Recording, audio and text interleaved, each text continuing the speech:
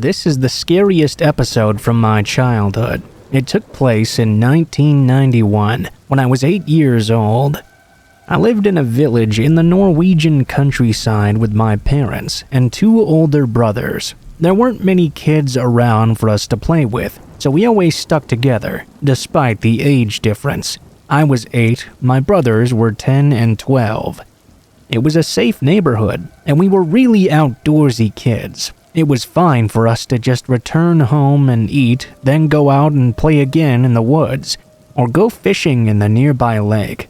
In the autumn of 1991, my oldest brother dared us to sneak through the hedge to the abandoned property that was located close by. We had always thought of it as a haunted house, but really it was just an old house where the man who started the village brick factory once lived. No one had lived there for ages now though, and the paint was starting to peel away. Several of the windows were broken in. Our parents would tell us to never go there. Their reason was, of course, that they feared we would get hurt playing inside, but we thought it was because it was really haunted. That day, we dared to walk around in the garden that now had a dried-up pond and an old well. There were several old and dying fruit trees, and even tools in the old shed.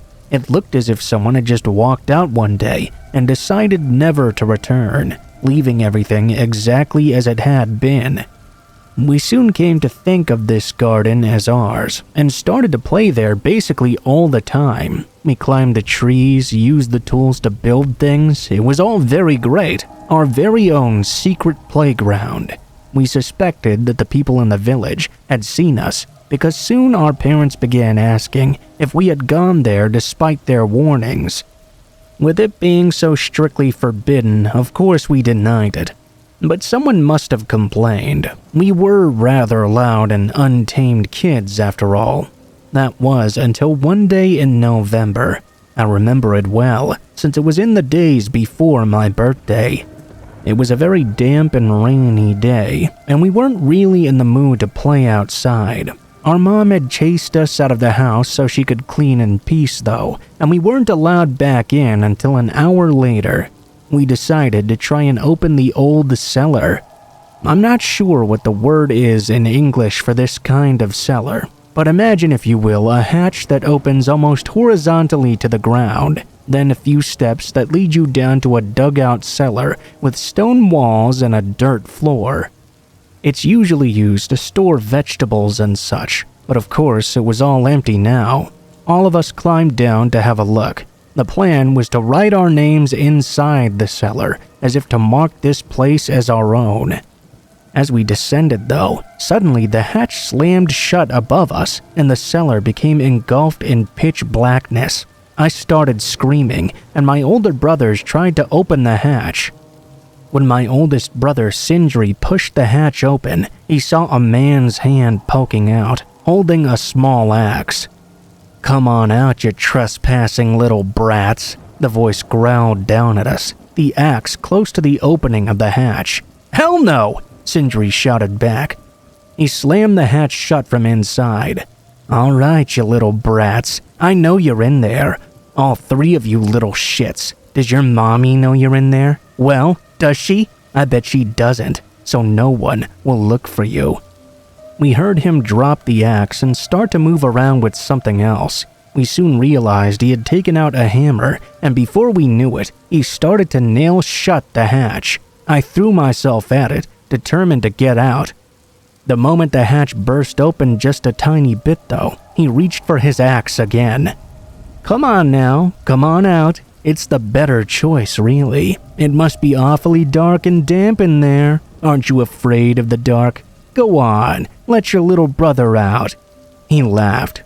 We could all hear that he was extremely drunk. My older brother Anil was pleading with the man to let us go, promising we would never return, but his words fell on deaf ears. The rain had started to fall really heavily now, and we heard thunder outside. The drunk man with the hammer was cursing and moving around, clearly being bothered by this bad weather.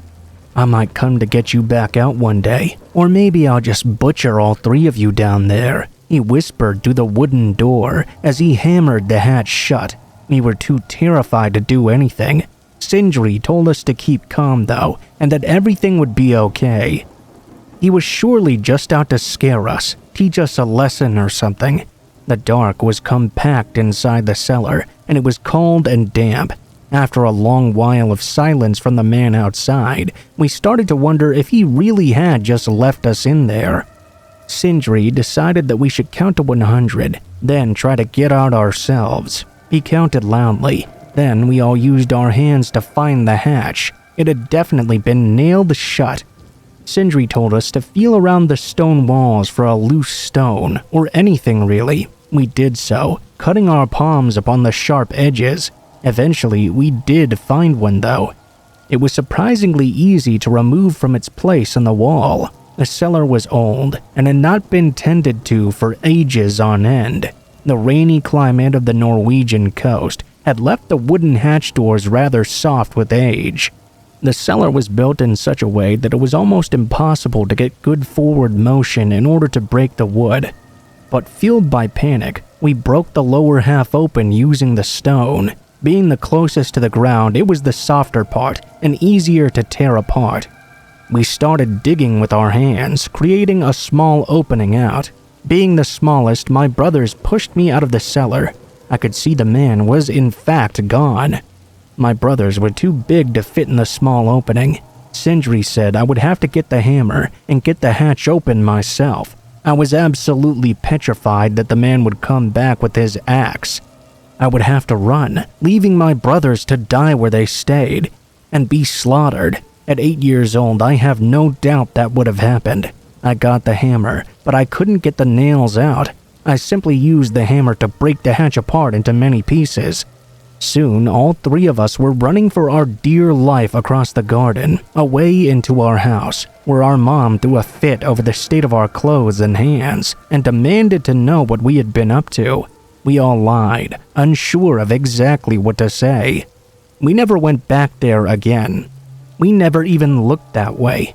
The man with the axe, I have no idea who he was, or where he came from.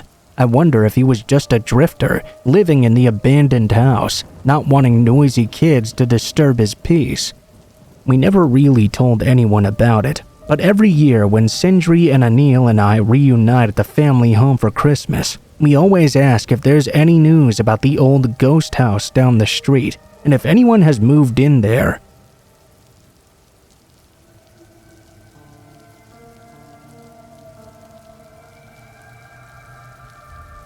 This happened to me just over a week ago.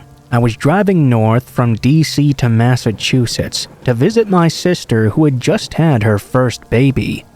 It was about 9 p.m. or so when I crossed over the Delaware Bridge and made my way onto the New Jersey Turnpike. I was listening to NPR and sipping on an energy drink, traveling about 65 or 70 miles per hour. I was just relaxing in my rented Tucson when my cell phone started to ring. I've been pulled over and ticketed for driving while on my phone before, so I quickly pulled my car over to the side of the road. I was about 13 miles north of the bridge now. Directly to the right of where I'd pulled over was a warehouse of some sort with a parking lot behind a chain-link fence. The property even had its own overpass, extending over the road so people traveling in the southbound lane could access it. I parked my car on the shoulder and answered my phone. It turned out to just be my mother, checking up on my progress. She had already flown in from Florida to be with my sister during the birth, as well as to escape from Hurricane Emma. We spoke on the phone for perhaps 2 minutes or so before I told her I would see her soon. We hung up and I was about to put the car in drive and continue on my way when I caught something out of the corner of my eye. It was to my right, standing in the darkness directly on the other side of that chain-link fence. There was a man who appeared to be wearing a gas mask of some sort, staring right back at me. I squinted hard as I peered at him through the darkness. There was some illumination from the overhead streetlights, and of course there were the headlights from other cars going by as well, but I couldn't get a clear view of this person. For For the first several seconds, I was utterly convinced I had to be hallucinating. There was no way anyone would be out here wearing an old-fashioned World War II-style gas mask. Especially not in a random warehouse parking lot at night just staring at people. After what felt like 30 seconds, I concluded that it must be a prank or something. A pretty creepy one. The guy had barely moved since I made eye contact with him. I cracked a smirk and waved towards him. Whoever this was seemed fully dedicated to the performance though, because they didn't even acknowledge my existence. I started to chuckle and glanced down to pick up my phone off the passenger seat, intending to take a video of him. When I raised my head and aimed my phone towards the fence though, my heart literally skipped a beat. I saw the figure now stomping across the grass right towards me, having apparently gotten through the fence somehow in that short time I was looking away. I screamed as the figure raised something above his head. I'm not sure exactly what it was. It looked like it was a pipe or perhaps a crowbar. I didn't wait around to find out though. I put my car in drive and drove the hell out of there, speeding down the turnpike at almost 90 miles an hour. I didn't look behind me. I just kept driving flat out for 2 full minutes before I slowed back down to about 60 miles per hour. I tried to collect myself. I knew there hadn't been a gate at that part of the fence. I had been staring at this guy for the better part of a minute. Had there been a way for him to easily access me, I wouldn't have just hung around there. What the hell had just happened? Was this a ghost or something? It looked way too real to be something paranormal. I pulled off the turnpike at the next stop and sat in my car trying to make sense of it all. Maybe it really had been a prank of some kind of Chris Angel illusion. It had been surely amazing. What bothered me the most was I had only taken my eyes off this figure for 3 seconds tops to pick up my phone and raise it back up. How had the figure in the mask known to move right exactly when my eyes averted, and how had they done it so fast? Could whoever this was really see me that well through the darkness? In that view-obscuring mask? What were their intentions once they reached my car? I sat in silence until my pulse returned to normal. I shook it off as best I could and continued on my way. Needless to say, I did not get my video. I never called the cops or did any kind of investigating into that building or its history. Tomorrow night, I start driving back to DC, though I've decided to take a different route home. If you want to check out that building yourself, feel free to.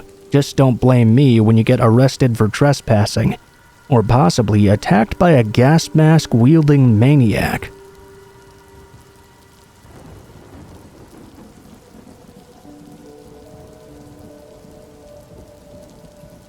I'm not going to share my name, age, or location. I'm not writing this to entertain you. I'm writing this because I want to know if anyone else has experienced this, and if so, what I can do to stop it. I live in a gated apartment complex where the buildings form a square around an inner courtyard. Inside the courtyard is a grassy lawn area with a playground for kids and picnic tables. About 2 years ago, I was sleeping peacefully one night when a bone-chilling scream started coming from somewhere outside, somewhere within that courtyard. It was a tortured scream, like someone was being burned alive.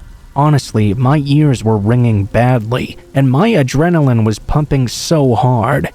This was just an educated guess. The screaming was almost non-stop, with barely detectable pauses where the person took a breath.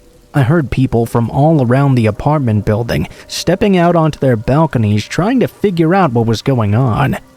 I went over to my own window and glanced outside. There were no lights in the courtyard, but at least one tenant was shining a flashlight down from a window above, trying to find the source of this awful screaming. Each building is 3 stories tall, and I live on the ground floor apartment, directly across from the mailboxes and the entrance. So if and when police arrived, I would be the first to encounter them when they made their way out to the courtyard. I left the window and ran down my hallway to the front door. I looked out my peephole. I could still hear the screaming, and it was making my blood freeze. It almost sounded like it had an echo behind it, like it was reverberating off the stone walls of a deep pit or inside a stone tunnel. Regardless, the ferocity behind it was the most terrifying thing about it. It sounded like some poor person was having their limbs torn off. I waited by the door for perhaps 5 minutes, but there was no sign of police sirens, and the screams never let up either. From elsewhere in the apartment complex, I could hear children crying and people yelling. One guy was screaming profanities. I heard at least 2 other people down in the courtyard yelling. There was no way I was leaving the safety of my apartment though. I stayed right where I was, waiting for the cops to arrive. Then suddenly the tone of the screaming changed. Something was happening. Whatever this was started moving towards me. Whoever or whatever was wailing from outside was leaving the courtyard and heading in my direction. I felt my heart sink as the screaming grew louder, until it was echoing off the walls from the hallway outside my door. I pressed my hands over my ears and slid down the door, closing my eyes and praying for this to stop. The screaming was so loud I could feel the noise in my very bones, like it was shaking my teeth. There came a frantic pounding at my door. I screamed, too terrified to stand up and glance through the peephole, afraid of what I might see. As soon as it started, it was over. I lay on my hallway floor, sobbing.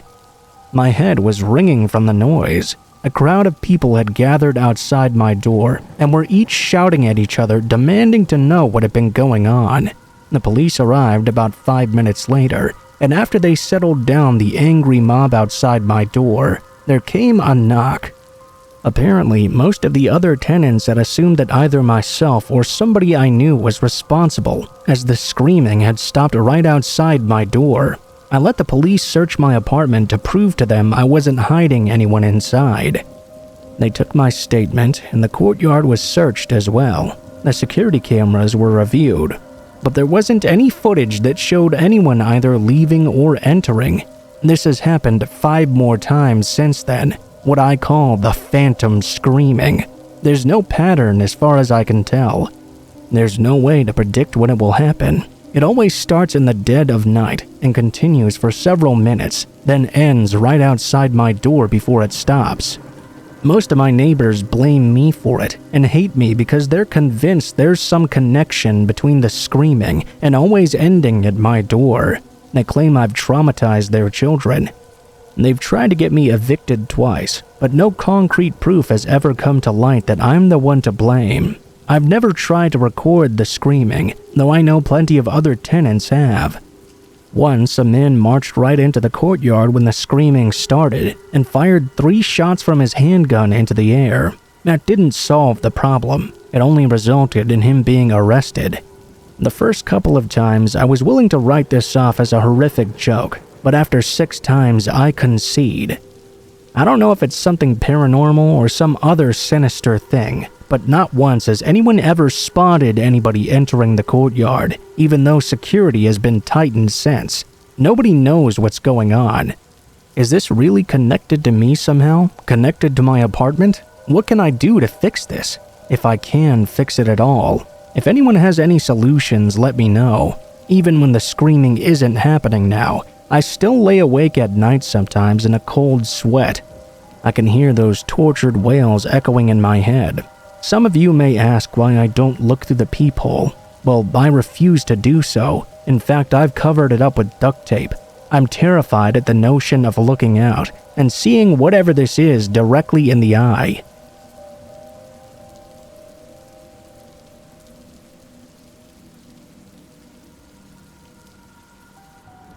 To give some background information, this event occurred a little over a year ago, and I still haven't been able to even begin to get over it.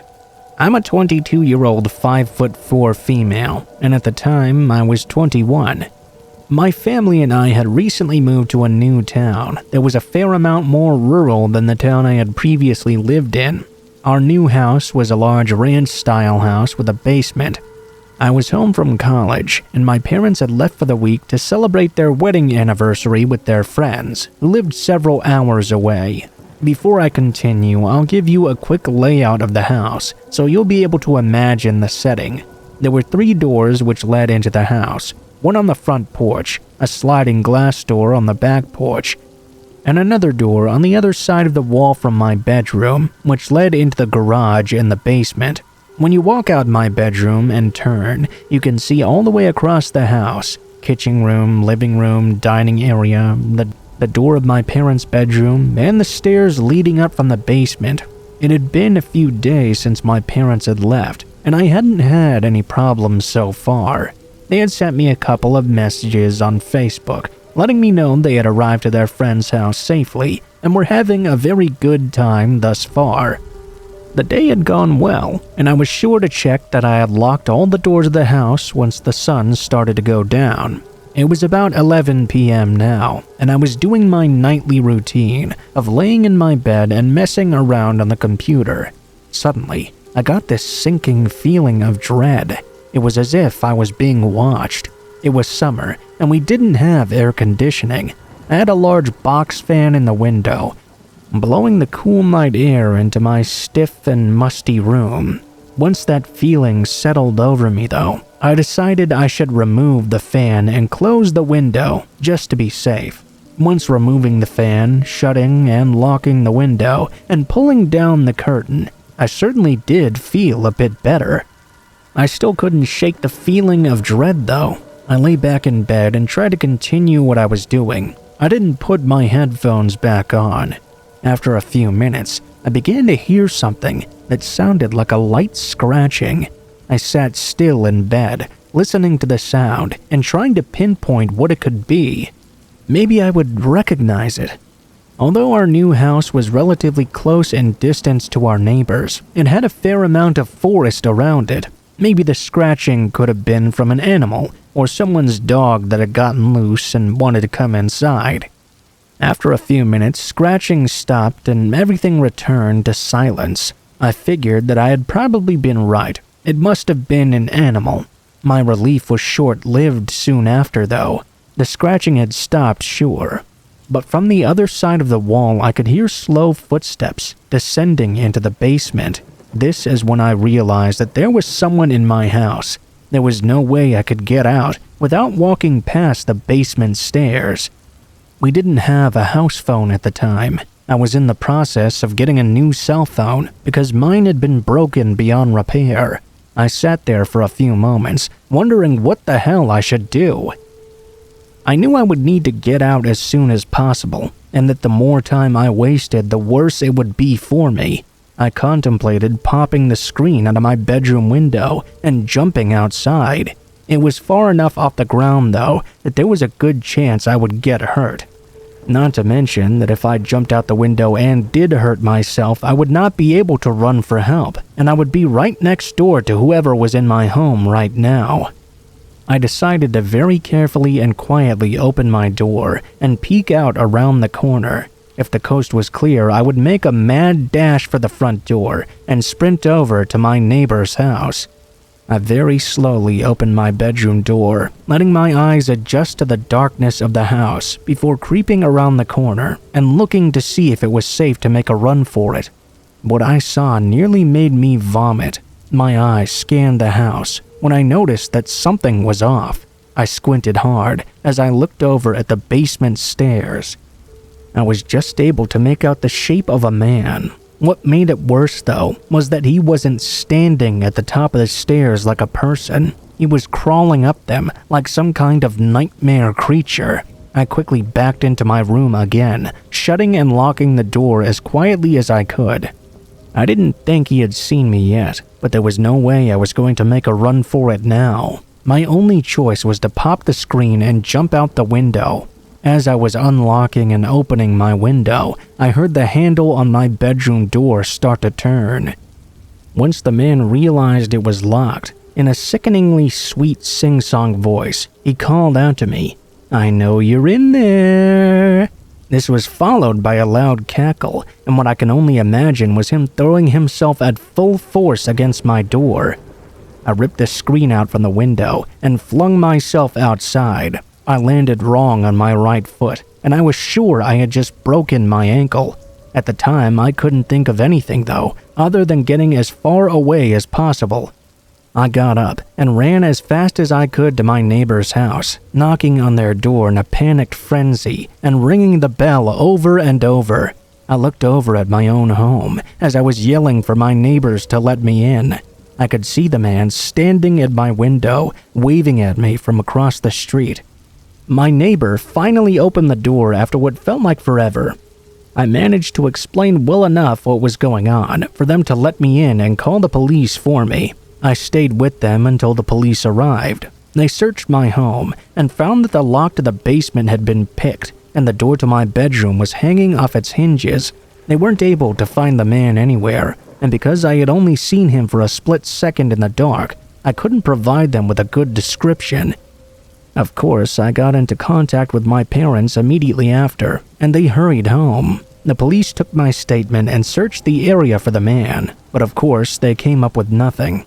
After this event, my parents and I were sure to add deadbolt locks to the door leading into the basement, and the door leading out of the basement the rest of the house. They also helped me to pay to get a new phone. What really bothers me about all of this is that nothing was stolen. There wasn't any evidence that the guy had looked through anything while he was in my home all by himself.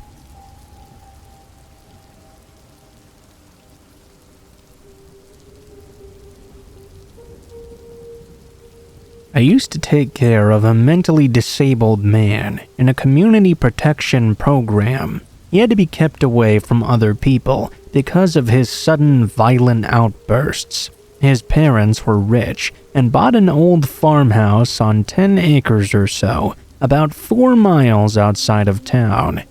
They wanted him to be away from the public and not forced into a psych ward for years. I worked there on a 56-hour shift. Come in on Sunday evening and leave on Wednesday afternoon. There were 2 of us on these shifts, and we were both supposed to be there for the entire 56 hours.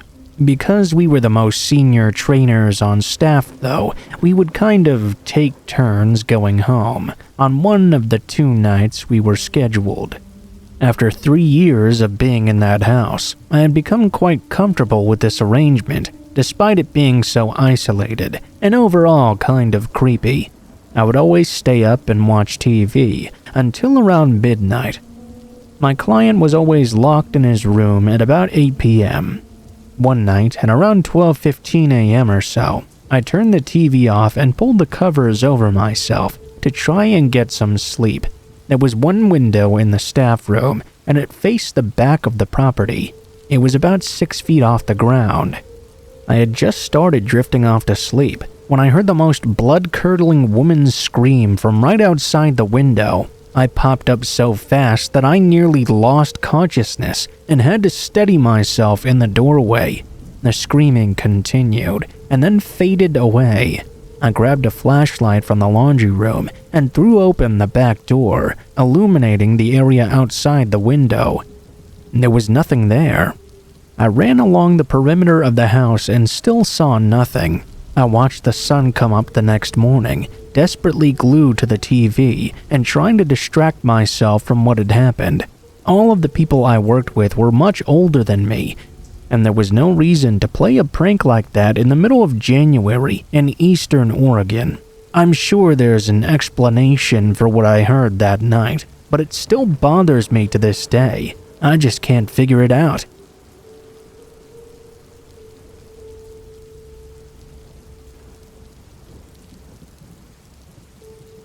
I went on a date with a guy from Craigslist. I was 17 years old at the time. I put up an ad looking to meet someone. I don't remember the exact details. A guy responded who lived close to me, and so I emailed him back and gave him my number. He was actually one of the only ones who responded without a creepy message. He said his name was John and that he was 26 years old. This guy John and I spoke for 2 days before meeting. We met on a Friday night. We texted back and forth and he asked if I was single. I said yes, and he asked what kind of food I liked to eat because he wanted to take me to a restaurant. I asked him a few questions about himself, and he told me he still lived with his mother, but but had the top floor all to himself. He was a part-time model, and that made some pretty good money.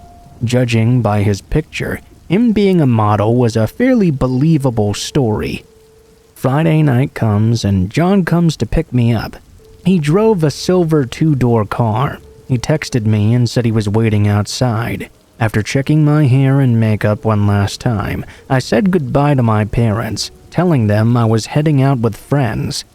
Then I left and got into John's car. The first thing I noticed was that he actually looked exactly like his photo. He had pale skin with dark hair and dark eyes. He looked a little bit older in person, but not that much, and he made up for it with snappy fashion sense. Actually, he looked kind of cool, and he was incredibly kind as well. His body language and smile totally put me at ease. Yes, it's really stupid to go on a date you met on Craigslist, but surprisingly, this guy was really normal.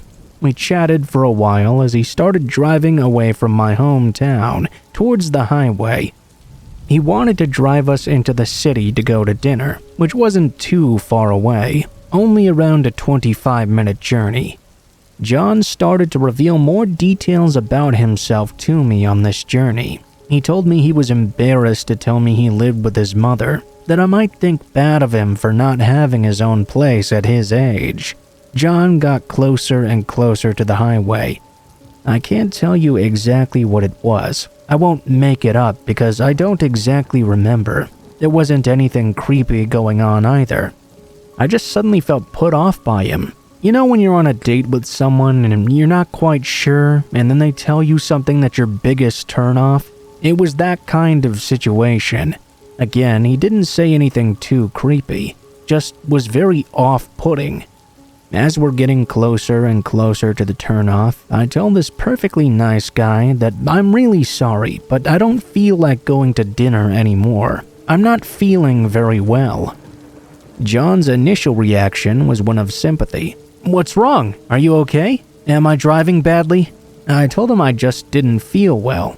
Well, John then kept asking me, what did I say? What did I do? I told him it's not him, it's me. I wanted to go home because I really felt ill. Okay, well, let me just drive you around for a bit before I take you back. I don't want to end the evening just like this. I knew without him driving me home, I'd have to walk over an hour, maybe more, so I told him that driving around for a second seemed like a fine idea.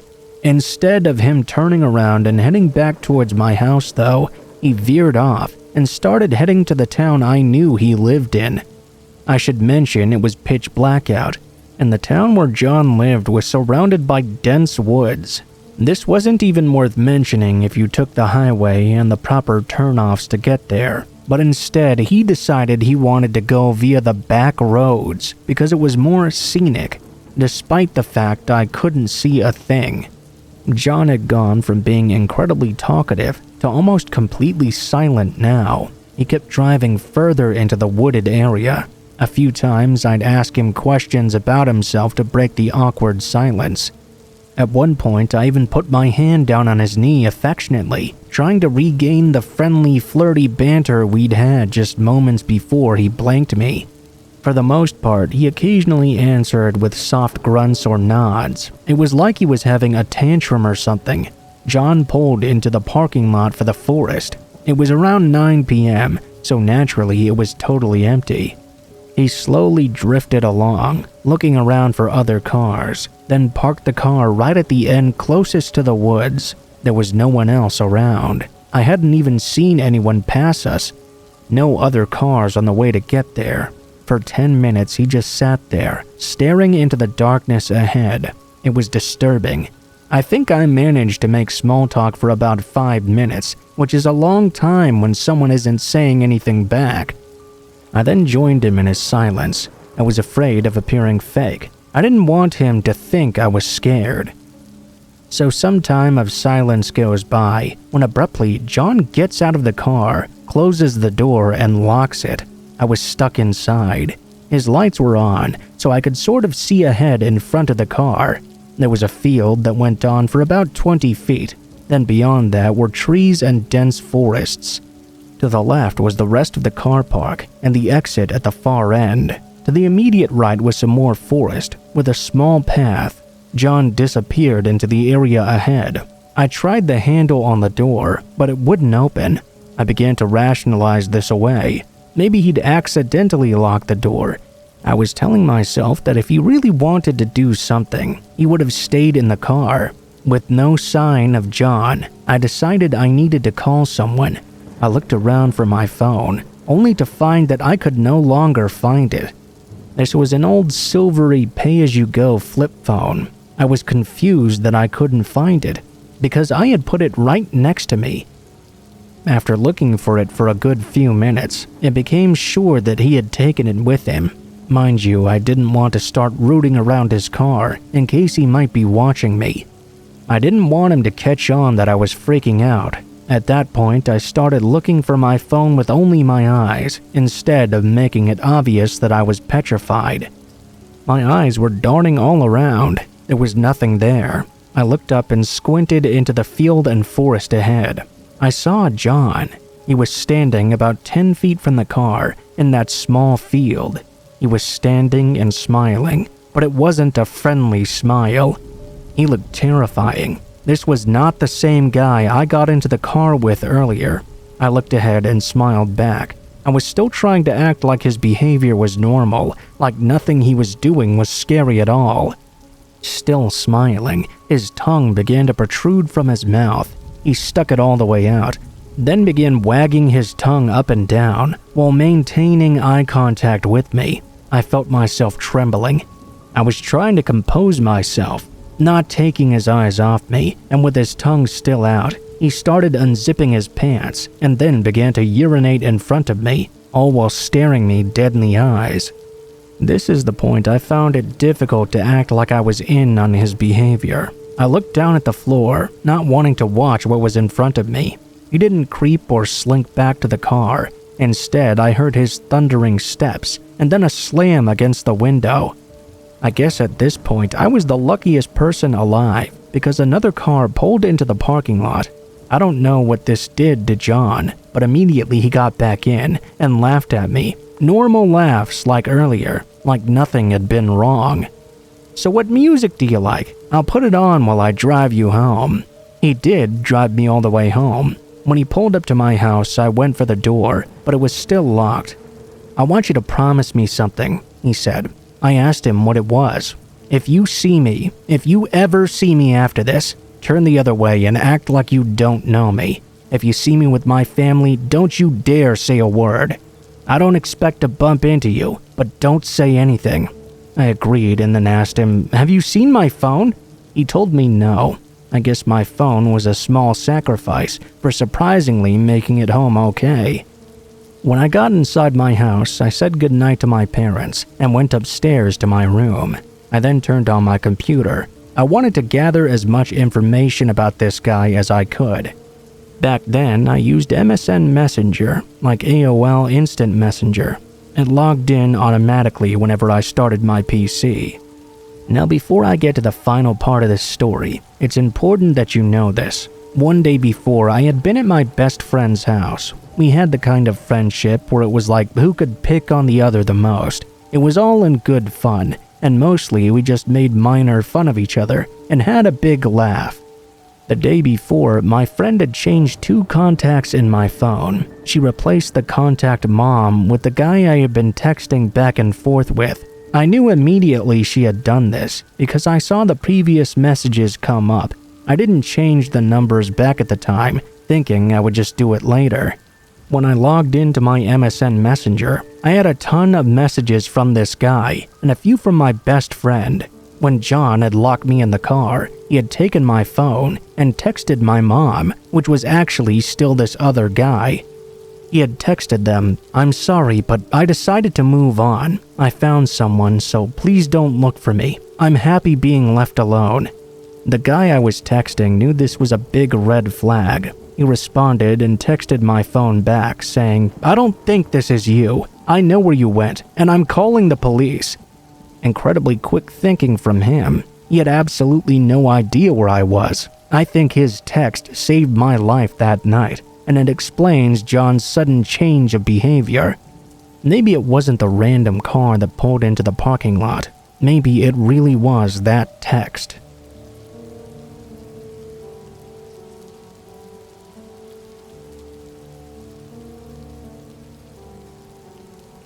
So before I tell you my story, just know that I have this insanely irrational fear of looking out the window at night and seeing someone else staring back in at me. Usually that prevents me from looking out the window at all. Well, when it's dark anyway. This habit formed about 3 years ago. I was 15 at the time. It was late at night, around 12 a.m. or so. My mom worked third shift as a nurse. She's a single parent and I'm an only child, so I was always home alone late at night. No matter though, I enjoyed the peace. My mother had recently lost the keys to the front door, so I would have to wake up early in the morning and let her in. To stop myself from having to wake up and lose my oh-so-precious sleep, I would simply leave the door unlocked. I lived in a small town in a nice neighborhood, and crime was never a serious discussion. This night changed everything though. I remember going into the kitchen and making a bowl of cereal. I was playing with my cats, standing in the living room. At this point, I heard a scratching sound at the door. The wind was blowing hard that night, making all sorts of sounds outside. Because of that, I didn't really pay attention. For some reason though, I decided to eat my cereal over the sink this time, in the kitchen only a few feet away from the front door. This is something I normally would never do. My cats, upon hearing this scratching sound, ran to the front door. I rolled my eyes, thinking that they're no fun to play with. The scratching sound continued though. My stomach just dropped. I can't even explain the feeling that it got. It was like my intestines were pulling out of my body. It was then that I realized this was not the wind making this scratching sound. I walked over to the door and decided to peek out through the blinds, just in case there was someone out there. We had a French door with a glass window in the middle, with blinds covering the whole. I peeked through my blinds, and to my horror, I saw the glimmering whites of 2 eyes staring back at me. I saw the rugged exterior of a man's face. I also saw the striking outline of his nose and the coy grin on his lips. But the eyes, I'll never forget the way those eyes looked at me. I dropped my bowl, which shattered on the floor, and quickly turned the deadbolt, just as there was a sudden crash on the other side. The man was trying to break in. I rammed my feet against the wall and practically laid down on top of the door. I was able to push him back and shut and lock it. I locked myself in a closet after and called the police. My mom and the police showed up later, but they didn't find anything. Nobody knows who it was. The most terrifying thing is that I usually listen to my iPod on max volume, so this guy would have easily just walked right into my house and harmed me however he wanted. I would have never known that he was inside. My bedroom was also at the back of the house, far away from the front door. I usually can't even hear the doorbell when it rings, so I would have been completely done for if I hadn't decided to eat my cereal over the sink that night. The very thought still makes me sick to this day, and I still can't look outside my window at night for fear of once again seeing those eyes staring back at me.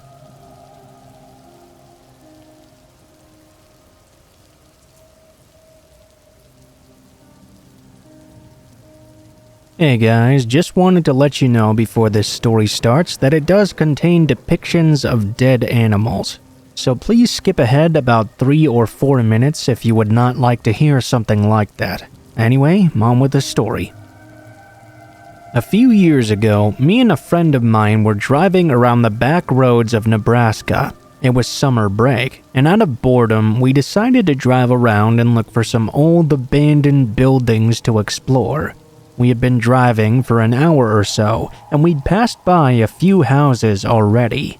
Then though, we thought we spotted a building or something off in the trees. As we got closer, we discovered it was a small shed of some sort.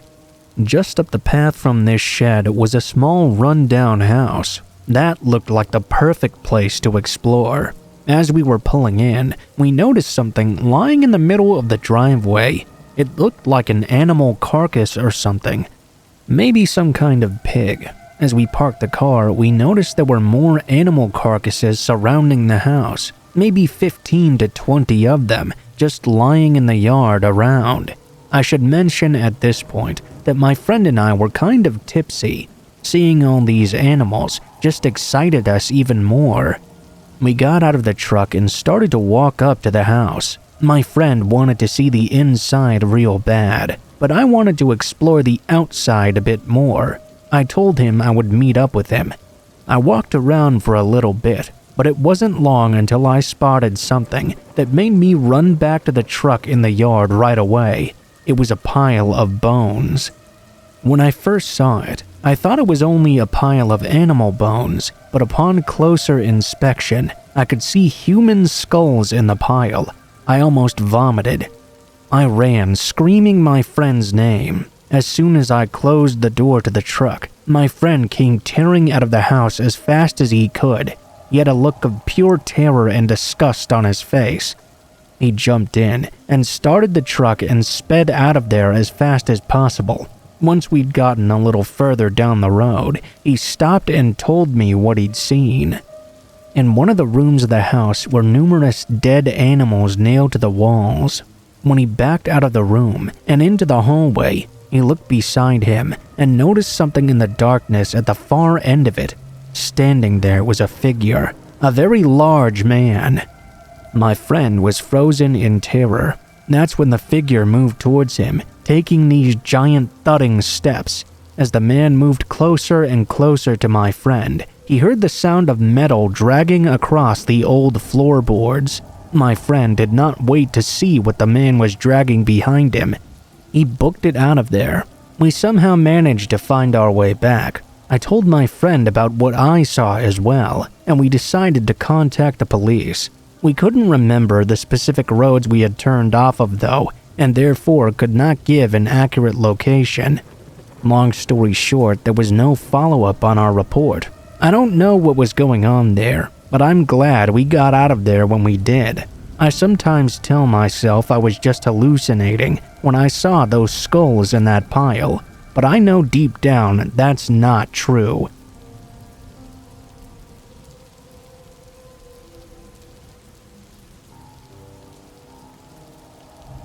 I remember one night I was staying in a friend's house when I was woken up in the middle of the night by something.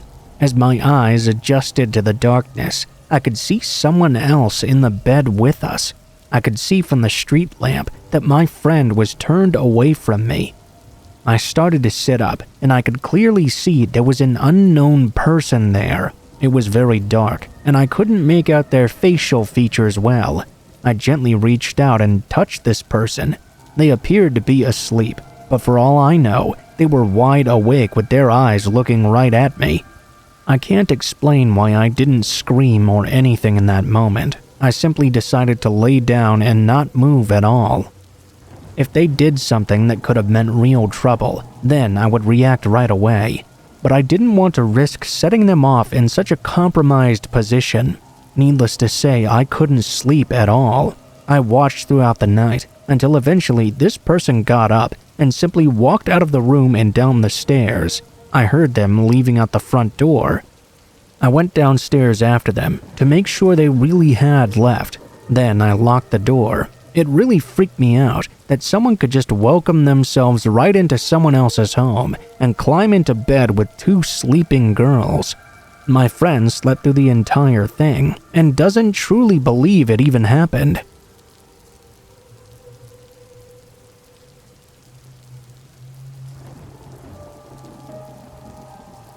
When I was a kid, barely a teenager, I frequently spent my Saturday nights babysitting my siblings.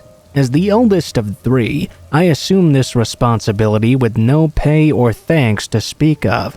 It was simply expected of me, one of my contributions to the family. I babysat very frequently because my parents needed it. They had a marriage with some problems in its past, and their counselor told them they should go on weekly revival trips. reignite the magic, rekindle the flames of their relationship, all that good stuff. It really sucked to be robbed of a weekend evening, but it wasn't that much of a burden. My parents were much happier than they had been in a long time. They both seemed genuinely excited for date night each week. I would have rather been doing other things, of course, but I'd seen my aunt and uncle go through a nasty divorce a few years back, and I desperately wanted my parents to stick together. So it was on the night of December 3rd in the year 2006 that I stood at the open front door of my secluded Colorado home, waving goodbye to my parents as they backed out of the icy driveway. I wrapped my arms around my torso in response to the wintry mountain air. I entertained myself for a few brief moments by exhaling forcefully and watching my breath float away into nothing. There was truly nothing around this area, not a single car nor creature in sight. It wasn't long before I grew bored and turned back into the warm house. My nose was tingling from all the chill. George and Kate were eating their dinner at the kitchen table. As I watched them, I couldn't help but feeling like an only child. George, who was 3 years younger than me, was severely autistic and about as talkative as a bag of bricks. He only really spoke when he wanted something, and only then in the simplest of words. Milk. Sandwich was a code for peanut butter and jelly with the crust cut off, which he was presently devouring. Kate, meanwhile, was still a baby just shy of 2 years old. The 9-year gap between them was pretty glaring. But to this day, my parents swear to me that Kate was not an accident. Kind of like back in high school when I swore to them I had no idea how those magazines got under my mattress, but I digress. The kids finished their dinner, and I set them up with their entertainment for the night. George in his room with the PlayStation 2, and Kate in her crib in front of some Sesame Street. I myself ignited the basement fireplace and dimmed the overhead lights. I curled up with a book by the light of our Christmas tree. I read in perfect contentment for nearly an hour. Night had fallen by then, and the room had become quite toasty. I was beginning to doze off when I heard heavy footsteps descending the staircase. I sat upright and looked over expectantly. George waddled into the room. "No more knocking," he said, his eyes looking at me in annoyance. I shook my head.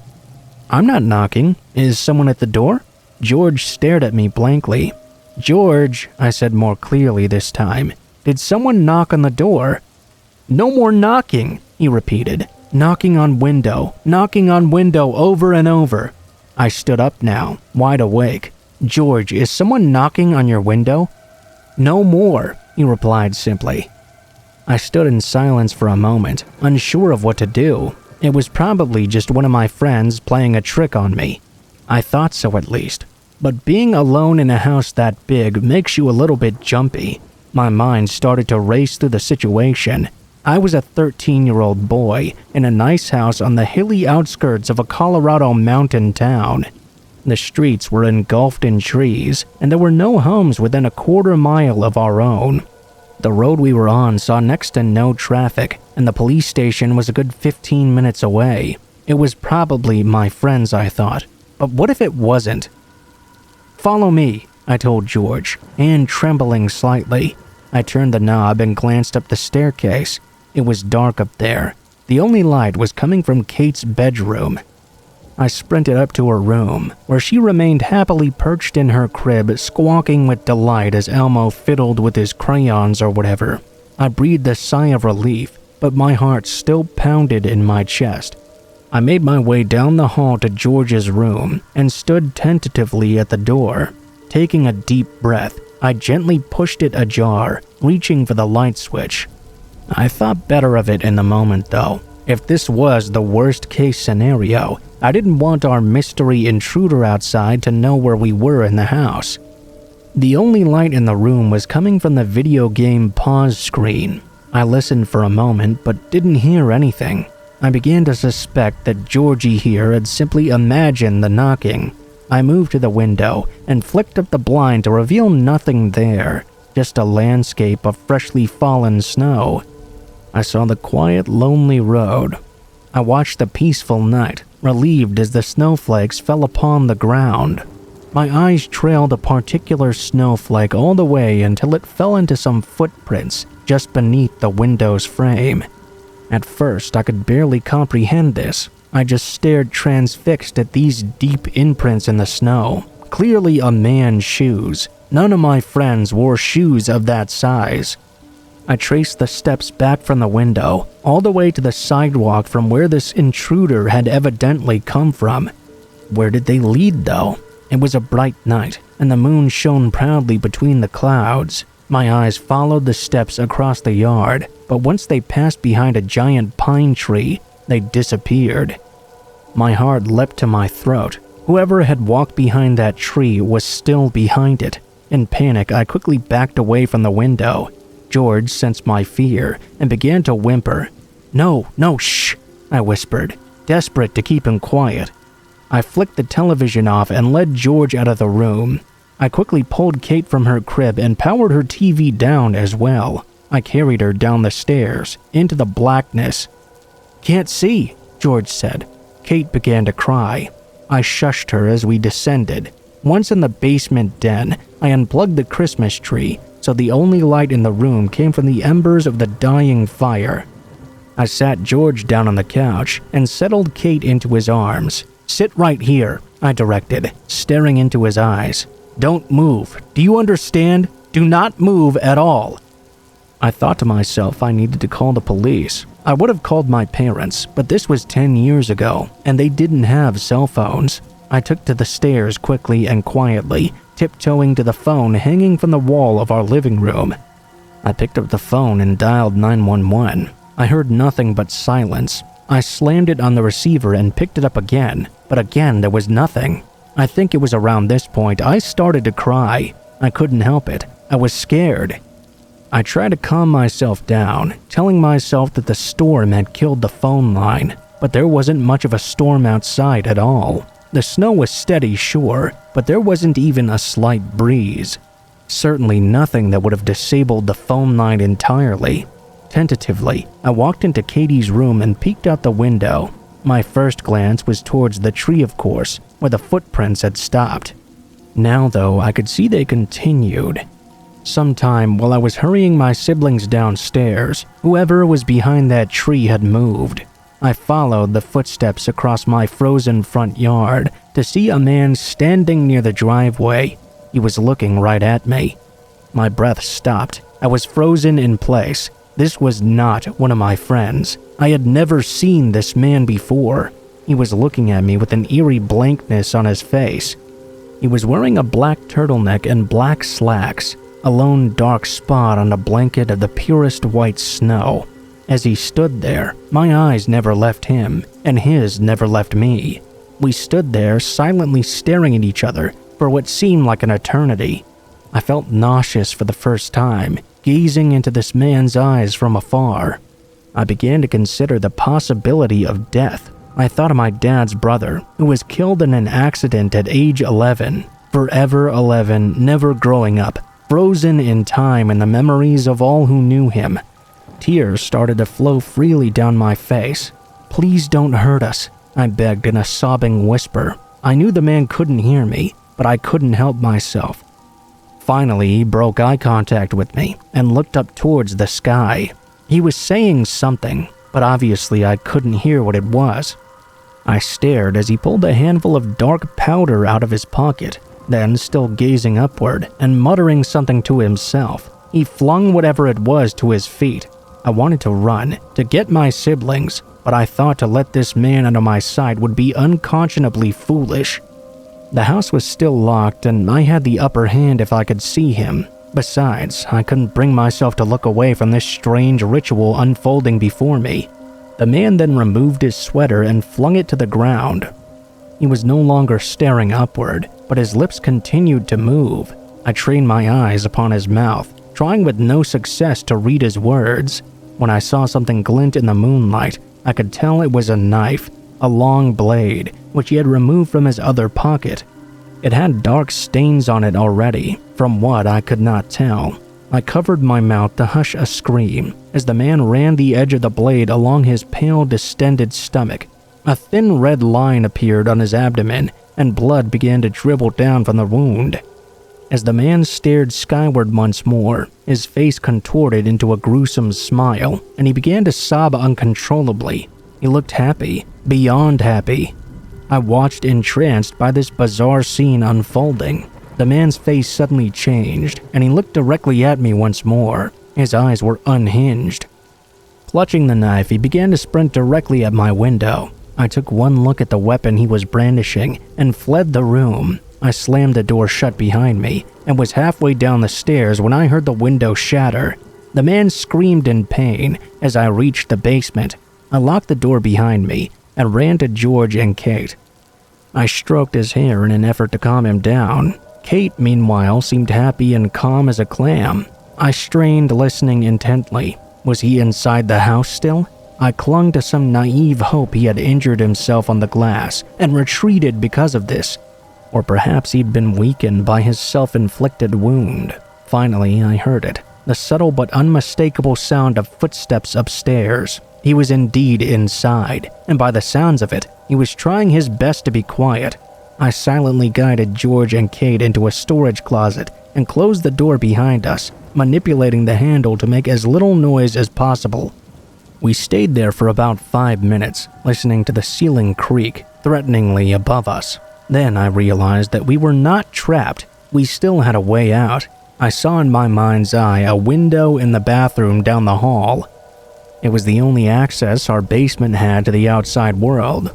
Almost as if on cue, a frustrated scream echoed from above, followed by a tremendous crash. He had pulled something to the ground, perhaps the entertainment stand. "He's here!" the man shrieked, hysterically. "How dare you hide from him?" To this day, I don't know who he was talking about, but it was at that moment, the moment I heard him begin to descend the stairs, that I made my move, holding Kate in one arm and guiding George with the other. We began our flight down the hallway. As we reached the bathroom, I stared at the window near the ceiling. It would be a tight fit, but we could make it. I flung the window open and stood on the toilet. I placed Kate gently in the shallow window well. Then I stepped off and told George to do so as well. He didn't want to. He looked embarrassed. I could hear the man fumbling with the locked handle at the base of the stairs. Time was running out. I'm not proud of what I did next, but it was the only way I could think to get George to cooperate. I smacked him across the face, grabbed him by the shirt with both hands, and told him to get up now. It was the first time I'd ever done that. He began to wail in pain and surprise, but he did as I instructed him. At the same time, I climbed out the window. As we clambered out, I heard a crash. The man had broken down the basement door. With one last hoist, I pulled my legs up through the window and shut it quietly behind me as I helped my siblings out of the window well. I heard one last anguished shout from the man, muffled through the pane of glass. "Why are you hiding from him?" I led everyone barefoot through the snowy grass in a panic. I shushed George, but it was no use. He and Kate were both crying quite loudly. By this point, my only hope was to get them as far away as possible. I heard a distant crash from inside the house and quickened our pace. My feet were numb. I sprinted through the yard to the sidewalk and practically had to drag George onto it. He was obsessive about turning off lights and electronics before leaving, and we had left the light in the bathroom on in our haste. I ignored him though and rushed us down the frozen pavement. I couldn't even comprehend the adrenaline surging through my veins. I didn't know where we were heading toward. All I knew is that we were heading away from the snow that was falling. It was piling on Katie's head. Her nose was beet red and dripping with snot. I needed to get her inside, but where could I do so? I looked ahead and saw a light off in the distance, the Garland's house. I had said maybe a grand total of 6 words to them in my entire life. But that was our one option. It was their house that we could seek refuge. I didn't let up our pace until George tripped on something and landed in a dark puddle. He screamed indignantly, looking back at his stumbling block in the glow of a distant streetlight. I could see George had tripped into blood. There was a dead man laying face up in the snow, his eyes open on the sidewalk. I remember that dark stain I had seen on our intruder's knife. "Come on!" I pled, wrenching my eyes away from the grisly scene. We ran for another 60 seconds until we reached the Garlands' front door. The window into their parlor was open, and a fire was roaring. They were sat there drinking tea in cozy armchairs. I pounded on their door, and they answered together in bewilderment. I handed Kate to Miss Garland and collapsed into tears. The police arrived at my home 15 minutes later and apprehended the man. He was lying unconscious in a crumpled heap on the floor of our basement bathroom. They discovered him with a fractured skull and many deep lacerations. He had hurt himself badly in his attempt to force himself through where we'd climbed out. He'd hit his head, knocked himself out. Apparently, he confessed under questioning that he was a member of some sort of strange cult, a cult which, as far as anyone can tell, doesn't really exist. He claimed to have been taking part in a ritual which required a sacrifice.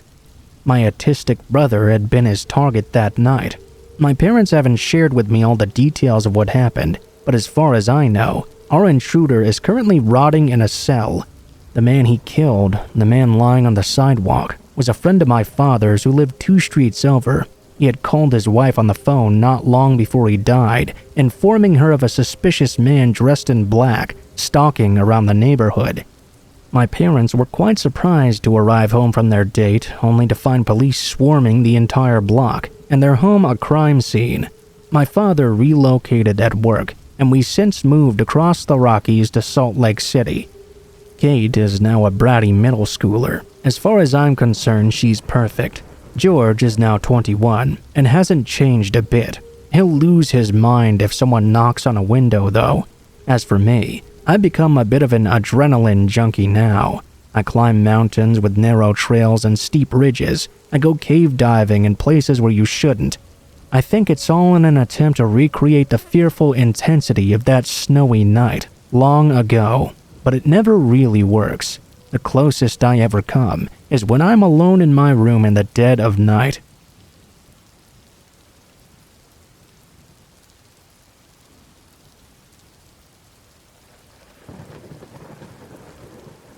Trick-or-treating where I was growing up is a lot different than most people might have experienced, whether that be today or even back then. We didn't go out walking, going from house to house. We lived very far out in the country, on a really big ridge. The houses were not very close together at all, so it would take forever to do standard house-to-house trick-or-treating. We had to drive to each house individually. Now, most people were pretty religious in that area, but they weren't so bad they wouldn't give out candy on Halloween or anything. There were some people, though, who were so deeply religious that they really thought it was the devil's holiday or some other nonsense like that, and they would absolutely take no part in it whatsoever. Those people would either put a sign on their mailbox stating they didn't give out candy, or simply turn all their lights off so nobody would come by anyway. The parents driving their children around would know this and just avoid those particular houses. For all of my early trick-or-treating experiences, my parents would drive us around. A few of my cousins would come along too, and we would have a good time together. It went that way for many years. The first time my parents did not drive us trick-or-treating was when I was 12 years old.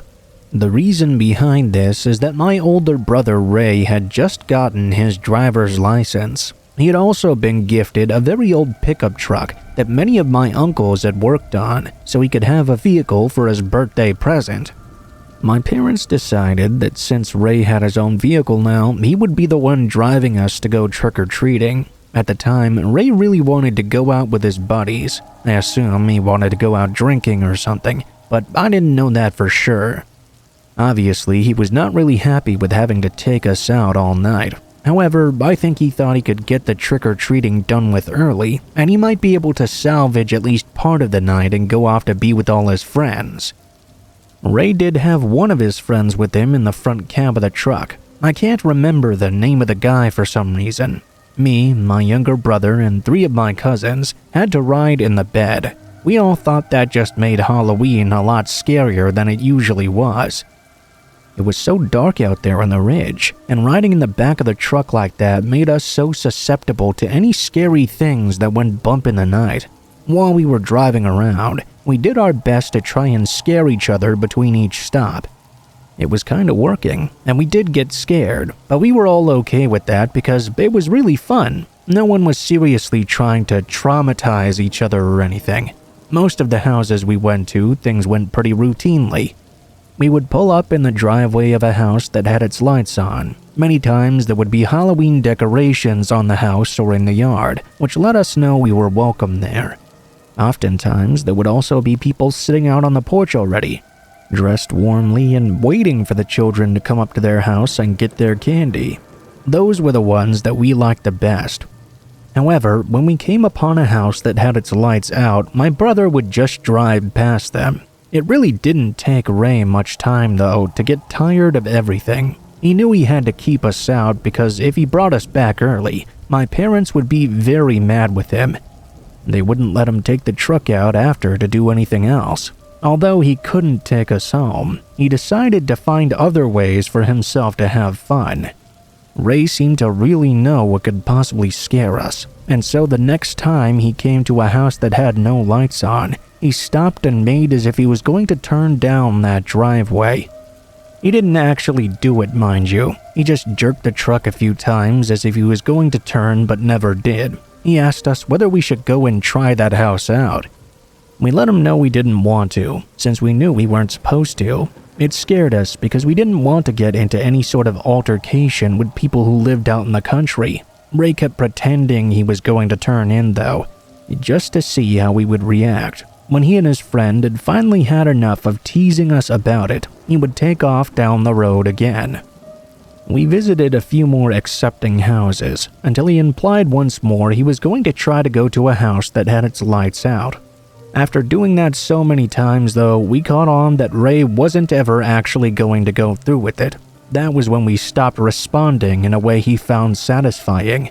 If you know teenage boys who like to torment younger kids, then you know they don't like it when their tormenting stops working. Ray was not the type of person to let himself be so easily defeated either. He decided to take it up a notch when he came across the next house that had their lights out. This time he actually did turn into their driveway. We still didn't react much because we were sure he wouldn't actually go too far down. Not reacting was still getting to him though, I guess, and he wasn't going to back down. So eventually, when he didn't get the reactions he wanted, he decided to really pull out the stops and scare the crap out of us. The driveway of this darkened house was pretty long. It was almost like a road all on its own. We were not convinced he would go all the way, though. My younger brother was a bit concerned, but I tried to convince him Ray was just messing with us. He kept driving closer and closer to this house, but he was doing so deliberately slowly. The other kids were getting seriously freaked out, and I was doing my best to try and keep them as calm as possible. It certainly wasn't easy, though. Ray's friend was making spooky and scary noises, obviously trying to get the kids even more worked up than they already were. Me, I was just hoping either no one was home at that house, or they wouldn't be too upset that we were approaching. My brother stopped a few car lengths away, and he told us to get out and go up to the house. None of us really wanted to. I told Ray the joke was over and that he had scared the kids enough. He should go ahead and pull out of the driveway. Ray was having none of it, though. He kept insisting that we get out and go up there, and that until we did so, we were not going to leave. He sounded like he really meant it, too. I kept telling him he was just going to get himself in trouble by doing all this when Mom and Dad found out. That didn't seem to deter him at all, though. I told him that finally, if he let the other kids alone, I would go up there myself. I quietly crept out the back of the truck. I was not looking forward to this. I knew that some of these people could be real cranky if you came up to their homes on Halloween night, furious even, but I kept hoping I was right when I told the kids no one was home. I crept up to the house prepared to find out. By the time I got to the porch, a couple of things happened at the same time. A light came on, and a big old guy opened the door. He was holding a knife in his hand. It sure didn't look like he was trying to give me a friendly Halloween scare, though. He looked absolutely pissed and started yelling at me to take my demon worship somewhere else. I nearly fell down, but was able to catch myself and turn around. I guess Ray thought it was funny or something. He began to drive out of the driveway without me. I had to run as fast as I could trying to catch up to the truck. I had to try and not think of that guy on the porch with a knife possibly following me. Roy toyed with me a bit before I finally was able to get my hand on the truck bed. Even then, he just sped up even more, which could have caused me to fall down and have an accident. Fortunately though, that didn't happen. I was able to stabilize myself and pull myself onto the back. When we drove off, I looked back and saw the guy in the yard not far behind me. By that point though, Ray pulled quickly out of the driveway and then back onto the road. He and his friend were laughing at me, but that laughing didn't last for very long. My younger brother was traumatized, and he told my father what Ray had done. Not only did he not get to take the truck out that night, he wasn't allowed to take it out for a long time afterward either. Serves him right.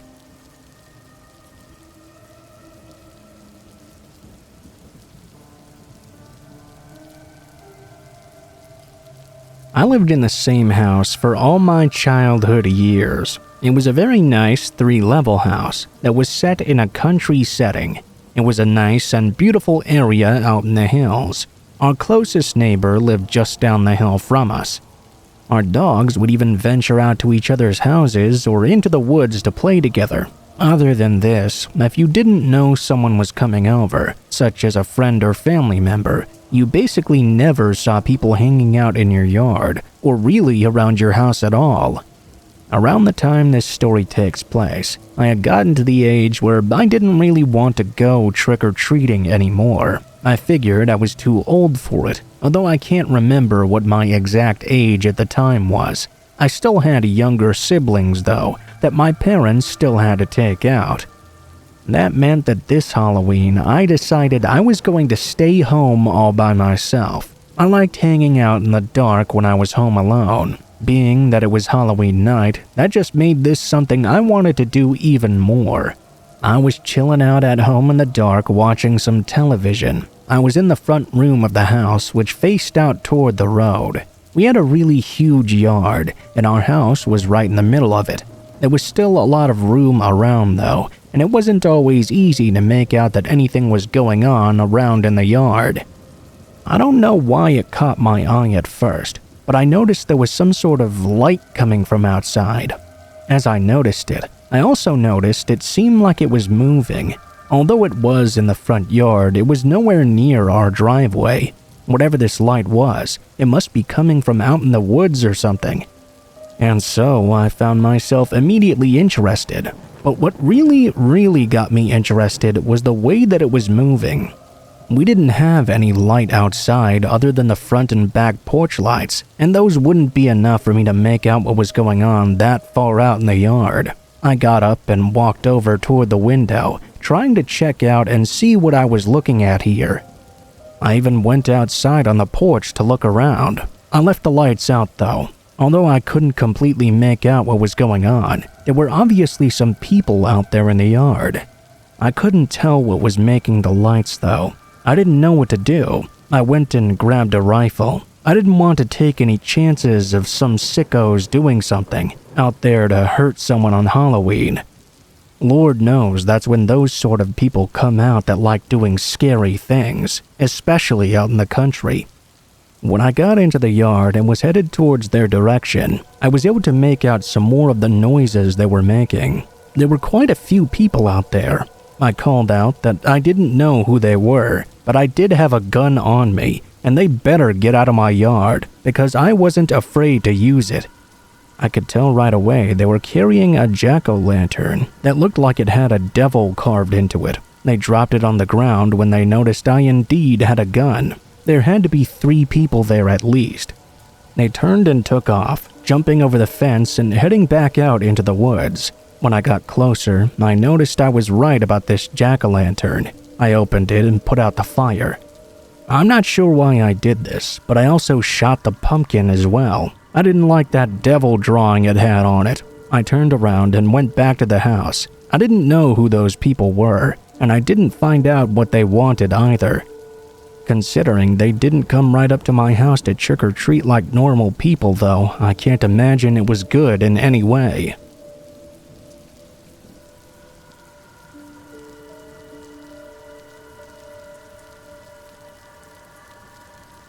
This is the story of something that happened to me when I was around 13 years old. My family lived in a relatively rural area. On Halloween, we had to drive to different little neighborhoods in order to do trick-or-treating. We didn't live in town, but we would drive in to do a little bit of our trick-or-treating. We lived ourselves in an area where there were hills and dirt roads, and no sidewalks at all. Out there, you would have to drive a little ways to get to the next house. While you were in town, though, you could just walk from house to house like normal trick-or-treaters would be doing. My family was pretty poor when I was growing up. I really wanted to be Freddy Krueger that year for Halloween. Of course, my family really couldn't afford to get me anything at all resembling a convincing costume. The glove they were able to get me, called the Night Stalker glove, was a simple black cloth glove with some paper-thin, floppy blades on it. I knew we didn't have the money for anything better though, so I was pretty happy with just this. Now, when we were out of town, we were with our parents in the car driving from house to house, but generally, once we got to it, we would be going house to house by ourselves. For the most part, that was what we liked most. Our parents would just let us go off on our own. And that was for us what trick-or-treating was all about. It was much nicer not being saddled with your parents during that time. I was not a very large 13-year-old. I was also the oldest of the kids that were dropped off in town. So not only was I in charge, but I guess I was supposed to protect the other kids too. I didn't really see this coming into play, however. We were just some kids out having fun on trick-or-treat night. What could possibly go wrong? Something did happen as we approached one of the houses, though. There were some older kids hanging out on the porch. They looked like they may have been around 17 years old. They definitely didn't look like the nicest folks in the world either. Sorry to seem judgmental just by looking at a few people, but their behavior made me feel like I wanted to go ahead and skip this one. We decided not to, though. We were walking up to the house when I heard the boys making some remarks about our costumes. One seemed to notice my really cheap Freddy glove and began making some mean remarks towards the cheapness of my costume. He also started saying things about how he hated Freddy Krueger and was such a Jason fan. This was in the late 80s before the two fought each other in a real movie, so there was a strong rivalry between fans of the two franchises, I guess. The words they were throwing at me made me wish I'd just decided to walk past this house. I tried not to let it show that they bothered me though. I wanted the younger kids to be able to have their trick-or-treating without any fuss.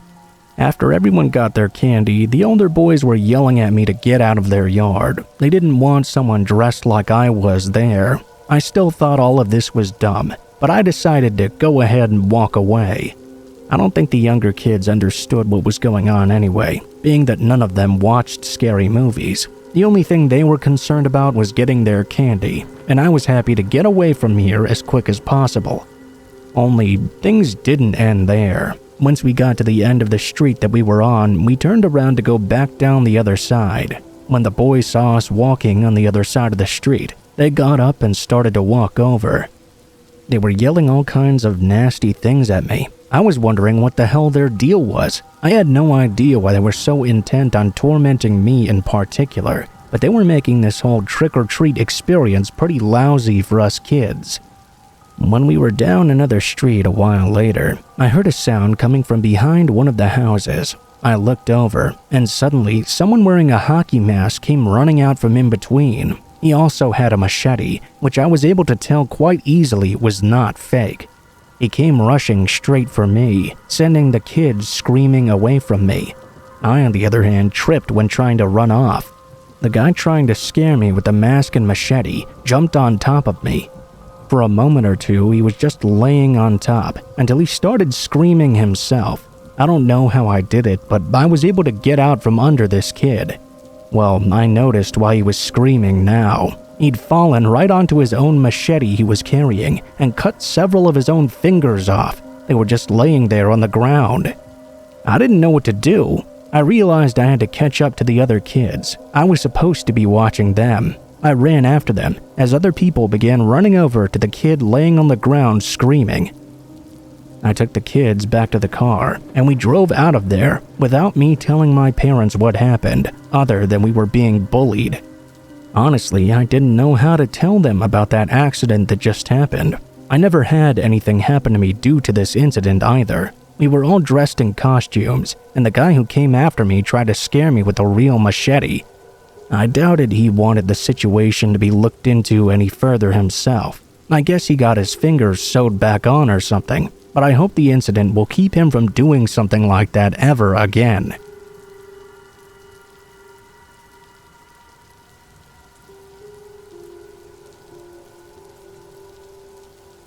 I grew up in a much different environment than I live in right now. In fact, right now I live in a huge metropolitan area. I grew up living on a ridge in Ohio. It was a much different way of life. I mean, here we're surrounded by people. The houses on the ridge and the surrounding hills were not so close together though. On Halloween, when trick-or-treaters are out in my current neighborhood, the kids just go door to door everywhere. Well, where I grew up, we could have driven into town to go trick-or-treating, or we could also do so on the ridge. This might seem weird to some people, but we'd all hop into the bed of the pickup truck and our parents would drive us from house to house throughout my neighborhood. This was the way I usually experienced Halloween. When my older brother was 14, my parents let him drive the pickup truck around the area. Again, this was not so unusual for that time in the area we lived in. Even growing up myself, I was driving way before I got my license. That's a story for another time though. Having my brother drive made their life a lot easier. He would drive us younger kids around, so my parents didn't have to do so. I was 12 this year. My younger brother that went with us was 9, and my best friend at the time was a boy named Kenny. We loaded up in the back of the truck, and my brother took us out. The area was large, but even though the houses were pretty spread out, most of the adults knew each other quite well, and we all knew which houses were for trick-or-treaters. We had hit a lot of the houses that we knew, and by this time it was dark. When it got dark out on the ridge, it got really dark. My brother was not used to driving in such pitch blackness. He was also a little bit intoxicated with his newfound freedom. Once we had gone to all the trick-or-treat houses that our parents had approved for us to go to, he wasn't ready to go home just yet. He wanted to drive around a bit more. Like a dumbass, he decided to go further out into the hills. I remember the road we went down like it was yesterday. It was very, very dark, and the road was so slim. The meager light from the headlights created a very narrow area of light directly in front of the truck. The road was getting more and more overgrown with trees as we went along. More than once, the tree branches began to scrape against the side of the truck.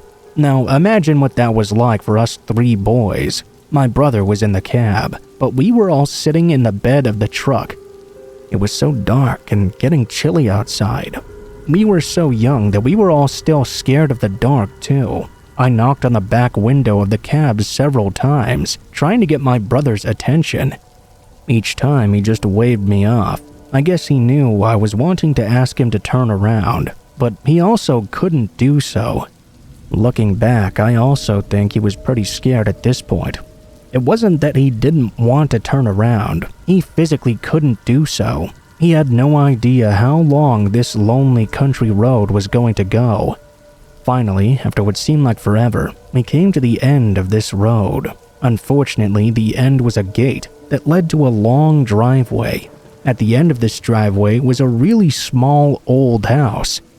There was only a single light on in one of the windows. My brother got out of the car and tried to see if he could open the gate. It was locked though. He came back and told us he was going to go up alone to the house and see if the owner could open the gate for him so he could turn around. He told us to wait where we were. We were terrified about being left alone. He insisted though and handed me his pocket knife. He then jumped over the fence. We couldn't see him as he went up to the house. We were sitting there in the dark, terrified by every sound, every minor noise. A few minutes passed by, and nothing happened. Then, suddenly we heard a gunshot. All 3 of us screamed and started crying. We thought my brother had just been killed. I jumped out of the bed and made my way over to the gate. I saw my brother running back to the gate. Well, more like limping back to the gate. He was moving very fast. Never before nor since have I seen the kind of fear in his eyes that I did that day. He picked me up and forced all three of us to get into the cab with him. He rolled the windows up and made us lock the doors. Strangely enough, he started driving in reverse. We tried to get him to tell us what happened, but he refused to do so. He told us he had to concentrate on the road because driving backwards was not something he'd ever had to do for so long. It took us nearly an hour of reversing to finally get back to the main road. When we finally turned around, he immediately sped back home. My dad chewed my brother out big time, but no one told us what happened at the house. It wasn't until years later that he finally told me. He had gone up to the house when the door was answered by an enormous hillbilly. The man's hands were covered in blood. My brother naturally assumed he was just preparing some animal meat, but he got very angry at my brother's presence and refused to open the gate. When my brother asked again, he grabbed his shotgun. My brother tripped down the stairs, which is why he was limping. While he was running back, the guy fired off his shotgun at him. Obviously, though, he didn't get hit. After being yelled at by our father, my dad refused to call the police. He just told my brother he knew who the guy was and that the police wouldn't do anything about it. That's all I know, really. My father passed away and never told us anything more. I think it's pretty scary, wondering what that man was up to and why he was so adamant that my brother leave right away.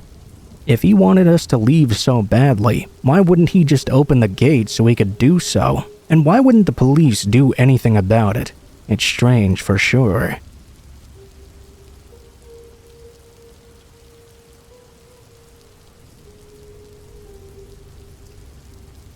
Yeah, I know. Halloween is supposed to be a time where people play pranks on each other. People get kicks out of scaring other people. But what I think is that this can be rather dangerous. I guess it's really hard to know whether or not someone is just joking around, or if they're using the holiday to cover up their real behavior. Now, here's an example of what I mean. When I was a teenager, I stopped trick-or-treating very late. I went out as late as 15 years old. So, that being the case, when I was an adult and living at home, I always gave out candy to everyone, regardless of how old they were. I had a big old bowl of candy the year this happened, but the trick-or-treaters came out in full force. I had never seen so many children in my life. Thank God I'd gotten so much. By the time I'd given out my last piece, the crowd had mostly dispersed. There were still a few kids here and there. I just turned off my porch light and went and made myself a bowl of popcorn. I was gonna watch a scary movie, or at least something I considered a scary movie. I won't mention what I was gonna watch though, because people will probably tease me real bad for being a wuss. Anyway, I sat down, and about 5 minutes into this movie, someone rang my doorbell. I figured it could only be more trick-or-treaters.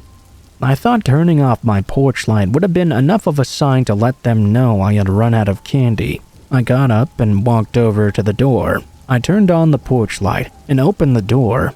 I was surprised when I noticed 4 teenage boys standing outside. They were all dressed up like the guys from A Clockwork Orange. The boy dressed as Alex put out his bag and said "trick or treat" in a very sinister sounding voice. I paused for a moment. I can't even really tell you why, but for some reason I couldn't bring myself to respond right away. I was impressed by the costumes, of course, but that's not why I'd paused. I couldn't even tell you why. Rather than tell the teenagers I was out of candy, I told them to please hang on for a moment. I went back to my cabinet and found a package of full-size Snicker bars. These weren't Halloween candy, of course, just something I kept for myself as a snack. I came back, though, and gave each boy a bar. They looked a bit surprised at getting such a good candy bar. I guess so, at least. They exchanged some very odd glances. They thanked me for the candy, then they left. I went back to watching my movie. I'm not really sure how much time had passed, but after a while, I thought I heard something out on my porch. It wasn't someone knocking on the door or anything though. It sounded like someone was on my stairs. I got up and walked over to the door. I turned on the porch light and looked out the window. I caught a glimpse of those same 4 teenage boys running away. I don't know why, but I opened the door and looked outside on the porch. There was a note taped on my door. I nearly dropped it when I read what it said. "You're lucky you found some extra candy. We were gonna kill the first person who ran out. We saw your lights off and figured that was you." I reported this to the police. They assured me it was likely just the boys trying to scare me. It was Halloween after all. But, how could I ever really be sure? Their costumes were really good, and they were acting quite strangely, so who knows if they really wanted to act those parts out.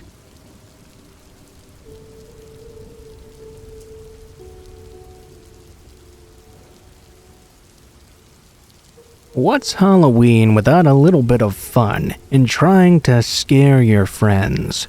When you're younger, it's all about candy and costumes, but when you grow out of that, it turns into a way to razz each other. At least, that's how I always saw it. When I was 14 years old, I wasn't quite ready to stop trick-or-treating. I had just gotten into high school and become a member of a cool group of friends. They made it clear pretty early on to me that we were too cool to act like kids anymore. I remember my mom asking me that year what I wanted to be for Halloween. She wasn't too happy when I told her I'd rather hang out with my friends. My dad, however, seemed to understand, and he gave me permission to hang out with them. He didn't tell my mom this, but he even told me I could stay out later than curfew, since it was Halloween. So there it was that me and my 4 best friends went walking around the neighborhood. A couple of the guys went to make fun of the kids trick-or-treating. I wasn't really into doing that though. I really wanted to be out there doing it with them. We went out past the houses and spent some time walking around the graveyard. That didn't last very long though. There were some even older teenagers than us there, and they made it clear to us pretty early on that we were not welcome. We headed out, and when we got really bored, my friend Jeff had a great idea. There was an old school building on the edge of town that the kids in the neighborhood all considered to be haunted. We decided to go and sneak into the yard. The building itself was not huge, at least not compared to the current school building. When a new high school was built about 10 years before, the elementary school was moved into the old high school, and that left a building just empty. It then sat empty for years, with kids sneaking in all the time, and things like that. Of course, we all really believed it was haunted, just because kids always seem to think that abandoned buildings must have hauntings. Although the building wasn't huge, it was definitely scary. It was right out of town. It was really dark. It had boarded up and broken down windows, and plenty of no trespassing signs as well. Once we got into the yard, our courage failed. All of us pretended like we weren't scared of going in there. But we all knew we really were, and we knew each other knew it as well. We began accusing each other of being scaredy cats in order to hide our own fear. And so it was that we dared each other. Eventually, my friend Jeff was the one who took up that dare. We all went to the back of the building and found a broken back door. Jeff went inside. The dare was that he had to go to the second floor and wave to us from the window, so we knew he went further into the building. He went in. We watched and waited some more. I don't know how much time had passed, but pretty soon, it seemed like more than enough time had gone by for him to get upstairs. Still, we continued to wait, but he never showed up at the top floor. He didn't come back. About an hour and a half passed by before we began to get really worried. Had something happened to him? We couldn't call our parents or the police because we'd be getting in really big trouble. We had to suck up our fear and go into that school on our own. The 4 of us left and went into the school as a group. If we had been scared to go in alone before, we were even more scared now.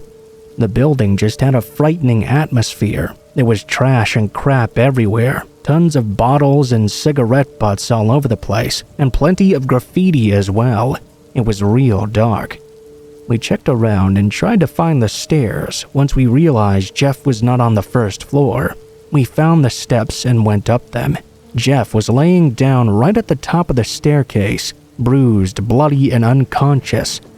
We didn't know what had happened, but we were scared out of our minds. We managed to grab him and bring him to at least enough that we could sort of carry him down the stairs and out of the building. We were of course frightened that whoever had done this to him was going to come back for us as well. Before we could get out once we were off the property though, we were about to call the police. Jeff had come too, and he forbade us from doing so. He just begged to come over to my house to clean up a bit. He didn't want to get in trouble, and he knew if he called the police, he would get bitched out by his parents. At first, he wouldn't even tell us what happened, but when he finally did, it really didn't answer any more questions than we already had. He was suddenly attacked from behind as he was making his way to the top of the stairs. The next thing he knew, we were trying to revive him. He never saw who attacked him. He refused to even get the authorities involved. He had severe bruising, but he just told his parents he had been attacked by a school bully. He wouldn't name the bully, of course. If anything, that old school building had a much scarier reputation afterward, and we were pretty sure that whoever attacked Jeff was still in the building while we were exploring it. We're pretty sure he stayed there for long afterwards.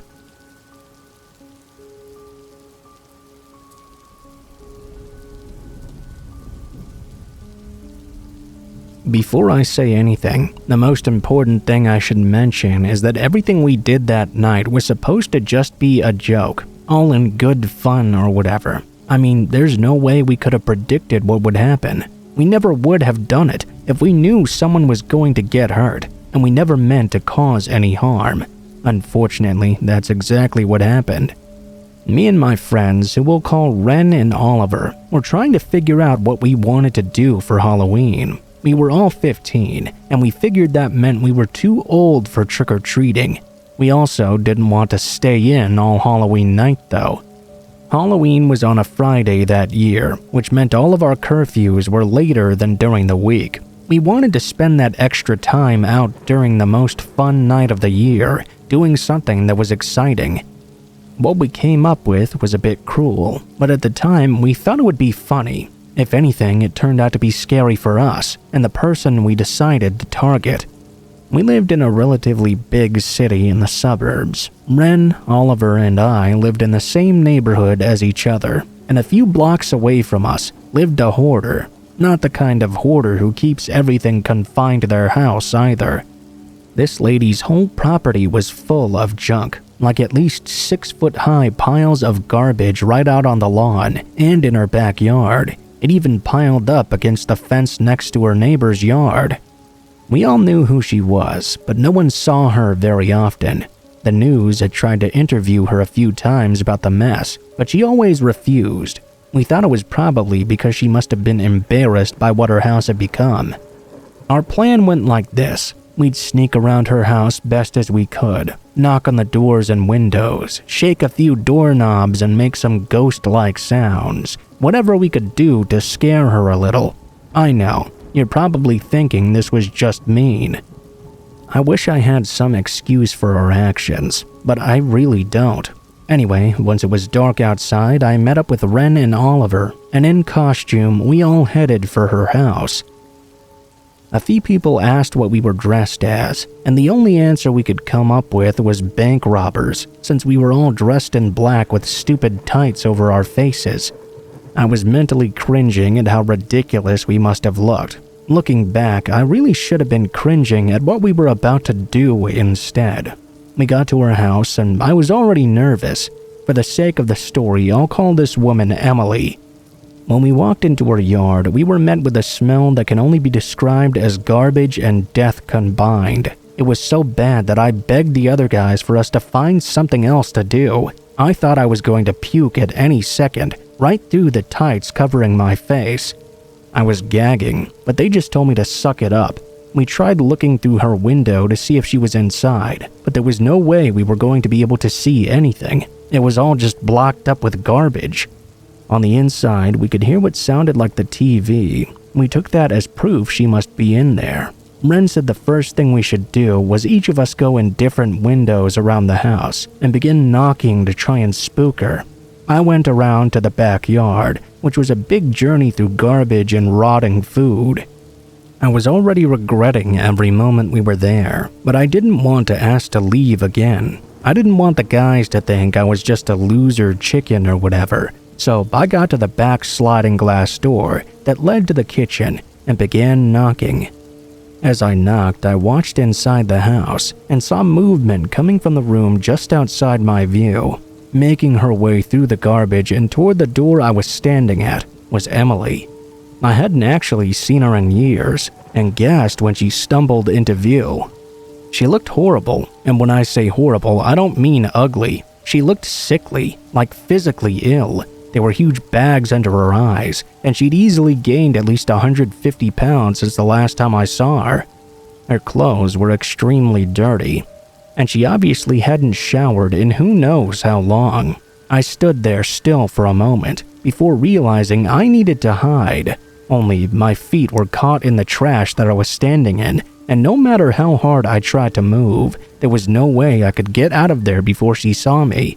Then I heard a knock at the front door. She must have too, since she turned in the other direction towards it. I was relieved. Oliver climbed over to me to ask what I was doing. When I told him I was stuck, we started to get a little worried. Ren came over to see what we were both doing as well. Both of them decided the funniest thing to do would be to leave me there and see if she caught me. Some friends they were, I guess. They pounded on the back door and ran out of view. As I watched Emily make her way towards me, climbing over the trash in her own home before she opened the sliding glass door. She grinned this awful grin when she saw me. I was struggling to get up and away from her. She giggled like a little girl kind of giggle that they do when they get a doll for Christmas or something. It was almost like this lady had superhuman strength, the way she just picked me up and pulled me out of that trash heap. She practically dragged me inside as I squirmed and begged her to let me go. I said that I was sorry, and I kept screaming for my friends to help me. I looked back at them as they watched her bring me in further and further into the house until I couldn't see them anymore. They looked scared for me too. All I could do was hope they would go and get some help. After dragging me through the filth in her house, she brought me to what I assumed had once been her living room and sat me down in her feces-covered sofa. The smell in her home was even worse than outside. I was gagging and gagging, and no matter how hard I tried, I just couldn't hold it in. I vomited all over myself. The first thing she said to me was something that gave me chills. In a voice I can only describe as one someone uses when they talk to their own baby, she said, "Oh, honey, let mommy clean that up for you. You spit up on yourself again." God, I was freaked out. She wandered away into another room and came out with the dirtiest towel I'd ever seen. As she got closer to me, I just started to cry. She brought the towel up to my face and wiped my mouth and clothes until she said it was clean. I could smell whatever was on that towel, and it only made me throw up once again. She didn't even seem to notice, or at least pretended not to, since this time she didn't clean me up at all. Instead, she sat beside me and grabbed me, placing me down on her lap as she cradled me back and forth. I shoved and pushed, but no matter how hard I tried, I couldn't escape her grasp. I kept begging her to let me go. After what felt like forever, she sat me back down to sit on the sofa. She got up and left the room once more. This time, she came back with the corpse of a dead cat. I wanted to cry when she sat it on my lap and told me it liked me and wanted to be petted. There was no way that was going to happen, though. After what felt like hours, but was probably only 30 minutes of being in that house, I heard sirens. The relief that came over me when I heard the police knocking on the door was insane. She answered, and when they asked if I was inside, she told them the only person in her house was her and her baby. They told her they needed to check to make sure, and after they rounded the pile of garbage blocking me from their view, It was obvious I was no baby at all.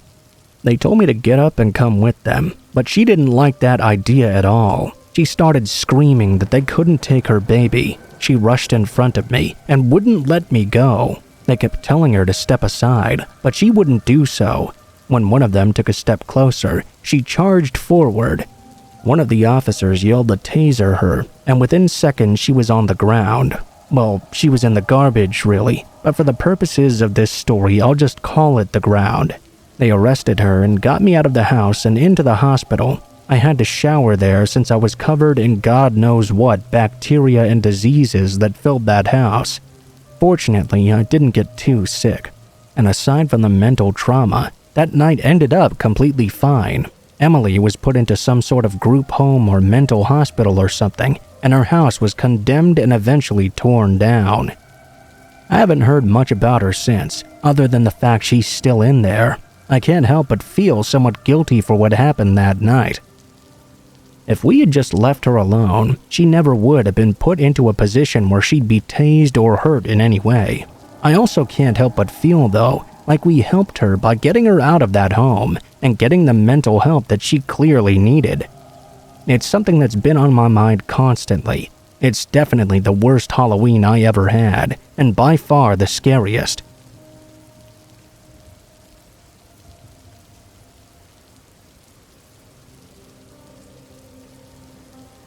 I worked at a laundromat. That's already scary enough in and of itself. We do the laundry service here, and you don't want to know the stuff I've seen customers have the audacity to bring in here.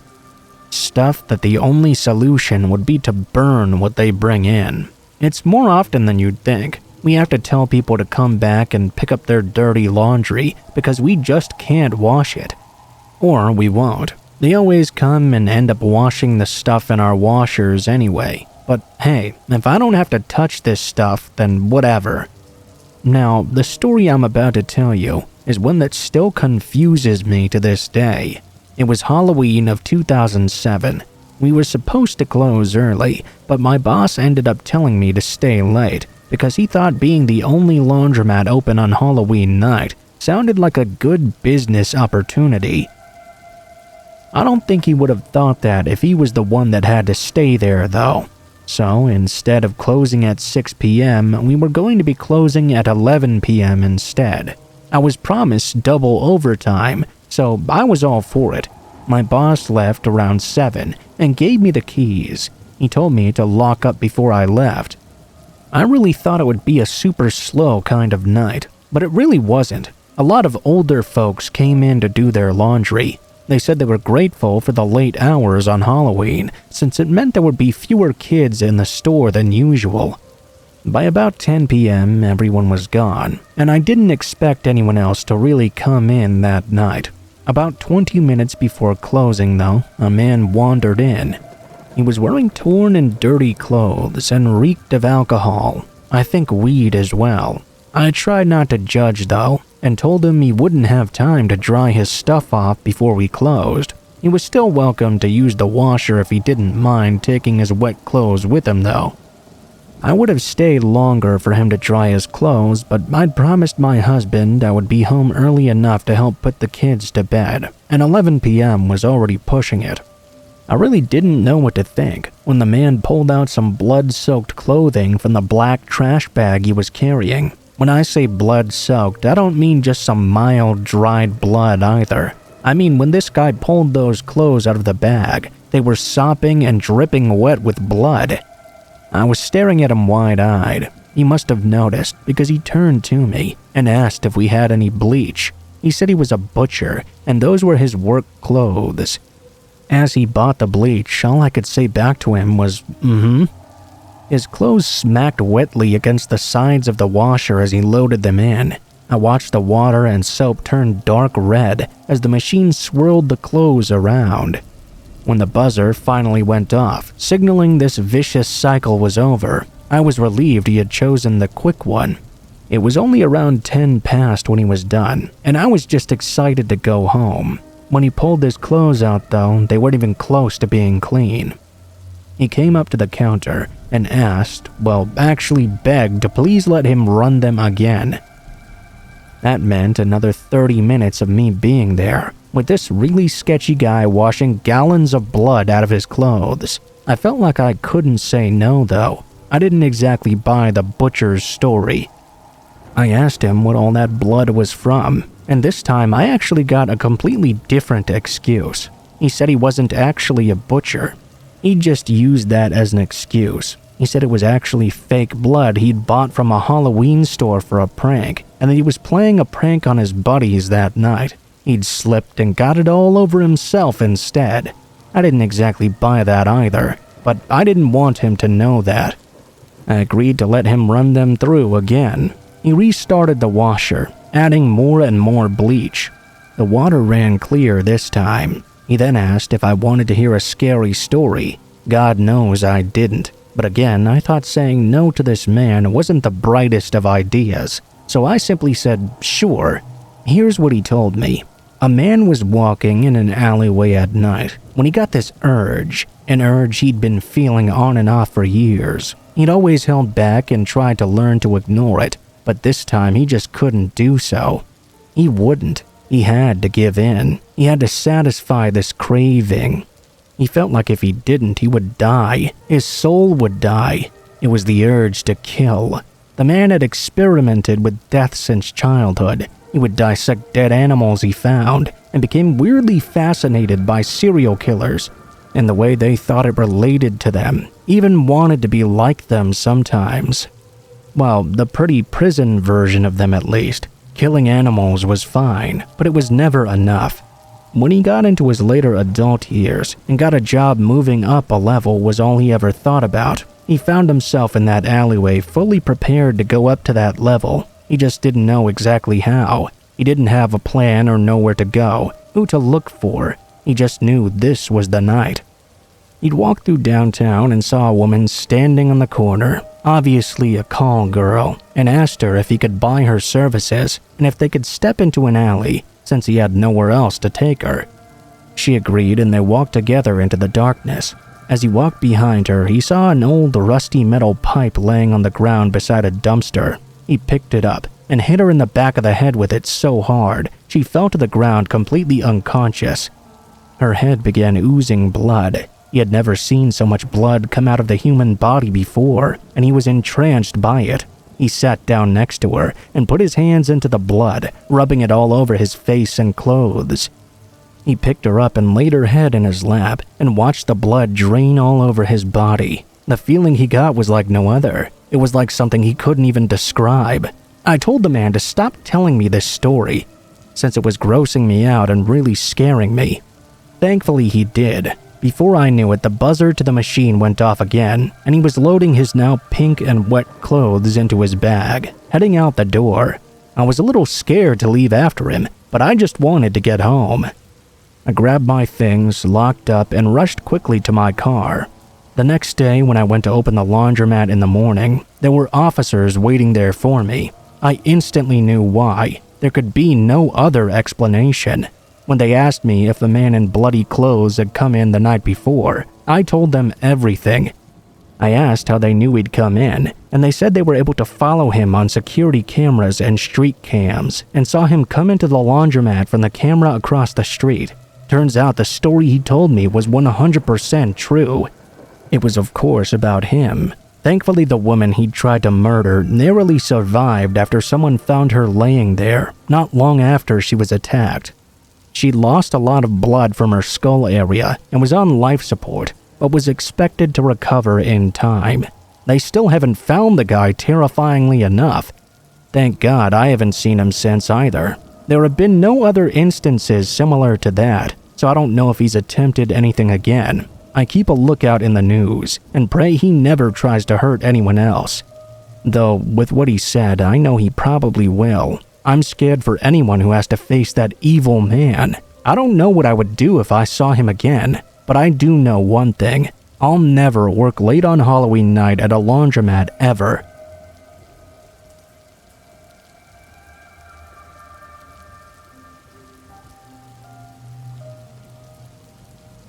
So I want to start this off by saying I'm not one of those people that thinks kids shouldn't have candy on Halloween or whatever. Growing up, I even hated the people who would hand out apples and pretzels.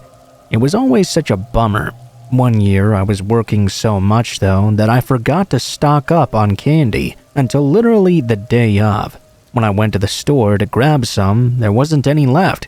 The only thing left were some stupid pretzels in the ghost and spider web shapes. Mentally, I screamed at myself, but I had no other choice but to get those and hand them out tonight when kids would eventually be coming by.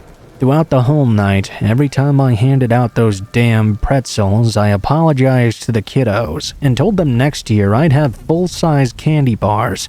No one seemed to be too upset by the pretzels. Some kids even told me they were happy to have something salty to go along with their candy, but I think they were just saying that to be nice to me. It was all fine and dandy until about 10 p.m. I opened the door to a group of teenage boys who were not at all pleased with what I had to give them. I was surprised when they actually had the audacity to complain and call me a fat loser for giving them pretzels instead of candy. One of them even demanded I give them money for ruining their Halloween and not having the good stuff. After around the fifth insult, I just slammed the door in their face. I heard one of them kick it as they were leaving, and one of them shouted, "You'll regret this!" They were just stupid kids, though. I didn't actually think they'd do anything to me, just because one of the many houses they went to happened to give them some pretzels. I turned my porch lights off to signal I was done handing out stuff for the night, and went and sat on my sofa to watch some scary movies. As the night rolled on, a couple hours later as I was watching the original Halloween movie, I heard a crashing sound coming from the front door. I went to see what it was, and I found a rock with a note tied to it. It said, "Do you regret it now?" Believe it or not, I actually chuckled a little because it was so cheesy. I set the rock and note down on the kitchen counter as I went to get a tarp to cover the window so no rain would get in. We were expecting a small storm the next day. Obviously, I was livid when I came back to the room with the tarp and heard another crashing sound coming from the bedroom on the other side of the house. Again, there was a rock with another note that said, "You fat pig, we'll kill you." This time I felt my stomach sink. It was no chuckle. This wasn't funny anymore. I picked up the phone and called the police, who told me they were really busy that night, and it might be a while until someone could come out there. The operator told me to call back if the situation escalated, but if no one was actually hurting me, they couldn't make what was happening to me a priority over anyone else who was calling them that night. They were very low on staff. I just put tarps on both the windows and sat back down to try and enjoy the rest of the movie, I guess. I just couldn't, though. The whole time I was thinking about what that note had said, and the fact I was just a sitting duck with my windows broken in. Just like that, I heard my car alarm start to go off next, but I wasn't about to open my door and go outside to see what was going on. Instead, I headed upstairs and looked out my bedroom window. The windshield had been completely smashed in, and the rest of the car didn't look much better. All I could think about was how these kids must be certifiably insane. To do all this over some stupid pretzels? All at once, bricks and stones came crashing through every window in my house. One narrowly missed my head as it passed through the window I was looking out of the glass of. Glass went flying in every direction. I was screaming as the sound of every window breaking was almost too much to bear. I'd started to become scared for my life. I grabbed the phone and called the police again to tell them that they needed to get there immediately. I saw the neighbors come outside to see what the noise was, and I yelled for them to call the police and get back inside. I rushed downstairs to get out of the house and take refuge with one of the neighbors, but that was never going to happen. At the bottom of the stairs was the same group of kids from earlier, the same kids who had been terrorizing me that night, only this time they were holding bats and rope. I rushed back into my bedroom and locked the door behind me, but that didn't stop them. They broke down the door like it was nothing and rushed towards me, screaming like they were going into battle or something. They beat me while screaming insults and laughing. I remember laying there, becoming numb to every blow that came across my body. The laughing is what disturbed me the most. They were enjoying what they were doing. Eventually, all I saw was black. The police arrived sometime later to find me curled up in the fetal position in my bedroom floor, bruised and bloodied. They called an ambulance that took me to the hospital, and I ended the night with 8 broken ribs, a broken collarbone, torn ligaments, and multiple lacerations to my body. I had a fractured eye socket, a fractured skull. They told me with the beating I got, I was lucky to have survived with no internal injuries or major brain damage. I spent a couple of months in the hospital and had to move in with my mother during my recovery. Thankfully, those idiots were stupid enough to brag about what they did in school. They must have bragged to the wrong person, because one of the people they told ended up going to the police with the information. In all, 8 boys between the age ranges of 14 to 17 were arrested and charged with home invasion and attempted murder, as well as assault with a deadly weapon. They were all tried as adults, and their sentences ranged from 12 to 25 years. Some made deals to talk about what happened to get lighter sentences. I was relieved they got the time they did. I had little hope when they were originally arrested, since they were all minors.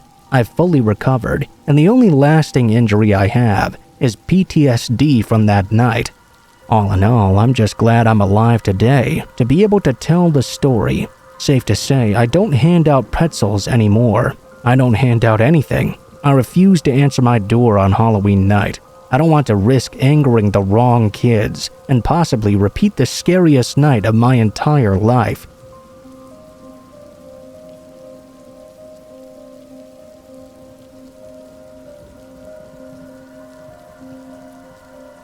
It started several years ago. Me and my friends were interested in urban exploration. I was a junior in high school at the time, which was around when everyone started to earn a lot more freedom. We used that chance to stay out late whenever we could. Now, keep in mind I live in a major city in central Colorado, so the nightlife is never lacking. We could always find something to do, and we were especially interested if there was an element of danger. We wouldn't always plan these trips, but we made sure as all hell that if we were going into an old building in the dark, we would at least have a knife and a flashlight for safety. We never really did have to defend ourselves though, but we came very close one evening. It must have been sometime around November, because there wasn't yet snow on the ground, but it was very chilly that evening. Directly across the street from an abandoned hospital is another regular hospital that's newer and used frequently. The two of them are connected by an underground tunnel, which I can only assume was a way to move the bodies without alerting the other patients. This was a common trait among old hospitals we'd been inside. We've been inside this particular hospital a few times before, but never found anything strange. Just the occasional signs of others been or having lived there. You know, squatters and such. What was really piquing our interest that night was the abandoned library next door to that hospital. It was also connected, but only by the exterior walls. To get inside the library, you could not cut through the hospital. Instead, you'd have to hop over the tall wall and climb a very high fence. A few of us had backpacks containing the aforementioned safety precautions and a couple of bottles of water. Nothing too heavy or valuable that would get damaged when tossed over the obstacles before us. A little ways off the road, it was pretty dark, especially if you clung to the buildings. We did that for a while to avoid being seen, before stepping behind a small patch of shrubbery. We determined that this area was the easiest way to get over. When tucked into that corner behind the bushes, no one could see us from the street. I don't believe I went first, but I also didn't remain behind to be the last one over the wall either. It was too high up for me to just jump and haul myself over, so I resorted to stepping on a pipe jutting out somewhere lower along the wall. That gave me the much-needed boost, and soon I was up and over, moving into the library's courtyard. Another girl and I waited for our other two friends to join us. Upon an initial glance over this courtyard, there was no obvious way in. To our right was a dilapidated fountain, and the earth at our feet was cold and hard. There were no signs of another soul having been here for years, except for the 15-foot chain-link fence directly in front of us, separating the courtyard in half. I could tell this area hadn't seen the same weather as the rest of the courtyard because the metal showed no signs of rusting. That must be our way in. We agreed because with a fence like that, someone obviously wanted to keep us out. We hurled our bags over this second chain-link fence, hearing them clink on the ground rather silently due to their lightness. I was the third one over this time. I have a slight fear of climbing, and it took me a bit to mentally prepare myself. I made it to the top of the fence in short time, then sat at the top straddling it with a leg on either side. I had two girls on the other side in front of me, and one behind me telling me to hurry up. I spent a couple of minutes up there, doing more mental preparation and some deep breathing, then climbed down to wait for the last girl. At the time, I was thinking that had been one of the scariest things I had done in quite a while. I tend to always avoid climbing at all costs. This was only an irrational fear, of course. I'd never fallen down from a great height before. That phobia didn't even compare to what happened next, though. The last girl's feet hit the ground, and all four of us split up in the smaller half of the courtyard, looking for any kind of entrance to the library itself. We decided that breaking a window would be too loud and draw unwanted attention. Not to mention, we could easily get caught, so that wasn't an option. Searching for a little longer, though, we didn't find anything that looked remotely plausible. That was until we found a grate near the base of where two walls met. I couldn't believe we hadn't noticed it before. Upon closer inspection, the grate had already been moved away slightly from its resting place, so it would be easy for us to lift it the rest of the way. After moving it, the smallest and least fearful of our group went in first. There was a small drop down. It was more than 3 feet down and 2 feet wide. Inside, there was another drop, where we could see into the library's basement. She hopped down onto the small square landing, only to almost immediately freeze. We looked amongst ourselves, wondering what was wrong. "There's a guy down there," she said. "What? Where?" "I can see his outline." I leaned forward and tried to make out a shape, but it was too far down for my line of sight to permit. It was too dark as well. "Hello?" she called out. He responded the same, asking us who we were. "Just a couple of girls," she spat out nervously. What he said next sent chills down my spine. It was as if I could feel the darkness resonating out of that hole in the ground. All of a sudden, it was very still and quiet, and in what can only be described as a lustful tone, dripping with intent. He said, "I'm addicted to following the sound of women's voices." My friend looked over blankly, but I could tell she was nervous. Something in his voice sounded like this wasn't an empty threat, like he wasn't just saying something creepy to get us to leave. She looked back down to where he was and said, "That's not cool." The man started laughing maniacally. It wasn't in the way a really good actor would do it. It was in the way that we could feel this guy really did have something wrong with him. It hit us like the still air. We looked at each other for what felt like hours, but I knew it was only a couple of moments. We all knew without saying anything that we had to get away from this guy. I wasn't about to risk some nutcase coming after us, even if we did outnumber him.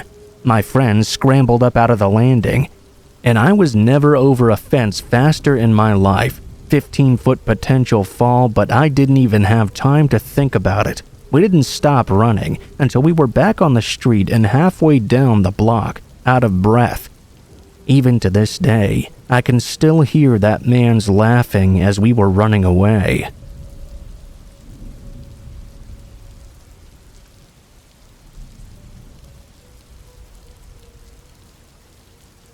In the mid-1980s, my mom was a cleaner in Australia.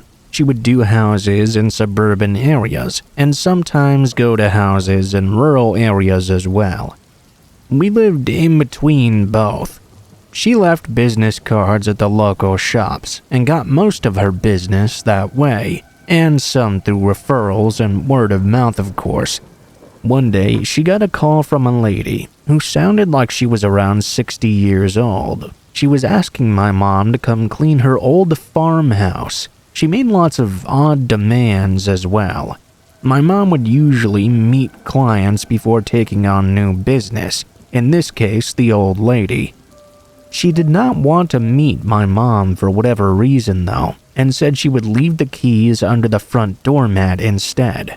My mom agreed, mainly because this lady was quite obviously wealthy and was offering to pay my mom substantially more than she would normally expect. Mom went to the house on a Monday morning and said she immediately felt unnerved by the long driveway. This house was essentially in the middle of a very large and very empty property, way out from the city. She found the keys and started cleaning.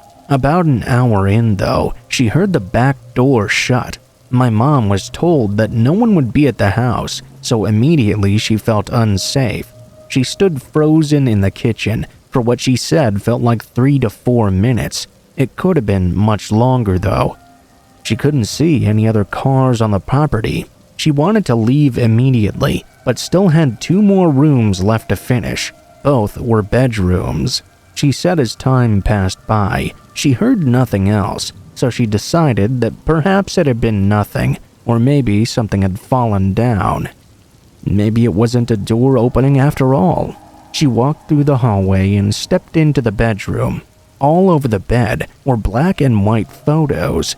As my mom got closer, she realized that all of these photos were of her. Some were taken at her family home, and many others were taken at houses my mom would clean. Some had been taken through windows or from over fences. She used the house phone to call the police and immediately drove to the end of the driveway. The lady ended up being investigated, but continued to claim that it must have been a break-in.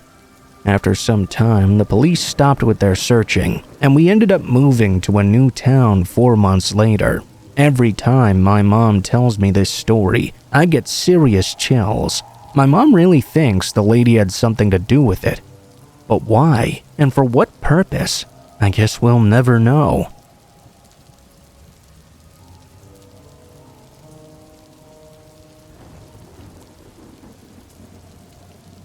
This is a popular story with my family and most of my friends. Amanda is my brother's girlfriend, and at the time of this story, she was looking for her first apartment and moving out from her parents' house. My brother didn't want to move in together just yet, since they had only been dating for a few months now. She opted instead to search for a roommate online, browsing on Craigslist. She found an ad titled "Roommate Wanted, Females Only." This sort of thing was common, since the area she was looking at was mostly young professionals. The listing was for a room in a house for about $225 a month, which was quite cheap compared to most places listed. The submitter listed herself as a 23-year-old college student that was not comfortable living with any males. The other roommate would have their own room and attached bathroom. So far, Amanda was real into this place. However, the listing only had a single photo from the outside of the property. Amanda sent an email wanting to meet the occupant and tour the house. Within 30 minutes, she received an email back with all the details and a time to stop by. It seemed the girl worked late hours and wanted Amanda to stop by around 8 p.m. or so. When Amanda arrived, there was a handwritten note on the front door saying the door was broken and to use the back door. Walking around the house, it did look nice from the outside, but it was also slightly unkempt. Tall grass, weeds, dusty windows. Still no alarms yet, though. When she knocked on the back door, an older man opened it. At first, Amanda thought she was at the wrong house, but the man reassured her and said the occupant was currently away and that he was the landlord. The occupant had asked him to meet Amanda since she was working late. He seemed to be a pleasant sort and offered to show her around. Alarms started going off, though. First, the guy was clearly in his 40s, unshaven, and looked like he lived in his car. Also, only the kitchen light was on as they walked around the house. Amanda noticed another huge red flag. There seemed to be no furniture at all. In fact, there was nothing inside. The landlord was polite about answering questions, but seemed irritable to keeping the lights on for too long, rushing her around and only letting her look at rooms for a few moments. There was a single room that the landlord would not open, telling her it was the occupant's room and he didn't want to invade her privacy. As they walked down the hallway and into the living room, she noticed that the front door had a plank nailed across it. Her creepo meter had started dinging, so she decided to wrap things up. Trying to be polite as she's telling the guy thanks for showing her around, he perks up and states that he forgot to show her the basement. It was just recently furnished and would be a great rec room, that she should take a look down there right away. Amanda and the landlord were standing in a small hallway between the front living room and the back kitchen. In this little hallway was the basement door. When he opened the door, it opened outward, creating a barrier between Amanda and the back door. The basement was pitch black. He smiled and motioned to the stairs and said, "Ladies first." What happened next is nothing more than a stroke of luck. Amanda got a text just as some random person parked in front of the house.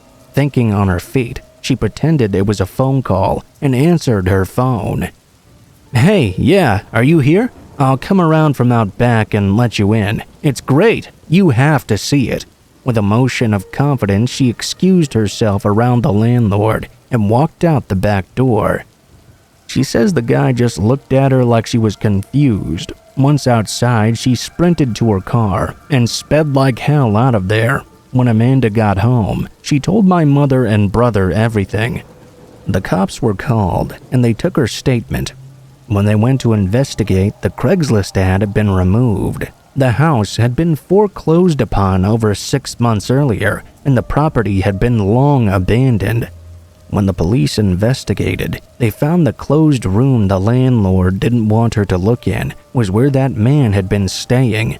There was a pile of old dirty blankets, rotten food, and empty gasoline jugs everywhere. What was even more creepy was that he had plastered ripped-up pages from porno magazines on all the walls in the room. The really scary part was the basement, though. The man had tied a thin piece of fishing twine at about shin level across the stairs about halfway down. The basement was completely empty, except for another pile of old blankets, a broom handle wrapped up in leather belts, and a small box with a few rolls of assorted tape. Needless to say, Amanda ended up not taking the place.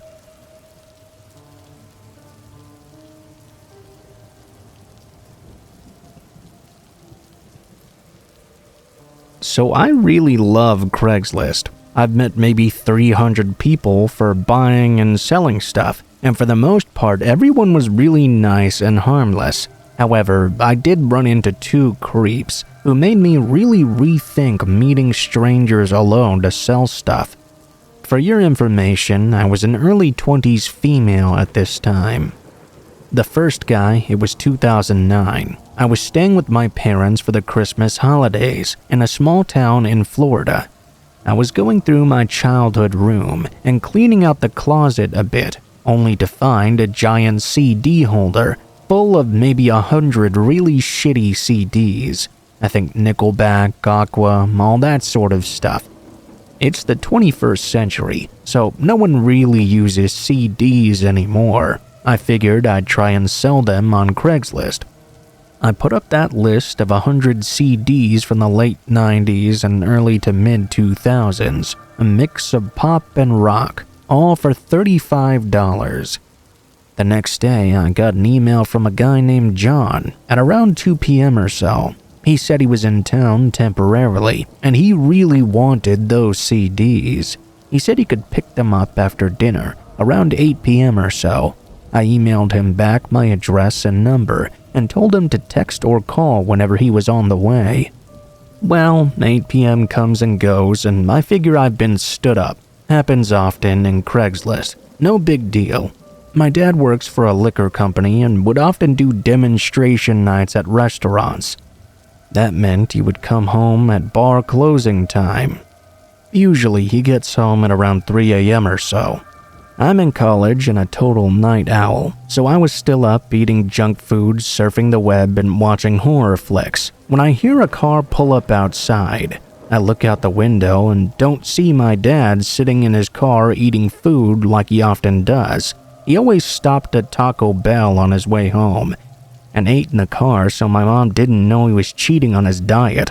Maybe 10 minutes later, when my dad comes in, he shouts my name. Someone's here to see me. Can you please tell me why there's a strange man at our house at 3 a.m.? I go downstairs. My dad says some guy pulled up in the driveway and asked for me by name.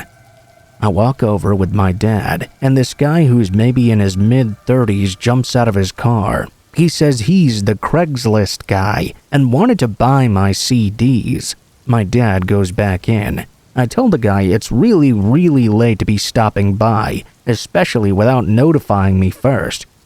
Since I was still awake though, I went and grabbed the CDs. He proceeded to drone on and on about why he was buying them. He said he was engaged to a woman who he loved very much, and all he wanted to do was make her happy. Last week, someone broke into her car and stole all her CDs. She was really upset. He wanted a bunch of CDs she used to have. Thing is, I didn't list any artists or bands because I was lazy. Well, I didn't give it too much thought at that time anyway. He said he was getting it for her for a Christmas surprise. He was staying with his future in-laws somewhere nearby. Their family had a barbecue which was really late, which is why he didn't make it at 8 p.m. By this point though, I'd lost interest in his convoluted story. Next time, you should probably call or text first instead of just showing up. I handed him the CDs, and he handed me a small wad of cash. I go back inside. 3 days later, I start getting texts from an unknown number. Hey, I don't know my way around this town. Care to be a little tour guide for me? I could really use a massage. Where can I get a good one? Do you massage? Would you take $40 for one with a happy ending? I finally texted back, who the fuck is this? Oh, sorry, I bought the CDs from you the other day. Do you squirt? I didn't respond, obviously. I showed my friends and we all laughed it off. The next day, I started to get more and more texts. I still have your address. I'm at the Bank of America near your neighborhood. I just got the $40, babe. Only 3 minutes away. Are you home? Why are you ignoring me? I'm almost there. I immediately run downstairs to tell my dad and mom. It was nighttime, so we shut off all the lights outside and inside my house. My mom and little brother and I went in my parents' room in the back of the house, while my dad hid behind the curtains in front of the bay window with a shovel in his hand. A few minutes later, I heard him run down the front hallway, fling the front door open, and run outside. We could hear some faint shouting. We all walked out of the bedroom. By that time, my dad came back in with his shovel, his face all red and his hair a mess. Apparently, the guy came driving down our street very slowly. My dad recognized his car and came screaming outside with the shovel, yelling obscenities at the guy. The guy pulled off and never came back or texted me again. Now that I've told you that first story, here's also my story about the second guy. I was moving from Florida to DC and was going to load up my car as much as I could with stuff. However, I lived on the 3rd floor. Plus, it was a bit of a walk to my side of the parking lot, so I figured I could use some help. I posted an ad on Craigslist gigs. I said I was looking for someone to help me load some heavy items, like TVs, desks, and the like, into my car. It'd be less than an hour's worth of work, and I'd pay $45 or whatever they felt was necessary. I gave the very first responder my number and address, and he showed up soon after. He was probably 5'4" and 350 pounds of pure fat. The sweat and smell coming off this guy in the Florida heat was pretty nauseating. Well, I didn't really care. as long as he could do the job right. While he was grabbing up the heavier stuff, I was loading some of the lighter things in. Whenever I'd go upstairs to grab another load, he'd hurry after me so he could walk up the stairs behind me. I had the door propped open, so he didn't have to worry about me needing to unlock the door first or anything.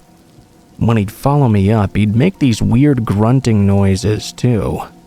I just assumed it was because he was so out of shape. Eventually, we loaded everything properly, save for some sweat smears on my stuff that hadn't been there before. I paid him and he drives off. I go back to my place and finish the loading and cleaning. I go out about 45 minutes later to put another load in my car, and I see his truck. He's back. He was just across from my car, sitting in the driver's seat and staring at me. When he saw I'd noticed him, he looked away. I walked over to his window and knocked on it. He rolled it down, and I asked if he needed anything or if he was lost or something. I was really confused as to why he'd come back when his portion of the job was already over. I knew he didn't live anywhere near me. The man didn't say anything though. He just rolled his window back up and drove off. Okay, whatever. 5 minutes later, my phone starts blowing up. I didn't recognize this number, so I didn't answer the calls. Then texts started rolling in. I bet you taste great. You know, what are you up to tonight? I can come back over. I get this sinking feeling that this is one of those guys. He had never called me about the job when I gave him my number, so I didn't know immediately that this number was him. I like your pink panties. I realized he had been looking at my dress when I was walking up the stairs. I immediately felt like a total idiot for wearing a dress that day. He started texting my number over and over again. I didn't know how to do the block number thing through Sprint, so I had to turn my phone off. Later, I was with a guy friend grabbing something to eat and turned my phone back on. I got even more texts from the guy about how he wanted to toss me around like a rag doll, tie me up, and make me beg for mercy. I showed the text to my friend and told him the story of this Craigslist creep. The man started blowing up my phone again, so my friend answered instead. He said that if he messaged me again, he was going to cut his dick off and feed it to his dog if he ever contacted me. I moved the next day, so I never really had to worry about him randomly showing up in his truck again. Since then, I've bought and sold numerous things on Craigslist, and I always make people meet me at a public place before so. I also try to use fake email addresses or Google Plus accounts so they can't find out my personal information after.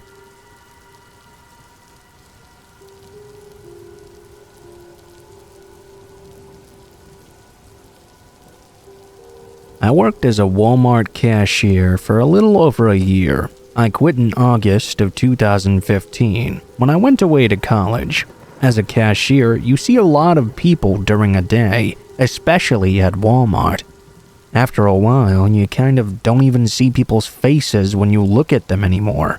There are some people, though, that you see so often that you start to recognize them right away, sometimes even learn their names.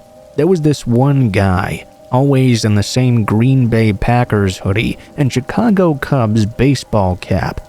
He would often seek out my line no matter how long it was and just stand there staring at me, rarely saying a single word. Whenever he did say anything, he would always lean across the register to get a close look at my face. He'd always given me a really bad vibe, but when I asked other cashiers about him, they said he had never been weird around them. One of the other girls even said he was a close family friend. After that, I kind of dropped the issue. One night, after I'd been working there nearly a year, I was working a 2 to 11 shift. Those shifts were always the worst. It takes a big chunk out of your day where you can actually do anything. I'd been going through my day, and it was about 10:15 now, so I'm counting down the minutes until I can finally shut it down. At 10 to 11, the creepy guy comes in the front door and makes a beeline for me. When I see him come in, I instantly get nervous. He walks up and says, "Can I still buy phone cards and electronics?" I told him I'm a cashier that works at the front end, so I didn't know anything about the electronics section. He could always go back and check if he really needed it. He seemed pissed off by this answer, but he walked away without another word. About 10 minutes later, he comes back with a prepaid phone card and said there was no one at the register in electronics. I activate his card for him and hand it back to him, telling him to have a good night. He pushes the card back at me though, without saying a word. "Is there something wrong, sir?" He replies, "These 10 minutes are on my phone, yeah, aren't they?" I was confused by the statement. He had just bought the card. I shook my head and he waved this card in front of my face. "Well, why are you just standing there? Reactivate my phone." He leaned in so close I could smell his breath. I was so scared. I wanted to put a call in to the CSM so that someone would come down and help me. This is where I should mention that I'm about 5 foot tall. He was close to 6'5" probably. He was stocky and towering over me. The thought that he could easily overpower me crossed my mind. I got so nervous whenever men yell or cuss at me because my dad was never the type to yell. I took the card out of his hand and he slammed his cell phone down on the scanner. I was trying not to let him know how nervous I was, but I was terrified. I knew I had never put minutes on a prepaid phone before, but I didn't dare to tell him that in fear of what he might do. I read the directions, picked up his phone, and dialed the number. As I'm putting in the card number, he runs out of minutes. I tried to call back and got an error message. I was at a loss of what to do. I handed him the phone back and said, "Sorry, something went wrong. I don't know what's happening." As soon as I said that, he grabbed his phone, opened it up, and tried to call someone. When it didn't work, he looked at me with furious eyes. He screamed, "What on earth did you do to my phone? What the hell?"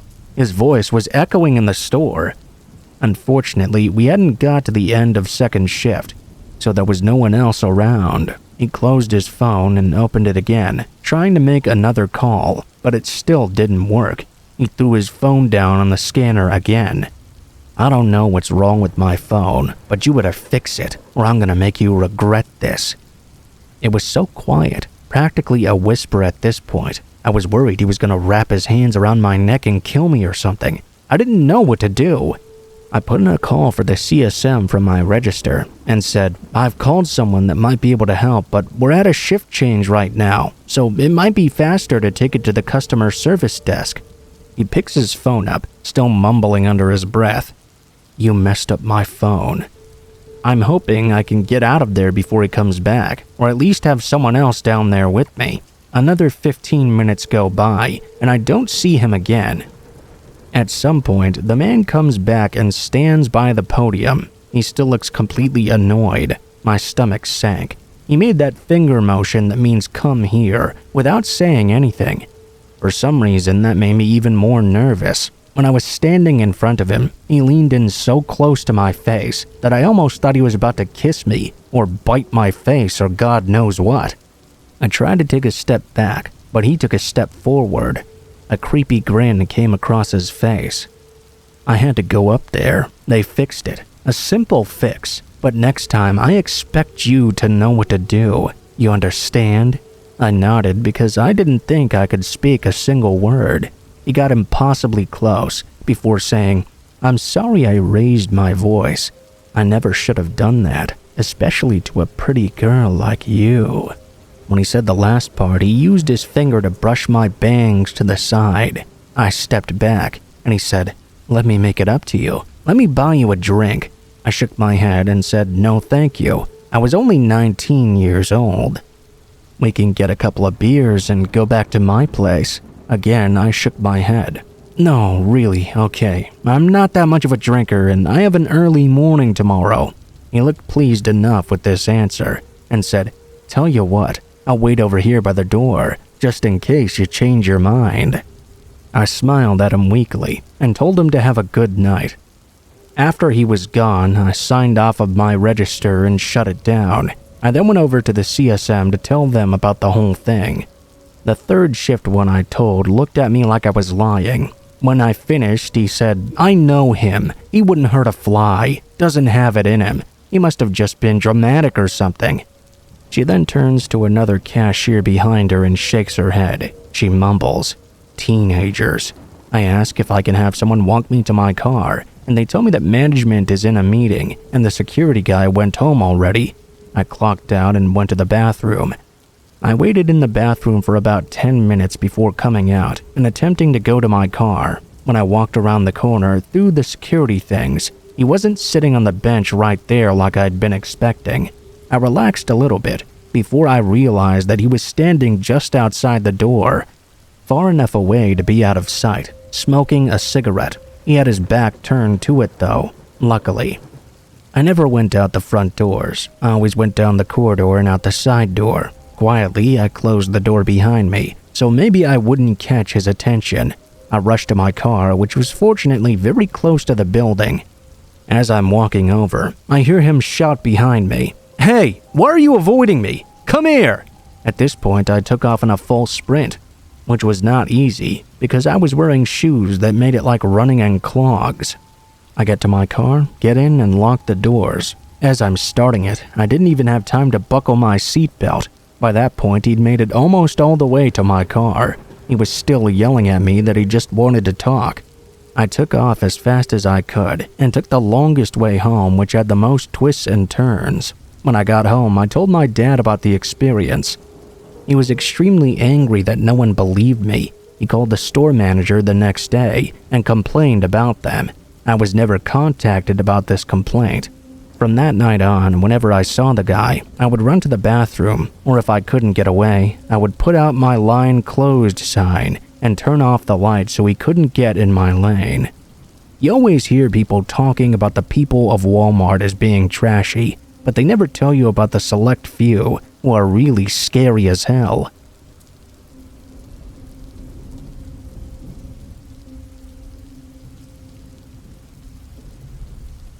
Several years ago, I went on a carnival cruise with my best friend. I was 30 at the time, and I had just had my heart broken after my fiancé had canceled our wedding, having admitted he only proposed to me to make some other girl jealous.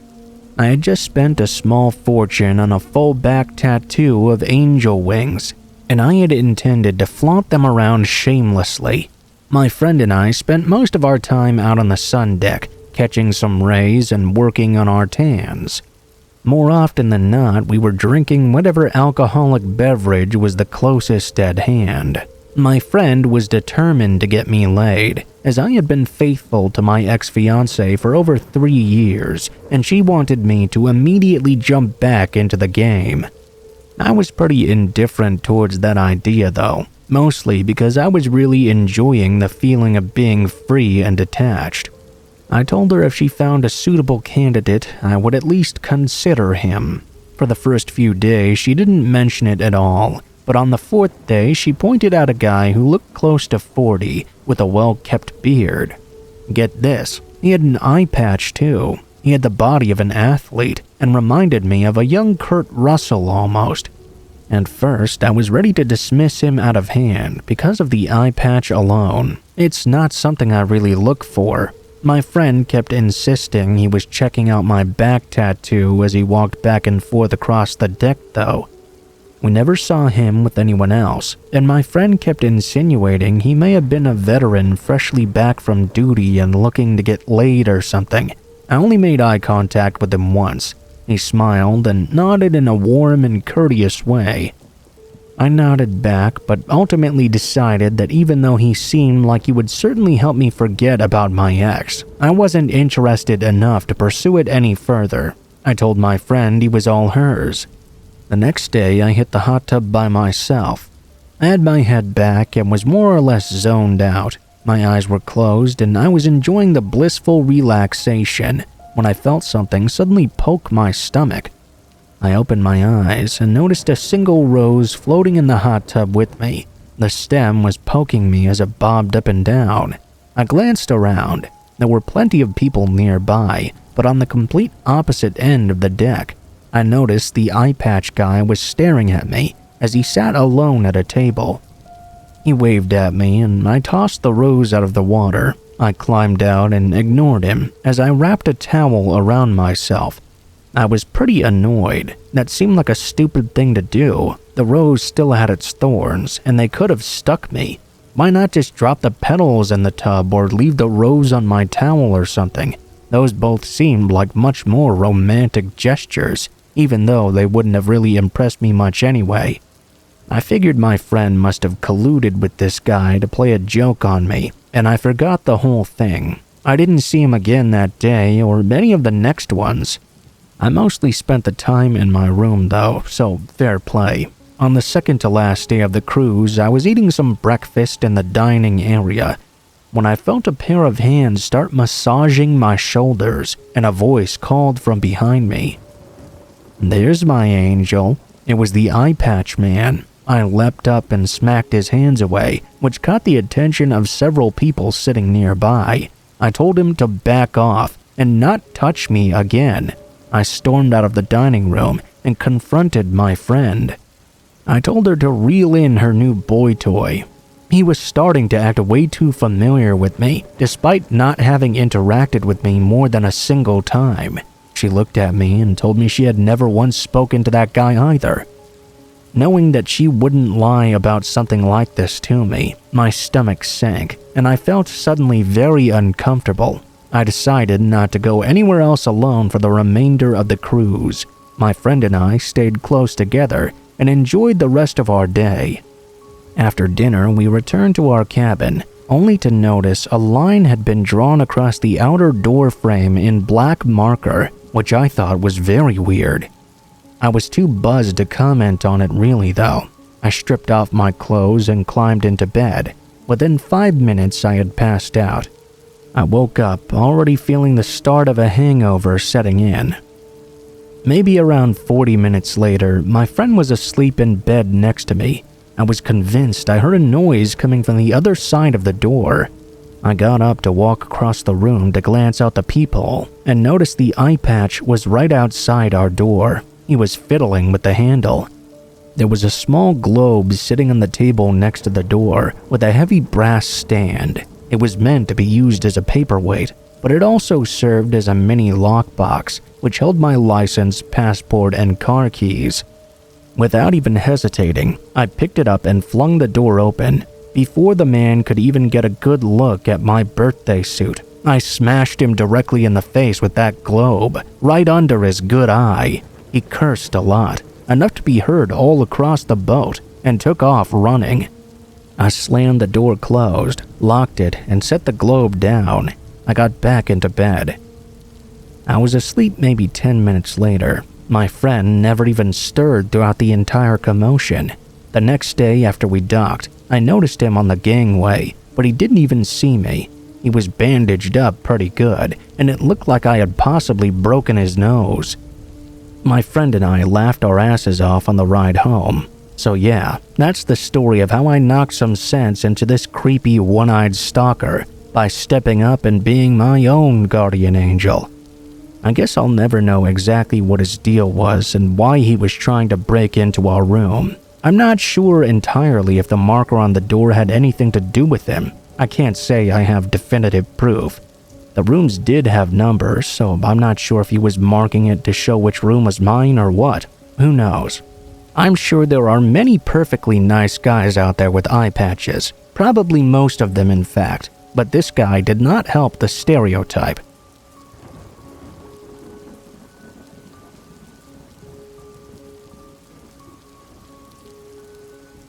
Back in the second week of September, I took a short vacation to Hawaii with my boyfriend. The trip was very important to us because it was the only time both of us could arrange our work schedules to get off at the same time. Overall, the trip was incredibly fun and worthwhile. We made the most of it by visiting Pearl Harbor, the Stairway to Heaven, and the Kona Brewery. We even got some skydiving in, which is something I'm very proud of myself for experiencing. We stayed in an Airbnb on the top floor of a high-rise with a spectacular view of the city. We practically felt like we were living in our own private slice of sky. Well, perhaps we shouldn't have felt so untouchable. On the second or third day of the trip, there we were enjoying a relaxing morning. I was testing the mattress, the curtains were wide open, the sun was pouring in. Our sensual bliss was suddenly interrupted when my boyfriend looked towards the window. "Babe, there's someone out there." "Out where?" I turned my head towards the window and felt my inside shrivel away. There was a man with a dark tan standing outside on a platform, staring right in at us, not even pretending to not notice what we were doing. Had I ingested enough booze, I may have smiled and waved at him, but it was way too early in the morning for that. Instead, mortified, I hid under the covers while my boyfriend walked over and shut the curtains. Needless to say, it really killed the mood.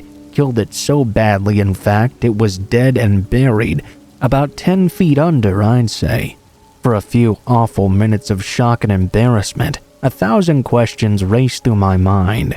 How long had he been out there? Had he recorded anything? Most important of all, what was he doing out there at all?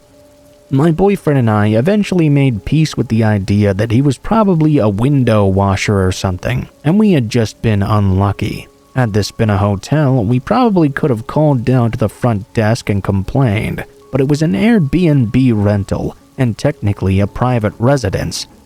There was nothing we could do except laugh and shrug it off, which is exactly what we ended up doing. We eventually left the room and went about our day. We had a pretty great time, and I can honestly say I didn't think twice about that guy all day long. We enjoyed the sights and each other's company, and when we got back to the room, we decided to pick up where we left off and had a good night's sleep.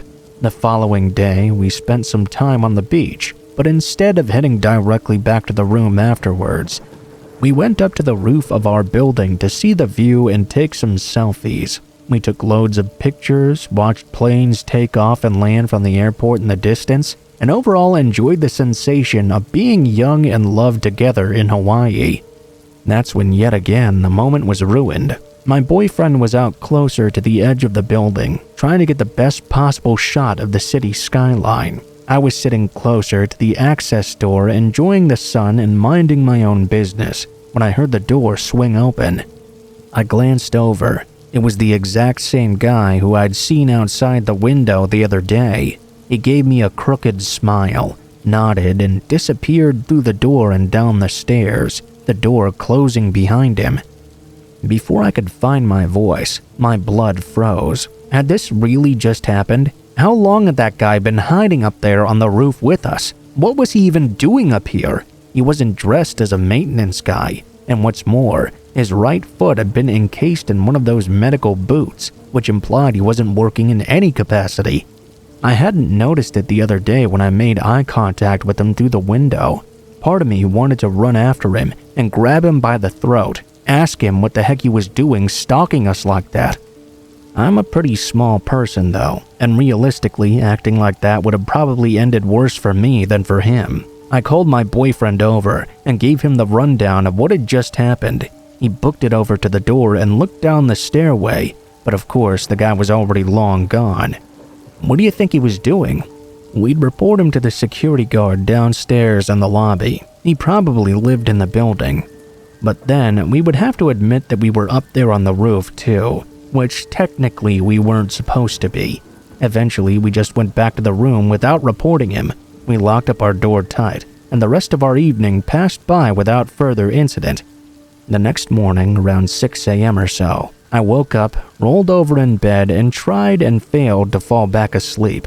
After 5 minutes of laying there quietly, I began to hear a noise coming from the outside hallway. I sat up in bed and listened closer. There was a shuffling sound. I wondered if some building administrator was sliding something underneath the door. Then I saw the door handle jiggling. I was terrified. Like I said, this was not a hotel room.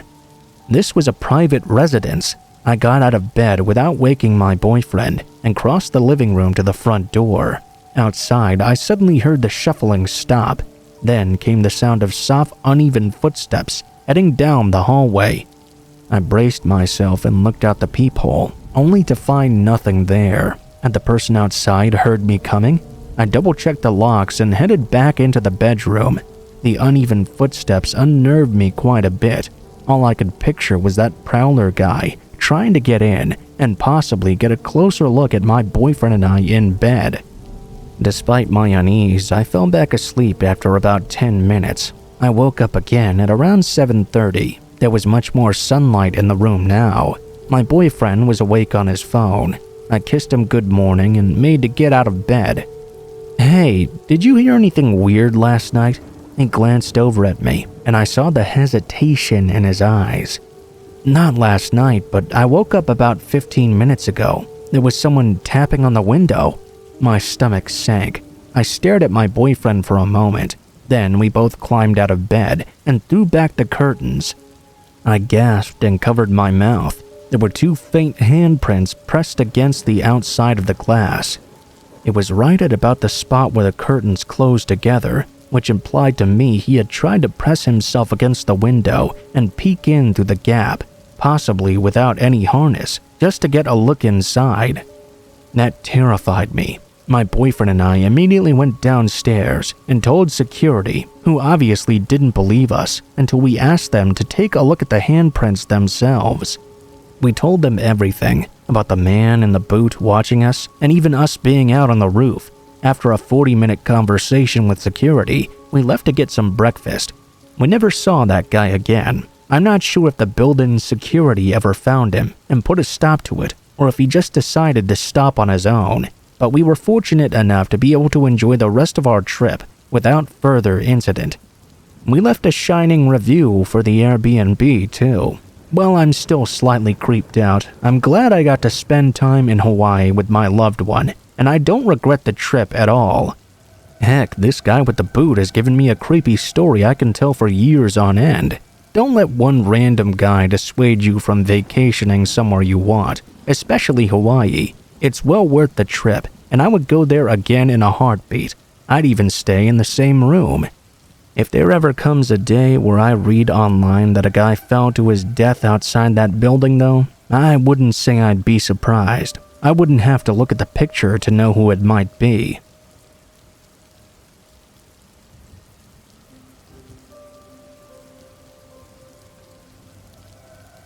These are some strange experiences from a camping trip in northern Ontario I went on back when I was a little kid with my mom and dad.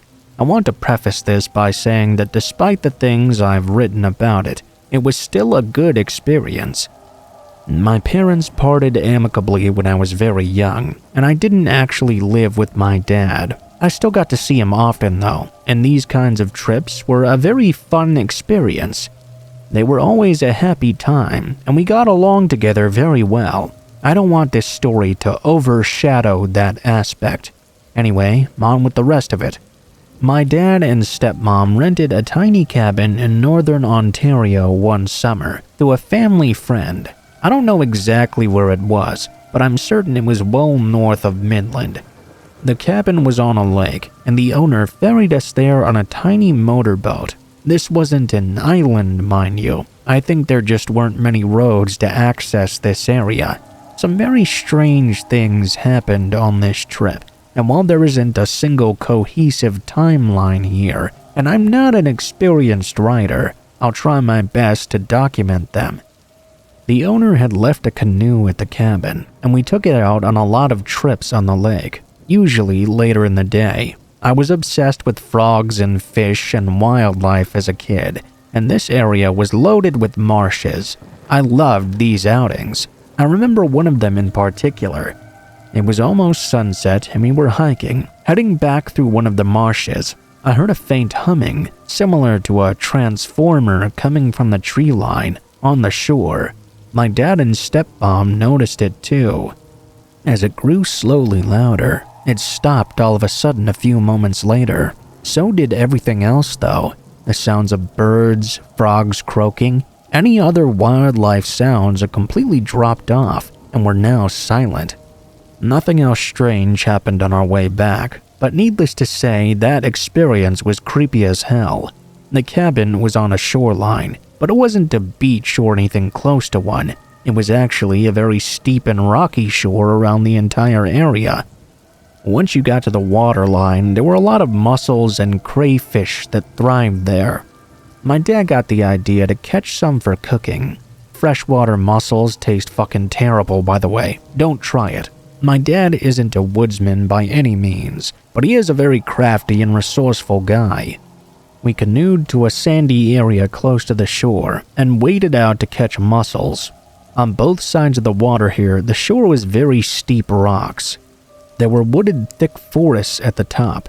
At some point during our escapade, I got a glimpse of something hiding among the trees on the opposite shore. I couldn't make it out very well, but it almost had like the texture of a birch and was very lanky. I remember thinking that this definitely wasn't a person, but it was in the general shape of one, so I didn't really know what to make of it. Whatever this was lethargically moving around, very slow, as if something was wrong with it. I waded over to my dad and told him to look over there. By that point though, whatever it was already gone. I'm still not 100% sure if that isn't something I imagined. I was 9 or 10 at the time. I do remember seeing it appear again on the opposite shore on our way back. Now, this next incident I don't actually remember. Instead, my dad told me about it. On one of our canoeing outings, my dad and stepmom decided to visit the little peninsula on the other side of the lake, close to the marsh area. We all got there and dragged the canoe onto the little short line. As we walked inland single file, there wasn't a path. The trees weren't particularly dense though. You could even see to the water when you looked back. I noticed the entire place was covered in mushrooms, and the live trees soon gave way to downed and dead trees further inland. This was quite unusual. It didn't look like there had been a forest fire or anything. They were all just mysteriously dead in this singular area. It started to smell really bad too. Not wanting to venture any further inward, we all turned back. My dad didn't want to let on that he was quite nervous. I was young at the time, but he told me now that he was seriously freaked out. We stayed clear of the dead peninsula for the rest of the trip. My dad told me that something else happened to him during this trip. He went hiking by himself at some point, and when he was a little deeper into the woods, everything around him just stopped like that instant earlier. No sound whatsoever. No movement, no animals, no leaves in the wind. He could feel the presence of something dangerous around him. As soon as that presence left, a minute later, everything returned. Nothing else like that event happened for the rest of his hike. This one isn't really scary, as much as it is weird, I guess. We spent most nights having fires outside, and one night my dad and I stayed up watching something on his tiny black TV. I'm not even sure how this place had power, since it wasn't easily accessible by road. Maybe it had a generator or a small battery cell for all I know. There wasn't much other than a couple of lights, that TV, and a small water pump at the lake. Anyway, I was young, and watching X-Files was creepy as hell to me. During one of the episodes, we started to hear that humming coming from outside, just like when we were on the canoe earlier.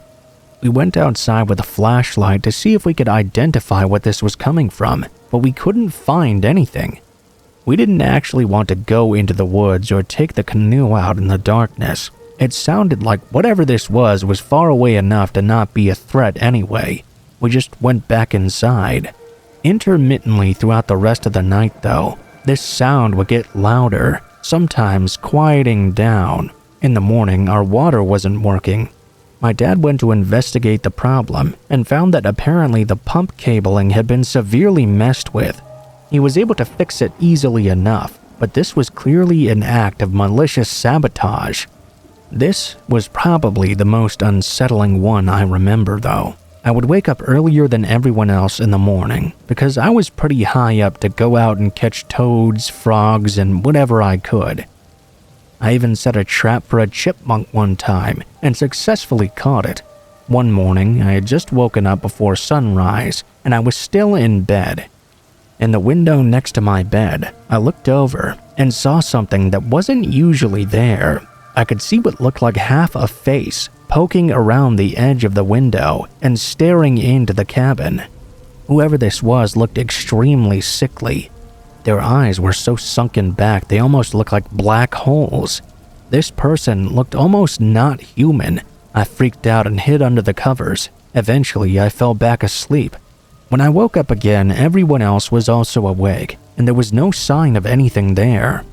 Honestly, everyone was so nonplussed about it that I was fooled into thinking this particular experience was just something I'd imagined after waking up. It had to be about a month ago. I met my dad while visiting. We were talking about this place again.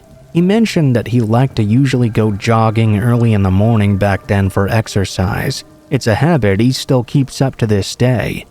He decided to abstain for a couple of mornings at the cabin though, because he felt there was something outside watching him. He couldn't really place what it was that was creeping him out.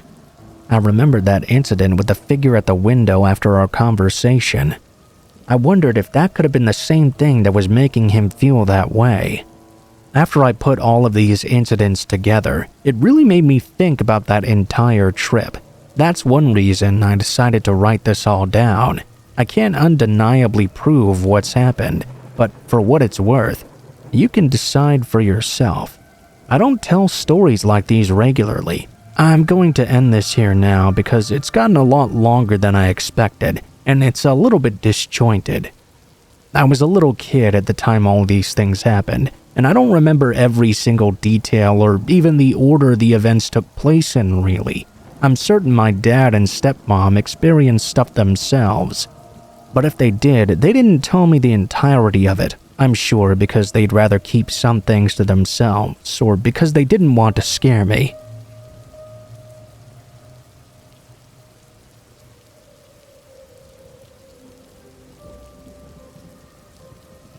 So this was May 2017. My husband Jim and I own a 5-floor, 100-year-old building, which has our business in it, an antique mall. It also has our apartment upstairs and various other tenants as well. We'd had several back-to-back burglaries in the prior years and had reinforced the front doors of the business pretty intensely. Aggressive steel bars, much more cameras, etc. Anyway, at around 3 a.m., we were sound asleep upstairs as one tends to be. But then we got a call from Sonatrol, our security company. We had a motion detect in an unusual location, not the main floor where 90% of the jewelry is, but downstairs. That sort of thing is usually a spider on the camera or a mouse or some shit, so we ran out less than prepared. I was only wearing a tank top, undies, and flip-flops. Jim didn't even have his baseball bat. At least he had some pants on, though. I went one way to check the front door, which was intact still. Jim went the other to check around the back. Suddenly, he called me and said, "Someone's inside." I fumbled with my phone trying to call 911. In that situation, your monkey brain is in the driver's seat, and the phone is the black monolith from 2001. I finally managed it and rounded the back side of the building, narrating to the 911 operator. Broken glass, a broken window. Apparently, I said, as I later heard during the run-up to the trial, "Oh my God, they're in there! Please come now!" There was an unholy crash. It sounded like everything in there was being smashed to bits. The feeling of listening to someone busy destroying your livelihood is something I can't quite capture. Who was in there? How many? What path of destruction was being wreaked? I could only yell down the phone at this faceless voice, begging for help I knew was still minutes away. Bear in mind, I was freshly awoken into this horrible situation, barely clothed, and it was escalating by the second. As it turned out, the burglar, Troy, I came to know later, had come face to face with Jim, trying to exit the building at a broken window before I'd arrived. They'd locked eyes. Troy said, "Oh shit," and reversed direction back into the depths of the building. He then dropped his backpack with all the stolen merch, flung himself over a giant iron gate, and smashed through the restaurant tenant's door. Then subsequently out their main door. At that point, he'd caught a lot of glass to the face and body and was bleeding pretty good. Jim caught him on the exit and fucking pounced on him, full body slammed him into the cement and pinned him down. Adrenaline is quite wild. I was urgently begging the operator to hurry. I was terrified I was going to see my husband die before my eyes. I ran right into the fray because, again, adrenaline. It gets right up on you and you do the stupidest shit. They were in the middle of the street, dimly lit orange by the streetlights, and it was hard to parse out what was going on. Thank fucking God Troy didn't have a weapon and was wildly unprepared to have a man tackle him in the dark. As it turned out, he had done hundreds of burglaries and never been caught. Jim had the upper hand and had him fully pinned down. Troy was wisely playing possum. Suddenly, we heard a roaring engine and someone laying down the rubber. Apparently, I started screaming. Yeah, it was Troy's getaway driver, his wife. She leaned out her window and yelled, "Get the fuck off him, or I'm gonna kill this bitch," clearly captured on audio. Not willing to wait, she then tried to run me over. I vaguely remember realizing things were going horribly wrong, but desperately trying to read the license plate into the phone with a laser focus. My brain deleted how close she'd come to turning me into a bloody smear, maybe within a foot of me, fast, while I dodged like a badly clothed matador, clutching my phone. We had to listen to the 911 recording a year later in the prosecutor's office, synced with the video. The video was from a nearby business. Jim started crying. He had no idea what a close call it was. The engine revving overwhelmed my screaming at a certain point. My voice was blown out. I was trying to chant the license number like an incantation, but you couldn't even hear it because of the engine's roar and the squealing tires. Jim let Troy go, and he jumped into the car. They tore off down the street. The police showed up a minute later, but they were already gone. Anyway, Troy had bled all over Jim from the door glass. We figured Troy was likely using IV drugs, correctly as it turned out. I had to inspect Jim for cuts using a flashlight and make sure I missed nothing. He had to get tested as well. Unlike a number of other incidents, this one was taken pretty seriously due to the sheer amount of evidence, as well as the violence and attempted murder. Several months later, they arrested Troy and his wife Kelsey. They had Troy's DNA from the bloody clothes Jim was wearing and all over the car they'd been driving, which was stolen but had since been ditched. It turned out they were wanted in 5 different counties for hundreds of commercial burglaries over several years to support their oxy habits. We were the only fuck-up they made. They didn't know we actually lived on premises. Kelsey, the wife, flipped on Troy. They accepted a plea for her, much to my displeasure, since she was the one that tried to kill me. At least she ratted him out 6 ways to Sunday. He refused to plea. He wanted a trial. I wouldn't wish that trial on my worst enemy. You get interviewed alone by the defense team. Did you know they can lie to you? They sure can. They won't in front of the jury, but one by one, they'll eat your soul and pick their teeth with the shards. They took me first. They played the 911 tape. Second time I'd heard it. They insisted because I kept saying there inside that I was lying, and there was someone else, not Troy or Kelsey. I hadn't yet seen the person, so they were a they at that point, which is what I told them. They then took Jim. They told Jim I had admitted I'd lied and there was another person inside the building. He laughed and said, "Fuck not, she didn't." Finally, the day before the trial, Troy accepted a plea. I'd been having the stupidest meltdown ever. Do I dye my hair something other than purple? What shoes do I wear? Can I cover my tattoos? Basically the most pointless shit, because the train was rolling on without me. Kelsey got off with probation. Troy was in prison from 2017 to 2020 until he got released early adjacent to COVID.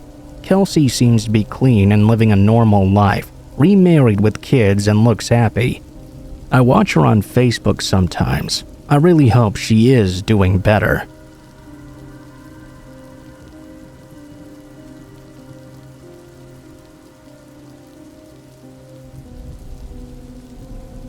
Halloween night 2013. I was 13 years old and just had a really awesome night with my friends, trick-or-treating and having fun. We figured it would be the last time we got to do so together before we got too old to go out anymore. We all lived within a few streets of one another, and on our way back, we'd walk each other home. I was the last person left walking alone after we got to Jackie's house. She went inside and she offered to have me stay the night, but I knew my mom wanted me home since it was a school night. The town we lived in was small enough that none of our parents made a big deal out of us going out alone on Halloween. We were all just happy we wouldn't be embarrassed by our parents following us around all night. After I watched Jackie shut the door behind her, I started walking down the street, hoping I'd get back before curfew at 10 p.m. It was usually at 9 o'clock sharp, but my mom had made an exception for Halloween, which I was supremely grateful for. As I was walking down the dimly lit road, I started hearing a strange sound coming from the bushes right beside me. I looked over, but without a flashlight, I couldn't really see anything. I picked up the pace, but the sound followed me. It was like a growling noise, and no matter how much I tried to convince myself I was brave in that moment, I felt like a little girl who needed her dad to come and save her. At some point, my fast walking turned into an all-out sprint. I heard branches snapping as the growling turned into barking, and by the time I made it to the end of the road, I realized just what was following behind me. It was a very large, incredibly intimidating dog.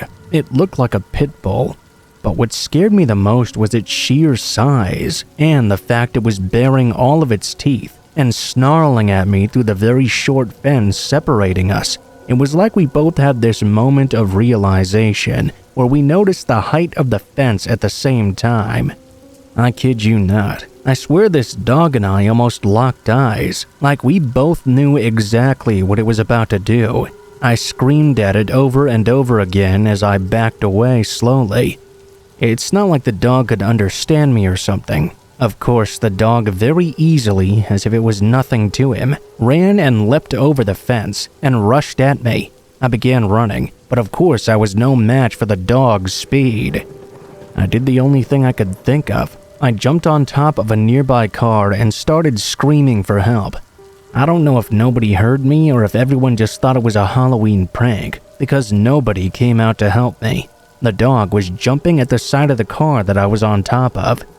I was praying to God the car alarm would go off and the owner would come outside to see what was going on, maybe call for some help.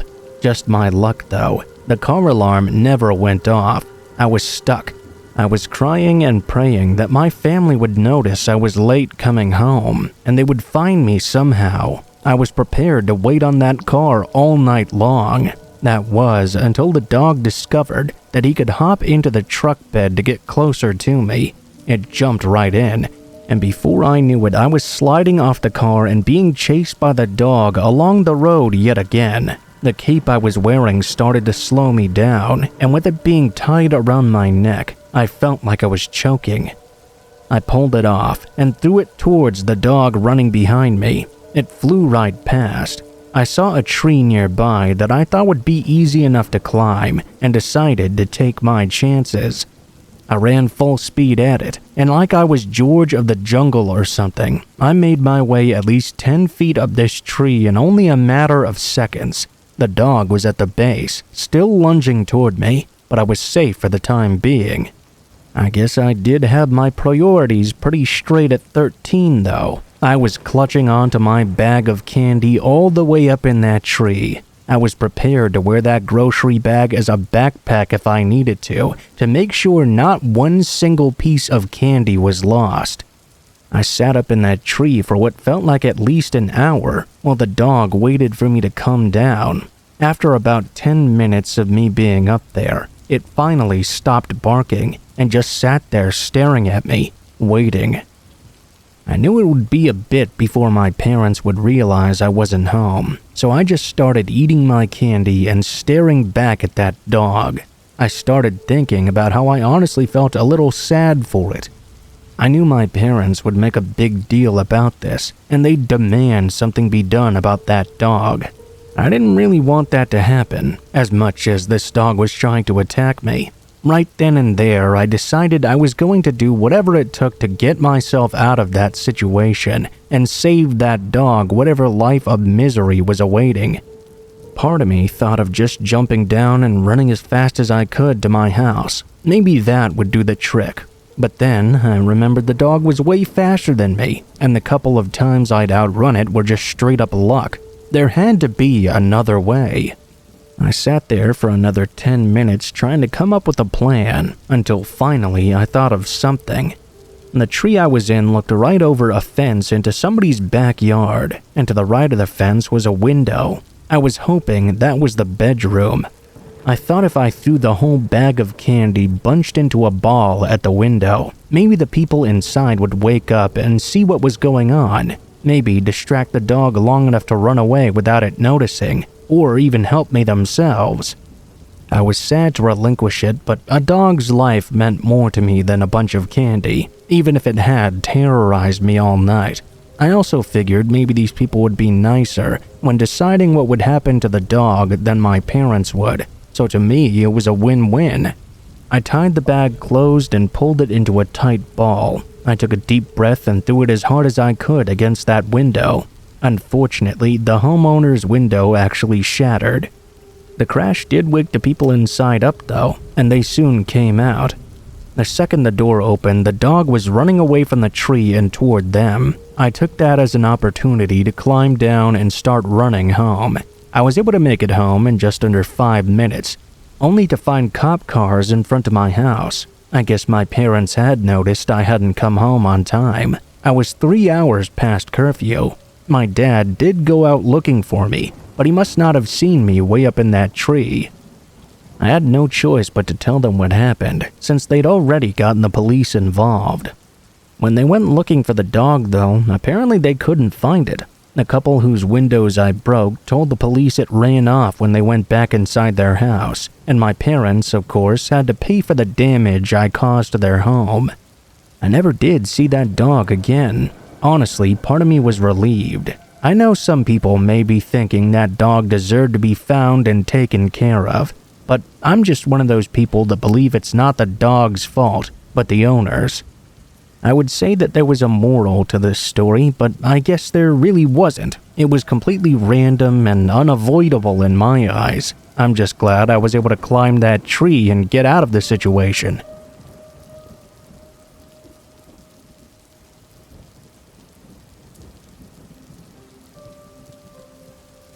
Halloween isn't my favorite night of the year. Actually, far from it. But I put up with all the decorations on my house and scary movies all October long because my wife Laura absolutely adores the holiday, and I'll do anything to make her happy. Every year we hand out candy to the neighborhood kids. She and I dress up in cheesy couples costumes. It's very fun for her, and I'd be lying if I said I didn't enjoy it at all either. The neighborhood we live in is extremely nice. My wife and I are both lawyers and we do pretty well for ourselves. So when it was time to buy a house together, we made sure to get exactly what we wanted. On Halloween of 2009, Laura and I were dressed as Sam and Frodo from Lord of the Rings. She insisted and I thought it was pretty hilarious. We even dressed our little baby up as Gollum. We were handing out candy as usual and seeing what all the kids in the neighborhood were dressed up as. It was pretty fun. We'd never had any trouble while handing out candy before, but this night would prove to be very, very different. At around 9 p.m., Laura answered the door, and instead of hearing trick or treat, she was met with a young boy, maybe 8 or 9, crying on our doorstep. She knelt down and was asking him what was wrong. But he wasn't saying much. In between sobs, he would say that he was lost and he needed some water. Laura tried asking him where his parents were, but he wouldn't answer. She brought him inside and took him back into the kitchen to get some water. She motioned for me to follow her into the living room, and when I did, she told me she was going to call the police. I told her that was a good idea, but we should also wait for the boy to calm down a bit, then ask him if he knows his parents' phone number as well. After our talk, Laura and I walked back into the kitchen, but the boy wasn't sitting at the counter anymore. He was standing at the back door. Both of us thought nothing of it. Maybe he just wanted to look outside. We sat him down at the table and asked him what his parents' phone number was, or if there was anyone we could call to come and get him. He finally stopped crying and told us he didn't know his parents' phone number, but he did know his brother's. He made the call, and within 15 minutes his brother was at our door, sweaty and obviously worried. He told us he'd been out trick-or-treating with his brother, looked away for only a moment, and he'd disappeared to who knows where.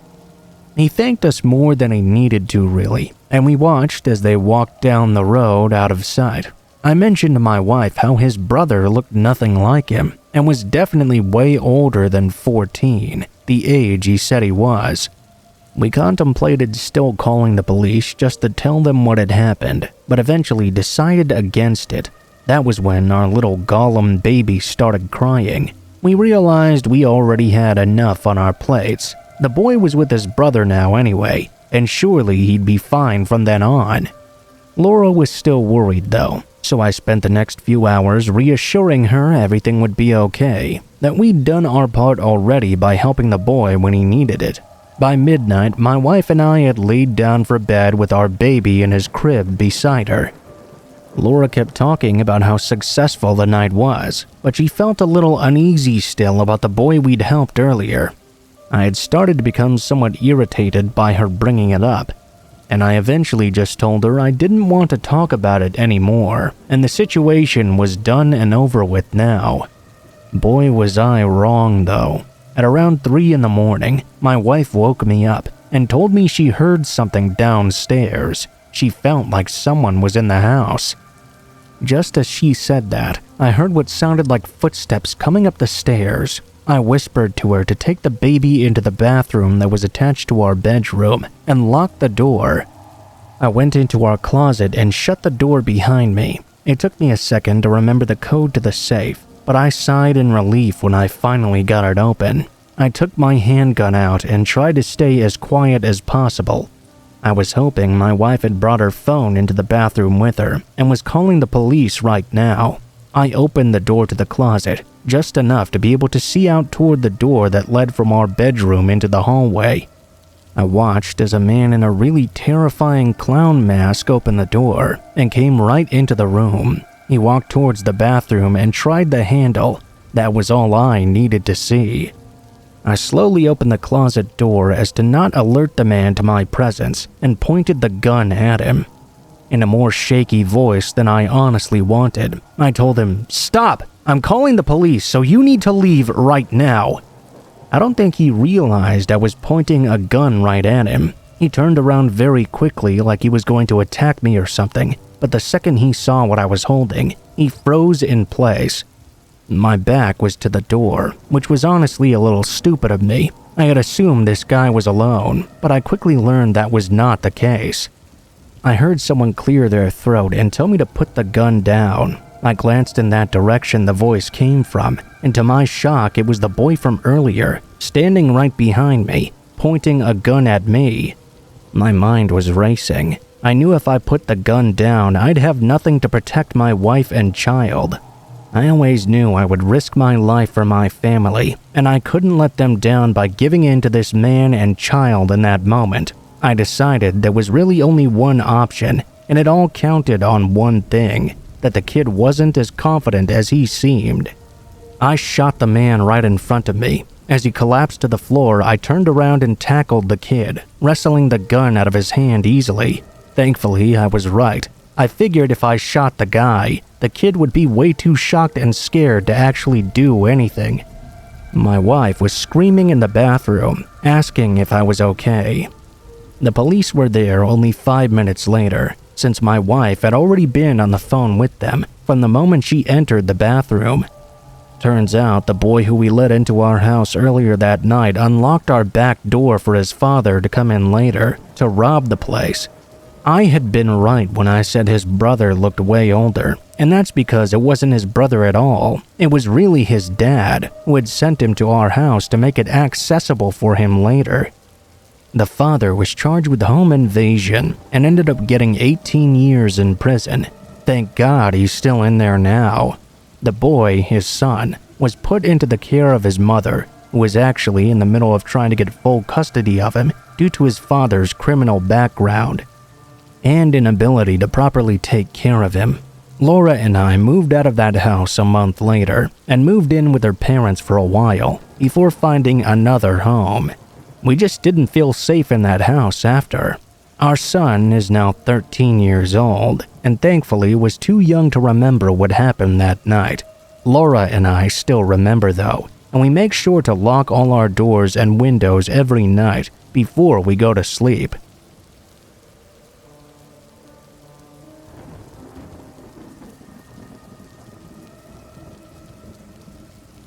Halloween is one of my favorite nights of the year. Even now as an adult, it's fun.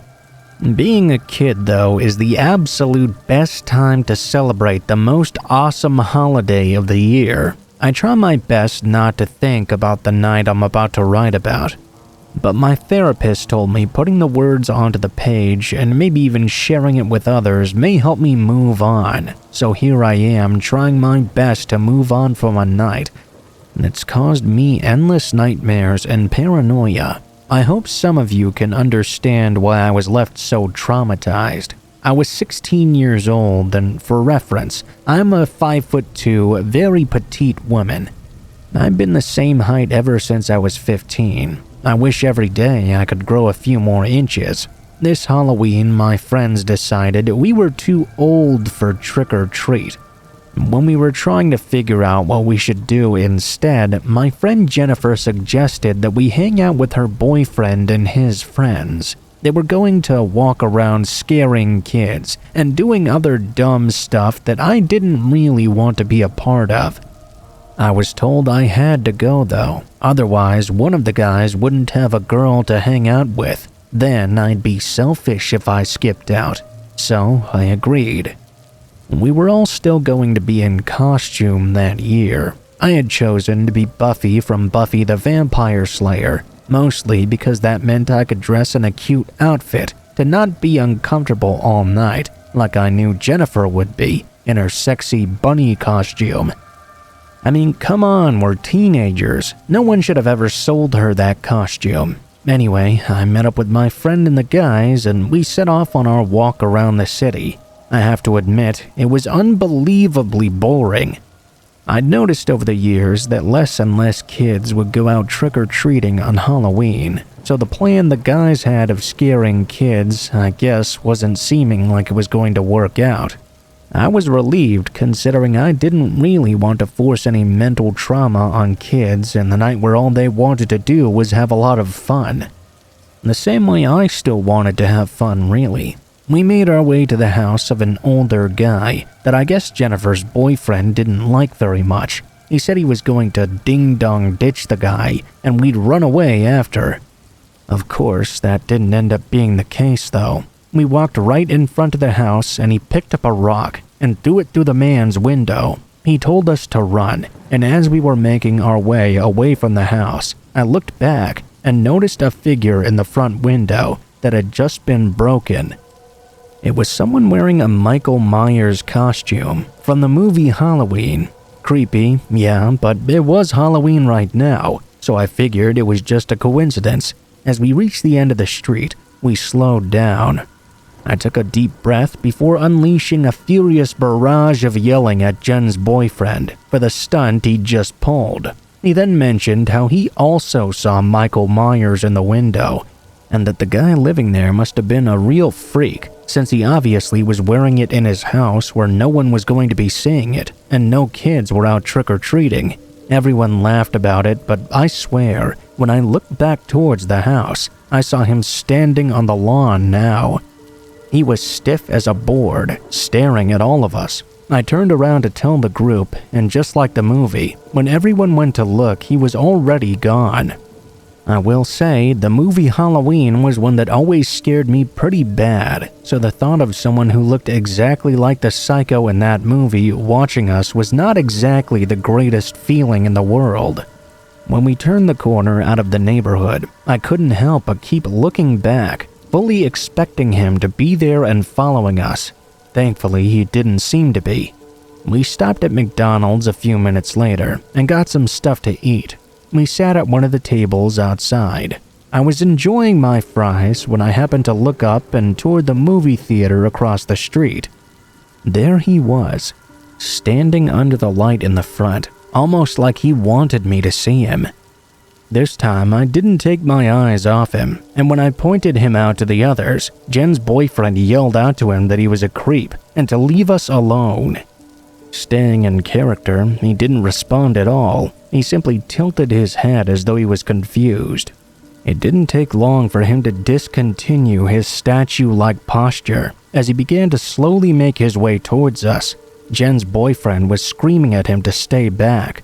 But once he was halfway across the parking lot, I think we all got scared enough that we started running away. Jen ran in one direction with her boyfriend, and the other two guys ran with them. My friend Jane thankfully decided to come with me instead, as we ran into the nearby neighborhood. After a few blocks passed, we came to a halt as we made a plan to get to her house as fast as possible.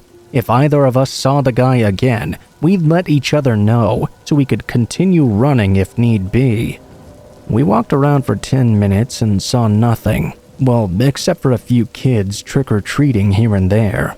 We were walking down a street when the kid coming from a house just ahead pointed behind us and said out loud, "Whoa, cool Michael Myers costume."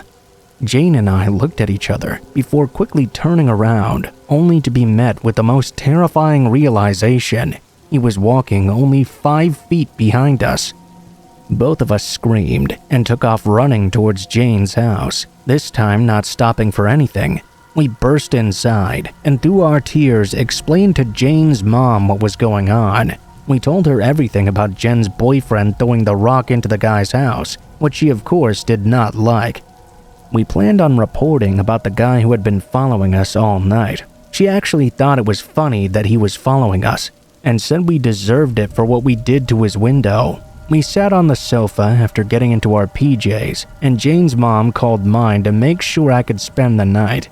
When she came back in the room, she was laughing and said our friend was standing on the sidewalk outside. We should say hi. We were confused. Terror ran through us as we peeked out the window, and there he was, standing there and staring right back at us. We looked at him. Jane's mom was still somehow laughing as we started to cry again, telling her it wasn't really funny and we were actually scared. She realized it wasn't a joke to us and that we were actually upset. She got her husband to go outside and tell the man to leave. He actually did approach the guy, but the guy just walked off. We thought that would be the end of it, but of course it wasn't. After Jane and I had gone into a room to sleep, we talked about how awful the night had been and how much we wished we could go back and undo it. Jane had changed the subject and was talking about a boy she liked when we heard a knock at her window. We absolutely were not about to look at who it was. We weren't that stupid. So instead, we went and got Jane's dad. He walked with us back into Jane's room to look at what was outside. He pulled back the curtains, and there was the man in the Michael Myers costume, standing just outside Jane's window and staring in.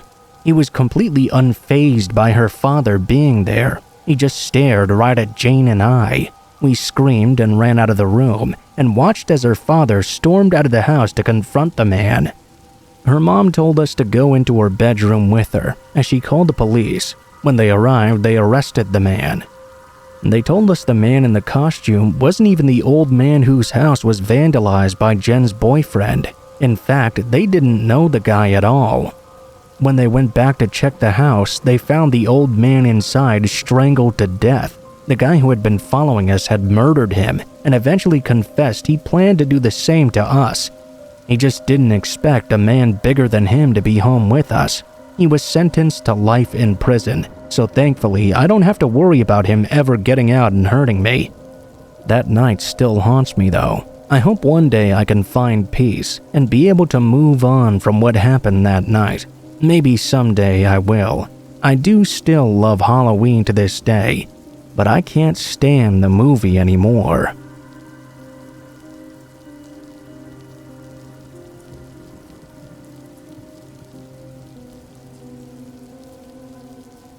The night that this happened to me was many years ago. Probably about 20 years ago now, actually.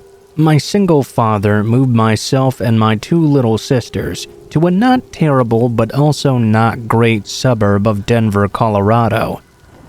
The divorce had really shattered him and our home.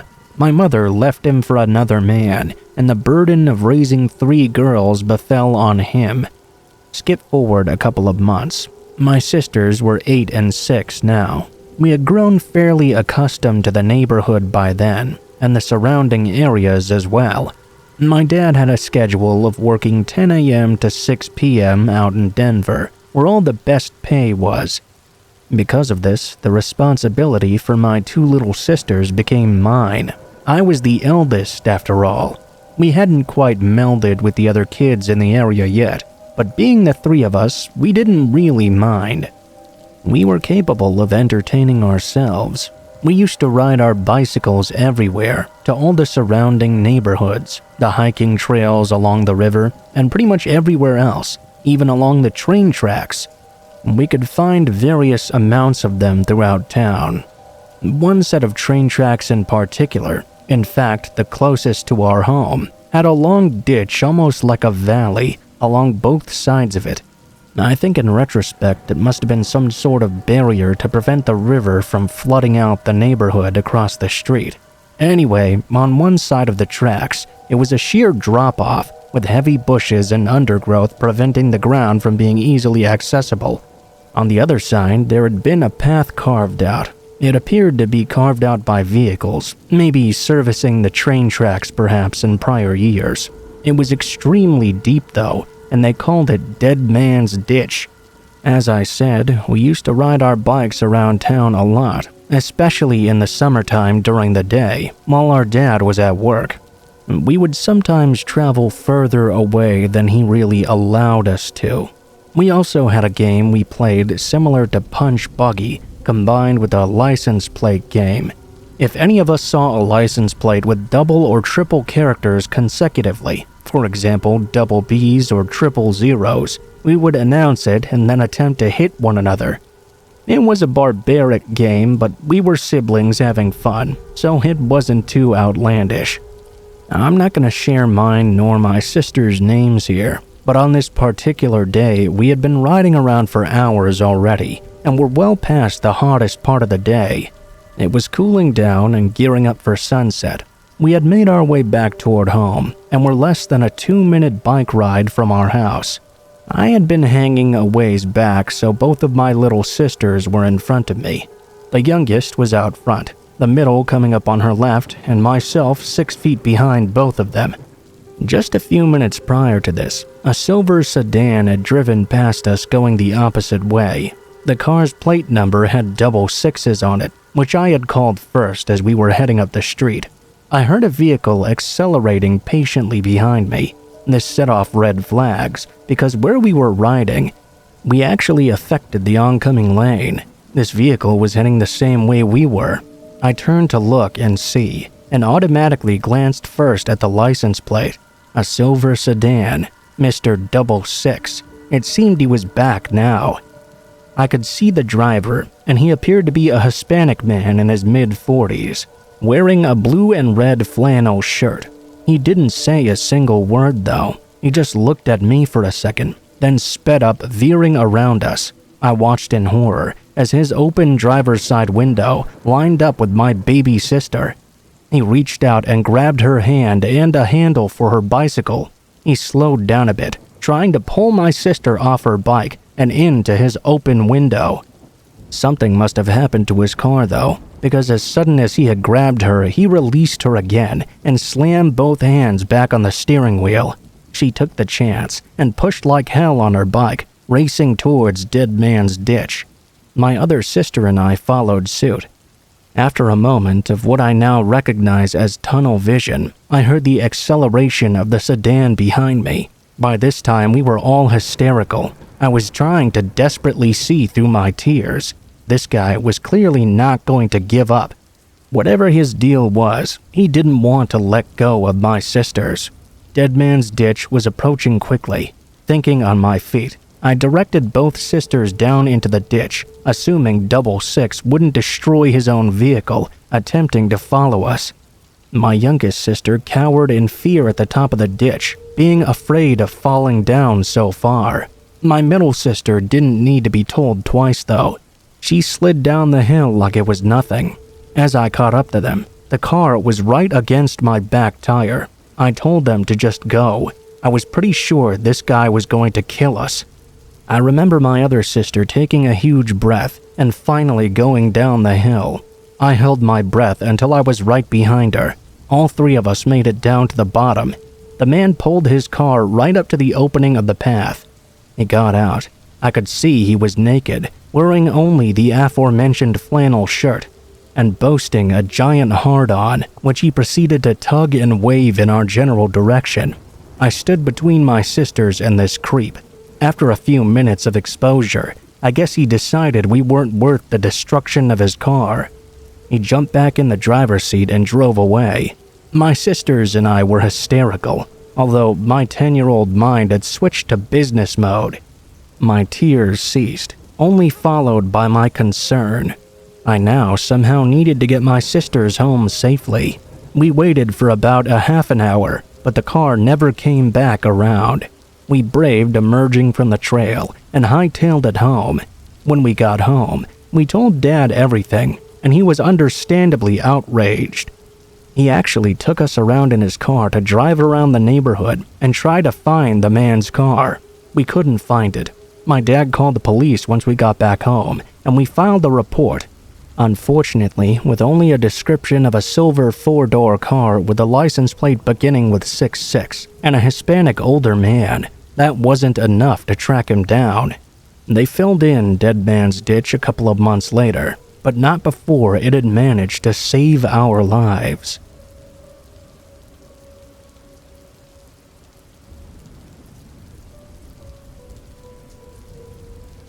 When this happened, I was about 12 or 13.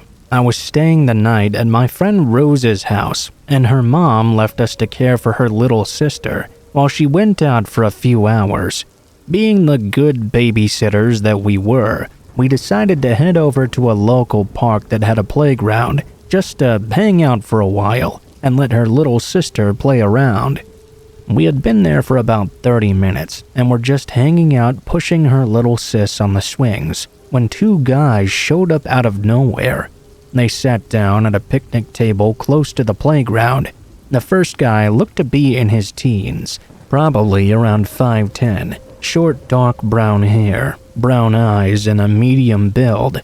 The other guy, though, had to have been in his early 30s. He was very large, about 6'1" and 250 pounds.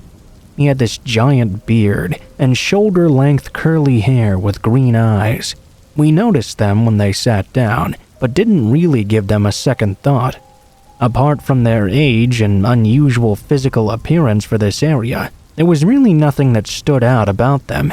That was until the older guy, whose name was apparently Chris, decided to start up a conversation with us. At first, he asked us our names, and they gave us theirs as well. Then they asked what we were up to today, still being fairly polite. As a kid, I was raised to be very respectful of my elders, so I answered him, but kept my answer short. I continued to play with Rose and her sister, and he kept asking us questions. Where were we headed later? Did we want to hang out with him and his nephew instead, who was the younger guy apparently, a guy whose name I can't remember. All of this while getting closer and closer to us. We told them we were going home after Rose's sister was done playing, and that we weren't allowed to go anywhere else. He then offered some beer that he had with him and asked me if I smoked. I'd never drunk any alcohol up to that point, and I wasn't about to start that night. I declined his offer. He then started talking about how pretty I was and asked if I had a boyfriend. Without skipping a beat, he told me he'd recently gotten out of jail and was looking for a young girlfriend. I told him I didn't have one, but that I wasn't interested in having one like him either. During this whole interaction, he would occasionally address his attention to his nephew. From the interactions they were having, I quickly caught on they were in some sort of gang. That's when I started to get a bit nervous. Even I knew you didn't mess with the people in the local gangs. I knew we had to be careful about what we said next. He was quiet after that, and I figured they were going to move on and bug someone else. I was wrong though. He asked me if I wanted to hang out with them again, instead telling us how much fun we would have and how they could buy us whatever we wanted. I told him again we couldn't do so, and we had to watch Rose's little sister. He went quiet again. I know we should have just picked up and left right then, but I had just started getting into my rebellious stage and thought we could handle these guys no problem. Surely they weren't really a threat. We weren't ready to go back to Rose's house just yet. He sat at another picnic table, thinking that if we ignored them they would get the hint and go away. Of course not though. Not 1 minute later, Chris and his nephew came and sat down right next to us. His nephew stayed at one end of our table. Chris came and sat right next to me. He started talking to me again about how pretty I was and how he could be my boyfriend. We should go hang out at his place or whatever. I wanted to go at this point. His nephew actually started looking kind of nervous. He started chatting with Rosa. I could tell though he realized just how young we really were and that his uncle was really about to cross the line. He told his uncle he thought they should go do something else because Rosa and I weren't allowed to do the stuff they wanted. Chris wasn't having any of that though. I don't remember what he said next. He was sitting next to me. The next thing I know though, he put his arms around my shoulders and pulled me into his side. I was completely caught off guard and didn't even know how to react. I'd never had an older guy that close to me, let alone touching me like that. I know I should have at least pushed him away or done something, but I froze. He kept saying again and again how he would be my boyfriend and take care of me from then on, asking me to go somewhere with him. I started slowly trying to get out from under his arm without trying to make a big deal out of it. At this moment, I was getting really scared. He was getting pushy, and I didn't want to piss him off, as it was just us in the park. I couldn't see or hear anyone else around. He then pulled me closer to him, and this time he kissed me. It wasn't just a quick little peck on the cheek either. It was a forceful, lingering kiss that completely threw me off. My mind started racing. I couldn't believe what just happened. Even Rose was sitting there with a complete look of shock on her face. I decided I'd had enough of this, and we had to get out of there. I pulled away one last time. It was now very obvious what he had on his mind. I told him it was getting late and we had to get home, as her mom was expecting us soon. He didn't seem very happy hearing that. I told him maybe after we could come back and hang out with him a bit more. It was obvious he didn't want to let me go, but we promised we would come back after. Finally, I guess he either believed me or decided to just let me go. I grabbed Rose's little sister to carry her home. I had turned around and was getting ready to tell Rosa we had to leave. Suddenly, he seemed to have changed his mind. He rushed over to me and grabbed me from behind. He pulled me into him kind of like a bear hug, with his whole body pressed up against mine. A flood of emotions ran through me at that moment. Fear, confusion, and still a bit of denial he would really do something to hurt me. I knew that was wrong either way. I needed to get the hell away from this guy. I was kind of in a state of shock, but I knew I had to keep my wits about me. I decided to play along and try to work out a way for him to let us leave without making him mad or think I was lying to him. I told him that if we weren't back on time, Rose's mom would come out looking for us personally. I promised him we would just drop her sister off and come back right away. He let me go, but he didn't seem convinced. I told him as convincingly as I could that we had to take the little sister home, and told him to just wait there for us. He seemed to have bought it. We quickly started walking back to Rose's house while he and his nephew sat at the table. As I glanced back, I saw his nephew trying to get him to leave again. I thought, great, they're leaving now. There's no way they're going to see where we're going or follow us. Wrong. Just as I thought they were going to leave in the opposite direction, the guy decided to follow us. We had a bit of a head start, but he was a really big guy and was gaining on us quickly. We hurried as fast as we could. We didn't want him to see where she lived. Once we got to her street, we took off running. We finally got back to Rose's apartment and thought we were in the clear. I could hear Chris calling out my name outside, but I couldn't see him. We got inside as quickly and quietly as we could. Once inside, we went over to the window. I could still hear him calling out my name and getting really close as well. We decided to stay quiet and carefully watch from the window to see if they had seen where we'd gone. Luckily, they walked right past our apartment. We both breathed a huge sigh of relief, then started freaking out. Neither of us had ever experienced anything like that before. We were just glad it was over now. We were in the clear. Shortly after that, Rose's mom got home. Neither of us had any intentions of telling her what had happened that night, as Rose's mom was not exactly the nicest. We were sure we would get into a lot of trouble, even though we didn't really do anything wrong. We went back upstairs and were just chatting with Rose's mom and her younger brother. Then we heard a knock at the door. My heart stopped, as I swore I could hear Chris's voice on the other side. We went back into the kitchen as Rose's mom went to answer the door. It was Chris and his nephew again.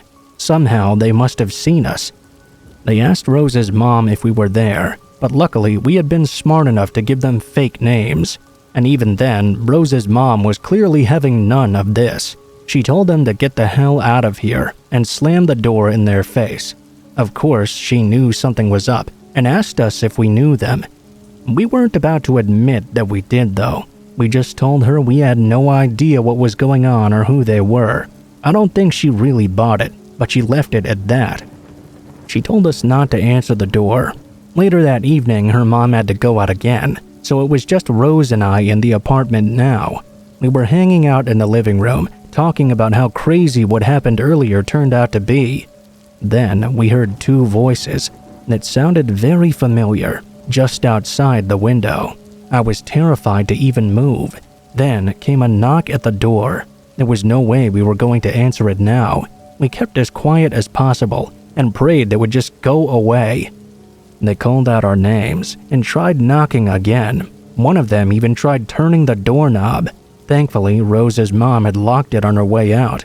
They tried knocking one more time. The last thing we heard was their footsteps walking away from the door. We never saw either of them again, and we didn't go back to that park again for quite some time. It was a surreal experience. However, I will never forget the feel of his body against mine, or how he reeked of cigarettes and beer.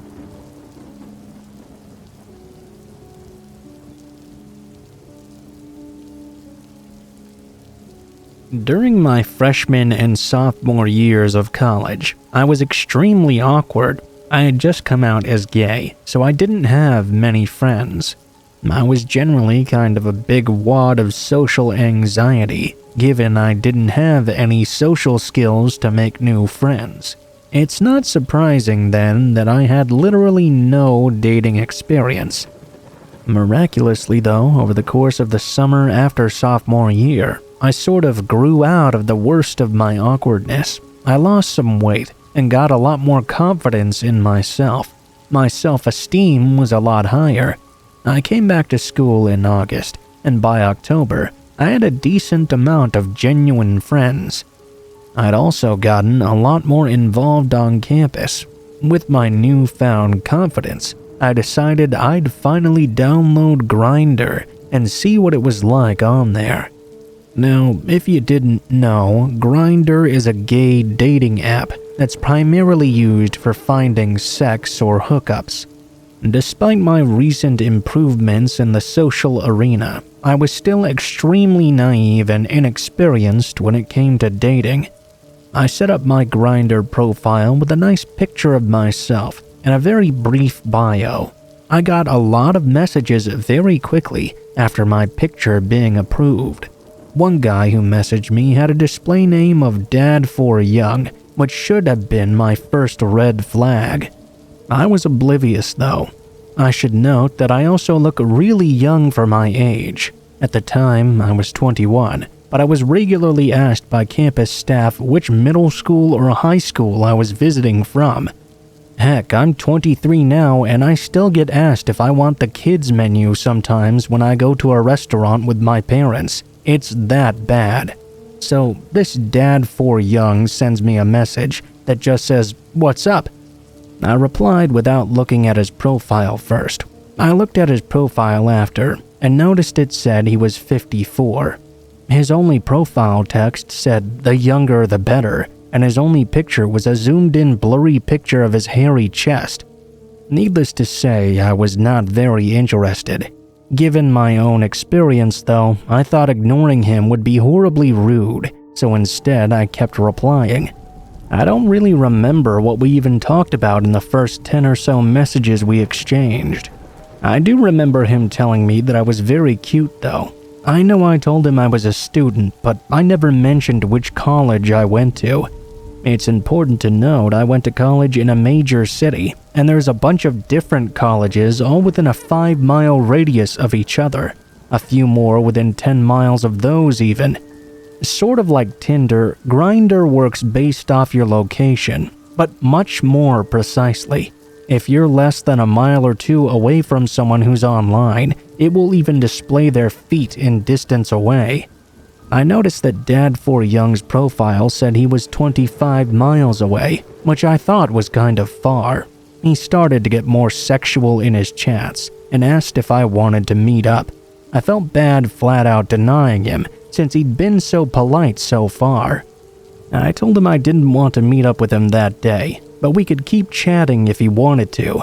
I figured that was that. When I checked 20 minutes later, it said he was offline. About 30 minutes later, I got another message from him though. "Hey, I rode a while to get here. Thought I'd have a nice drive out to Canterbury campus." I'd not told him the name of my college, nor the part of town I was in. I looked at his profile, and now it said he was only 3 miles away. I started freaking out a little, and didn't reply to his messages in the hopes he would just leave me alone. My college campus had a couple of different campus chunks separated by a few miles between them. I lived on the upperclassmen residential campus, which was about 2 miles away from the main one, where all the other student dorms and main buildings were.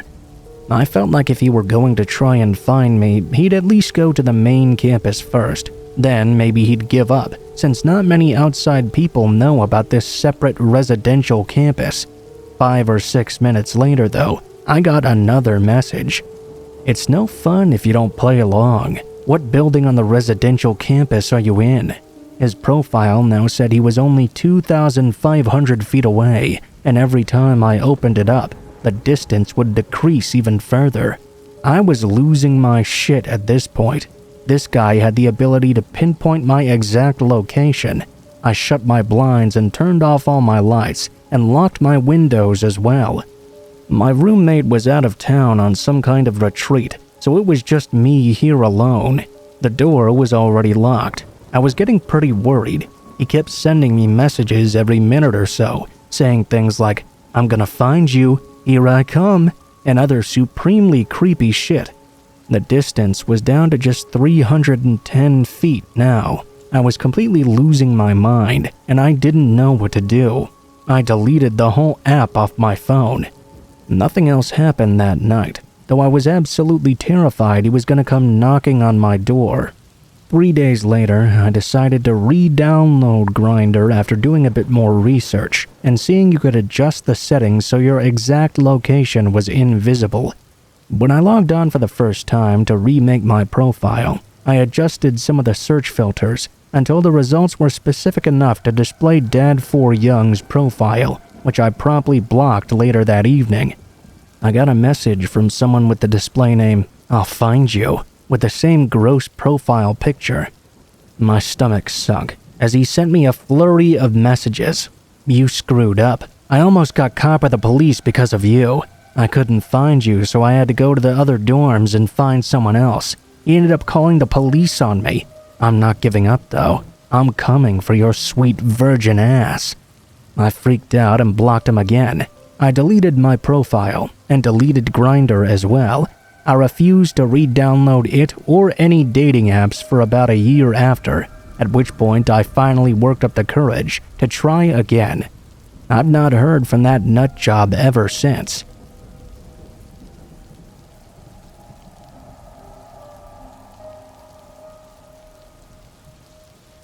I used to date a guy named Norman back in high school. I'm 29 now and have a 9-year-old daughter, so this must have been at least 12 to 13 years ago. I guess we were each other's first real love/relationship. We even wore promise rings, which was a pretty big deal back then. We talked about getting married and what our life together would be like.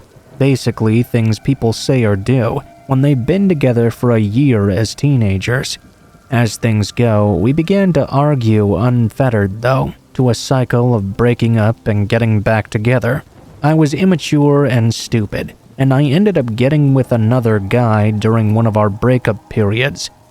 It became a messy love triangle situation, and Norman and I finished up for good after I chose this other guy. Not exactly my proudest moment, but I was 17 years old and incredibly stupid.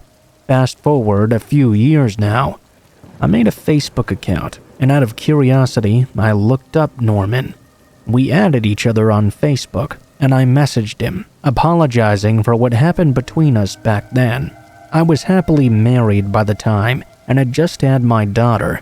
Norman was a good sport about it, and we remained amicable friends via social media.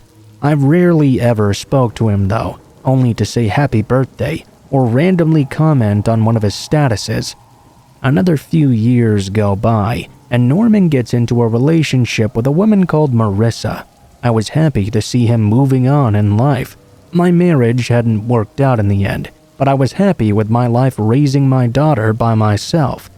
During Christmas one year, I found an old Polaroid picture of Norman and I that we took during a cabin weekend we had taken together whilst dating. I messaged him and recalled how fun it had been. He didn't reply. Later, I found out I was no longer on his friends list. A few months later after that, I got a message from Marissa. She basically said I was a whore and a bitch, and that she'd seen the message I had sent months ago. She told me to never contact him again, and that I needed to get over him. She went on to say how a charm bracelet he gave me back then was nothing compared to what he gave her now, and I was just a cheap shag he had during high school. I never responded. I got off Facebook not long after for a short period of time, before making an entirely new profile and adding only close friends and family. Over the next few years, I would constantly get ads from people I didn't know on my social media. I knew it was Marissa because the first account I mistakenly added began sending me tons of abusive messages, saying that I would never find love. Afterwards, I didn't add anyone else I didn't know personally. Somehow, though, she kept finding me on different accounts. She even tried to add me on Instagram, Twitter. Somehow, she even found out my phone number. She tried to add me on WhatsApp, too. When Snapchat became a thing, I immediately got an ad from a user who had one of my Facebook friend names as their username. I added them, only to find out it was her pretending to be them. I kept blocking all her alternate accounts and maintaining no contact. Honestly, there was nothing else I felt I could do. This year, I joined a dating app and met a guy within the first few weeks of being on it. I thought he was amazing. His name was Nate, and he had a fair few pictures of himself as well. He was average looking, so it didn't raise any red flags with me that this suspicious-looking guy was trying to talk to me. He had an Android phone, so he couldn't FaceTime, but we would speak on the phone regularly. It was definitely a man's voice. We texted a lot over the next few weeks, and things seemed to be going well enough for a meetup. We scheduled a time and place a week beforehand. He asked me about my past relationships. I didn't think too much of it when he asked me about my very first real one. He seemed real keen on the details and asked me if I still had feelings for that ex.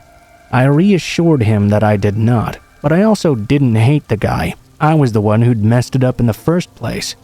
Nate said he was really looking forward to meeting up with me. We had chosen to meet in an outdoor cafe because I didn't like the idea of meeting someone at my house without me actually knowing them.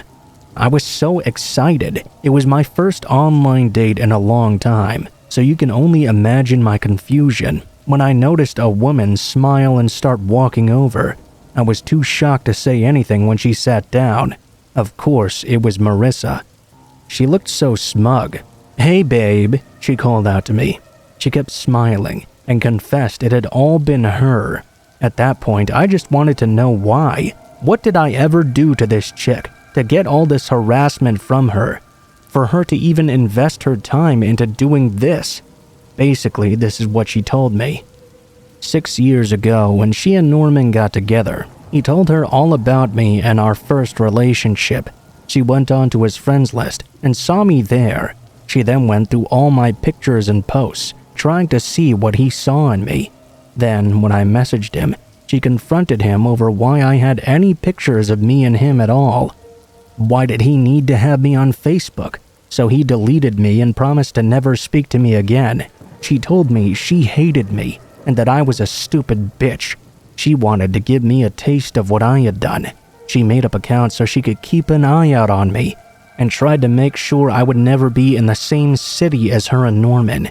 She would walk by places I'd say I'd like and go inside to make sure I wasn't meeting up with him in secret or something. She even found out where I worked. She said the guy I spoke to on the phone was her friend who was in on the whole thing. She had originally planned to make me fall in love with Nate and then have him cheat on me, but she couldn't stand to wait so long. The most disturbing part, though, was when she came to my daughter. The woman had become extremely fixated on her. She was convinced that she shared some of Norman's features and became obsessed, thinking I'd had a kid with him who I'd kept secret. She told me to not even think about revealing this secret to him. She would be the only one to give him a baby. I was beyond horrified. The ending's not very exciting, but I remember getting up from the table and telling her to never contact me again. I got in the car and just sat in there in silence for a while. The first thing I did was call my daughter's school and let the front desk know of a possible situation where someone who is neither her father nor I would try to pick her up. I then called my brother and told him what happened as well. He urged me to call the police, and I did. I ended up getting the whole spiel of how if I didn't have documented proof about her saying these things, they couldn't help me. It's been 2 months since, and I haven't heard anything else from her. My brother thinks that maybe she got what she wanted by asserting herself as Norman's one and only. Maybe now she'll finally leave me alone. I still have a massive paranoia though when it comes to what I post on social media and where she might be lurking next. I even had to tell my family and close friends about the situation and warn them not to add any strange profiles or people they didn't know. Hell, I wouldn't put it past her to know my address and stoop to peeping in our windows or worse every once in a while.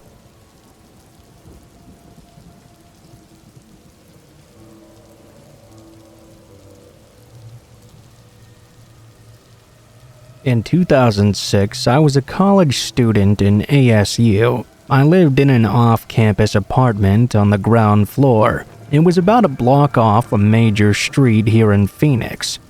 These details are important. In the summer of 2006, Phoenix, Arizona was plagued by 2 serial killers. One was the Phoenix shooter, who ended up being a team of 2 guys, randomly shooting people. The other was a baseline killer, a rapist and murderer. As you can imagine, having 2 serial killers at once put the whole city on edge, and everyone was talking about it. I even saw articles in Time or Newsweek about the situation. In the fall of 2006, investigations had just really started heating up. Now, you may have heard this, but Phoenix is very hot in August. it would get stuffy in my apartment. So I'd leave the window cracked open a little. The morning air was nice. The blinds provided cover anyway. One morning, a strange sound woke me up though. It was at the crack of dawn, at around 4:45 a.m. or so. The sun was just barely coming up. The sound was a tapping sound. It seemed to be intentional, not caused by a tree branch or something. I thought it could be a bird or some sort of animal, something trivial. I ignored it and went to grab a beer instead. After about 90 seconds of silence though, the tapping returned, and it was absolutely purposeful now. That was crystal clear. In my mind, I thought it could possibly be my boyfriend, who thought it was very cute to try and scare me sometimes. I decided I'd be a bit of a brat and make him wait, but I was also getting really angry. How dare he pull a prank like this when I'm trying to sleep? This is just like him. I was gonna have to give him a real piece of my mind about disturbing my resting time like this. The sounds continued. At a certain point, I got up to get a glass of water, still being in the mindset that my first priority was to annoy my stupid boyfriend by ignoring him. He thought this would be funny, so not giving him a reaction would be the best revenge. Out of the corner of my eye, though, I saw some movement through the slit in the blinds. I marched over and yanked the blinds open. I was having enough of this now. I could see now, though, it was definitely not my boyfriend. I was so surprised, I remember yelling out, "What the fuck?" The guy seemed sort of taken aback by my anger, but only slightly. The man I saw outside will be in my brain forever, more specifically his eyes. The feeling they gave me was insanely creepy. Honestly, words can't do justice to how bizarre his eyes looked. They were so dilated they were almost like black orbs, with no whites in them at all. They were absolutely predatory. When I see pictures of Ted Bundy or Charles Manson, that's exactly what he looked like. Even if you saw a picture, it looks different than when you experience it in person. He was crouched down like an umpire or something. He had dark pants, a dark purple shirt, and a dark hat on. He had dark skin as well. I thought he might have been Hispanic, but I later found out he was a very light-skinned black guy. You'll know how I learned his name later. Anyway, after I yelled out the "what the fuck" at him, he whispered into me, "Can I talk to you for a moment?" If you want to know how insanely creepy it is to just hear that sentence, allow yourself to picture it right now. In the darkness, all alone with this guy outside your window, it sends chills down my spine when I think about how it sounded. His hands subtly moved towards his waist. I would later learn that he would blitz attack his victims, and he probably had a gun on him. Now, this was about a 3-second interaction at this point. For some reason, I thought about Ted Bundy and how he pretended to be crippled to target his victims. I thought about my mom telling me not to be nice to strangers and don't be afraid to be a bitch. My thinking wasn't as calculated as all that, but it was more of the nano-processing of how I was dealing with the situation. When he whispered, I started yelling at him. "Hell no! Get the fuck out of there, douchebag!" I smacked the window angrily. I guess the man decided not to try me any further. I laid back down and wondered what that had all been about. What if he needed help or something? But then why would he be tapping and whispering if he was in trouble? He was definitely a creep. I was too annoyed to get back to sleep. I told my roommate about this about an hour later, and she sort of jokingly asked if it could have been the baseline killer. When she said that, my heart sank. His face looked exactly like the police sketches that were on the billboards everywhere. The only problem was those billboards had him with dreads. The man at my window had no dreads at all. Apparently, he was some sort of disguise artist who'd wear wigs to avoid being caught. I called the Phoenix police, and the detective I talked to agreed it sounded like his MO. The suspect would say something to throw off his target, then he'd blitz attack them. The detective said that my angry response had probably made me seem like too much a hassle to actually attack, and so the man moved on. There was some slight problems with the fact I thought the man looked Hispanic when the detective said many witnesses had described him as black. I thought they might want to come out and try samples of surveillance video or something, but I didn't hear back from them for a while. My parents freaked out. They got me pepper spray. We tried to leave the apartment complex, and we learned another tenant had complained about the exact same thing. I never learned the full details, but apparently this idiot was going around the whole damn complex trying to find a new target. The stupid apartment wouldn't let us out of our lease, so we moved to a second-floor apartment right above our old unit. The neighbors who moved into our old one were obnoxious tweakers who would do meth and play Pitbull on repeat for hours and have night fights at 11 a.m. on weekdays. Honestly, there were times I wondered if that might have been a worse experience than the actual serial killer who came to my window. Perhaps that unit was cursed somehow or something. Anyway, on the 4th of September 2006, they finally arrested the guy. I think the detective hadn't called me back in all that while because they were only days away from arresting him. When I saw his mugshot, I was sick, but I was also relieved.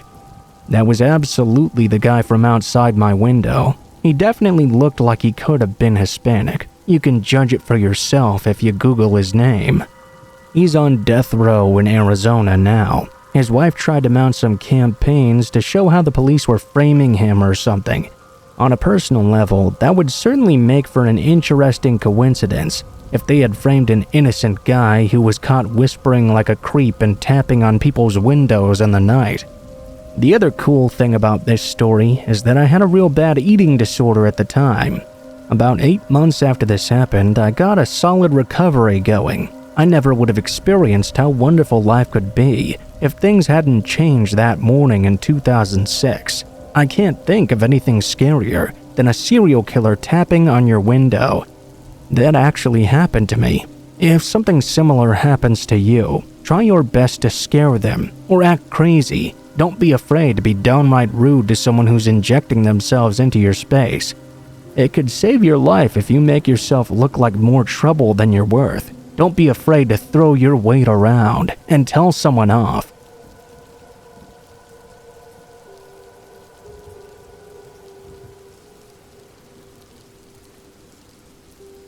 During some cave exploring, my family and some friends were in some very deep caves. As we were starting to head back out, we found a little layer about knee-high in the rock.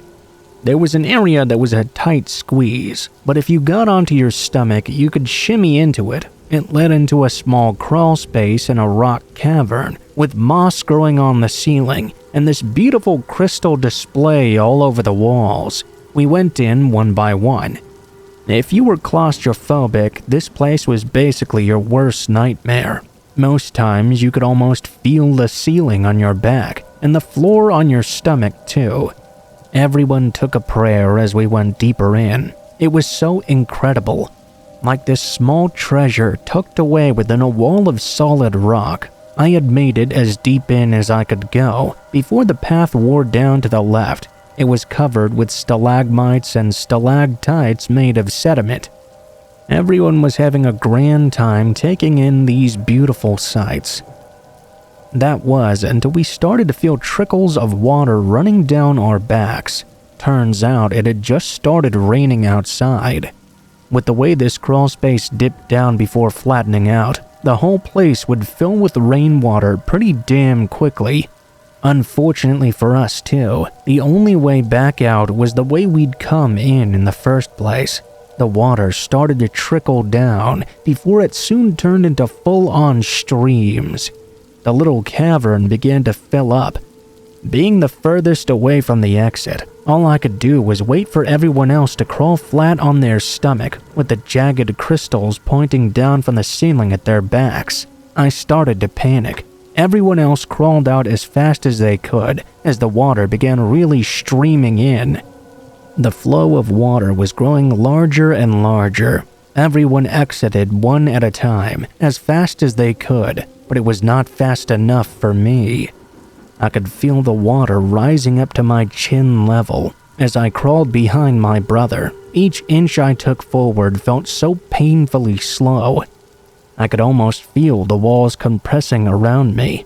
The water was unrelenting, now splashing hard against me. My panicked squirms just barely managed to get me up and out of the water just as it was rising over my lips.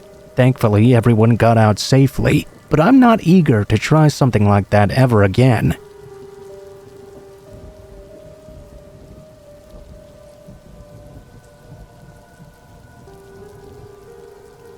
I was roughly 8 or 9 at the time of this incident. I remember the attachable LCD screen for the PS1 had just come out, which I guess would put this around 2001 or so. My mother, older brother, and I took a trip one afternoon to our local Toys R Us. My brother and I would typically skip the rest of the store and head straight for the video games section. I guess my mom thought the store was safe enough to leave us in that area while she looked around the other sections. This area was pretty well lit and had its own checkout counter and attendants as well. It would have been very stupid for a potential creeper to attempt to grab a kid under those circumstances. But you know, some of these sickos tend to premeditate all about this. My brother and I split up to check out the newest games, and after a few minutes, I noticed some random guy was talking to my brother, someone who was definitely not an employee. He was a tall Caucasian guy with a slim build, gray hair and a buzz cut, and seemed to be in his 40s or 50s. They talked for a minute, then the guy went about his business. I went up to my brother and asked him what this strange man had wanted. My brother was more quiet than usual. He simply stated that the man had offered to buy him anything he wanted from the store if he did the man a favor in return. When I asked what that was, my brother did not respond. I guess as a kid, I couldn't really fathom the man's true intentions. I honestly thought he was genuinely going to buy a gift and leave us alone forever. The only thing running through my head was to grab the most expensive game console I could and find the guy again. As you can imagine, I was very naive. My brother knew better, thankfully. He grabbed my arm and told me to forget about that devil's deal. He dragged me towards our car. A little while later, I looked at the adjacent street and spotted the man again. I pointed towards him and told my mom about what happened earlier. The man was just staring at us. He drove away in his Jeep, possibly still reeling from almost getting caught. Looking back, I'm glad the man didn't approach me instead. I'm not sure I would have been as smart and quick thinking as my brother was.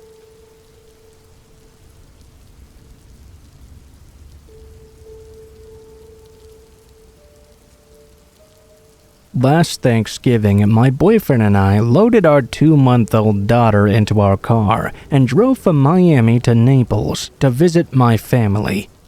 Being new parents who were extremely nervous about taking such a lengthy trip with the baby, we prepared for every possible scenario. We left shortly after 12, my boyfriend behind the wheel. We hit the highway, which was swollen with holiday traffic. After about an hour of driving, the baby became quite fussy. We pulled over at a rest stop to feed her and change her diaper. While I was changing her, my boyfriend stood outside the car stretching, when suddenly he called my name.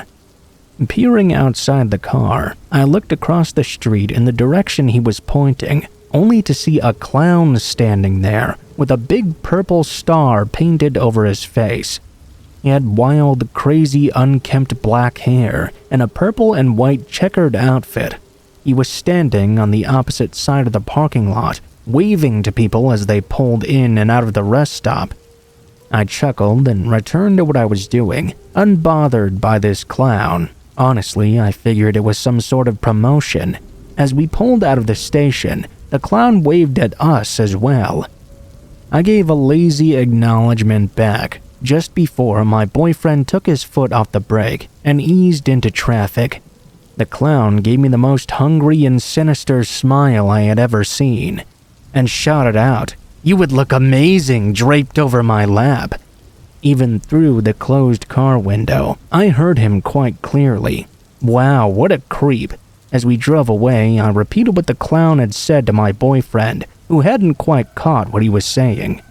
For a few minutes, he was dead set on turning around to confront this creeper clown, but I told him that obviously wasn't worth it. We still had a long drive ahead of us.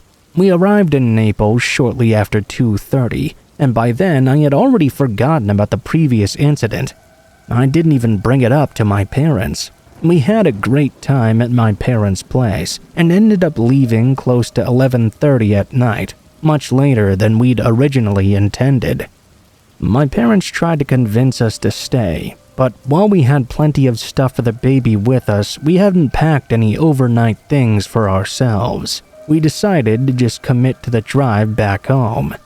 Besides, we figured that there would be a lot less traffic out now, and it would take a much shorter amount of time to get home. My boyfriend had been driving for about 45 minutes when he asked me if I wouldn't mind taking over. He was having a hard time keeping his eyes focused. I told him to pull over at the next rest area, and I would take the wheel. After a few minutes, we see a sign for a rest area up ahead, and pull into this one. Mind you, it was not the same rest stop as the one before. It had no bathrooms, vending machines, or anything. It was basically just a long parking lot with one row of parking spaces, which looped back onto the road. My boyfriend pulled the car into a spot nose first, so it was facing a long chain-link fence. In the area beyond it, there was just trees and what looked to be a big swamp. I couldn't see anything specific in the glow of the headlights. He put the car in park and left the engine running and the lights on as he climbed out of the driver's seat.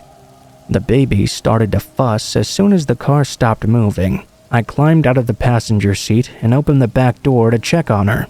My boyfriend climbed into the spot I'd just vacated and immediately shut his eyes after I confirmed the baby was fine and would probably fall back asleep soon. I shut the back door and made my way over to the driver's seat. That's when I heard the sound of the chain-link fence in front of us rattling and something being dragged across the metal links, steadily drawing closer. I turned in the direction of this noise, and for a split second I only noticed the dark outline of a figure on the opposite side of the fence. They stepped into the light of our headlights, and I now saw. It was the exact same clown from the previous rest stop. Except this time, he had a large red stain splattered across his purple and white costume and was dragging a broken beer bottle across the fence. He pressed his face directly into the gaps in between and smiled at me. He cackled. "Hello again." He started making lewd gestures with his tongue. I was at a loss for words. It was so unbelievably surreal that I could only really stare at him in disbelief. In horror, not knowing whether I should be truly afraid or start laughing at the absurdity of this situation. My boyfriend sat up in the passenger seat and screamed to get going. The baby started crying out. The sound could be heard across the silent parking lot. The clown then immediately started singing a lullaby in a grotesque, uneven voice. My parents had given us a set of fancy glasses for our dining room table. My boyfriend opened the door for a brief moment and launched one directly at the clown. The glass shattered against the chain-link fence and sprayed tiny razor projectiles all over the clown. He hissed and immediately booked it to the end of the fence. Me and my boyfriend slammed our car doors shut to make sure they were closed and locked them fully. I threw the car into reverse and backed out of the spot. As we put the car back in drive, I could see the clown charging towards us from across the parking lot. My boyfriend yelled at me to run him over, but I swerved to avoid him and floored it out of the area and back onto the highway. For the next several minutes, my heart was racing, convinced that at any moment a speeding car would come up behind us and try to run us off the road or something. Fortunately, that never happened. We were so shaken and traumatized that all we could do for the rest of the way home was ask each other over and over again what the hell had just happened. We could only speculate as to what the guy was doing out there at 12 a.m., dressed like a clown in the middle of the Everglades. especially on Thanksgiving night. We considered that he was just trying to mess with people, but you would need some serious balls to pull that kind of stunt in the Everglades. The people that live around here don't put up with that kind of nonsense. And even if he was trying to prank someone or something, what was he doing there, hiding behind a dark fence in front of a swamp? Waiting for a completely random car to show up so he could traumatize them? I don't know if the stain on his suit was blood or something, but it definitely made us feel threatened enough that we felt justified throwing something at him. Seeing as how his response was to charge immediately, I suspect his intentions were hostile from the very beginning. The fact we had seen him earlier that day made the situation even worse because it almost felt like he was stalking us. My boyfriend has a license to carry a gun, so all I can say is it's a good thing he wasn't packing that particular night.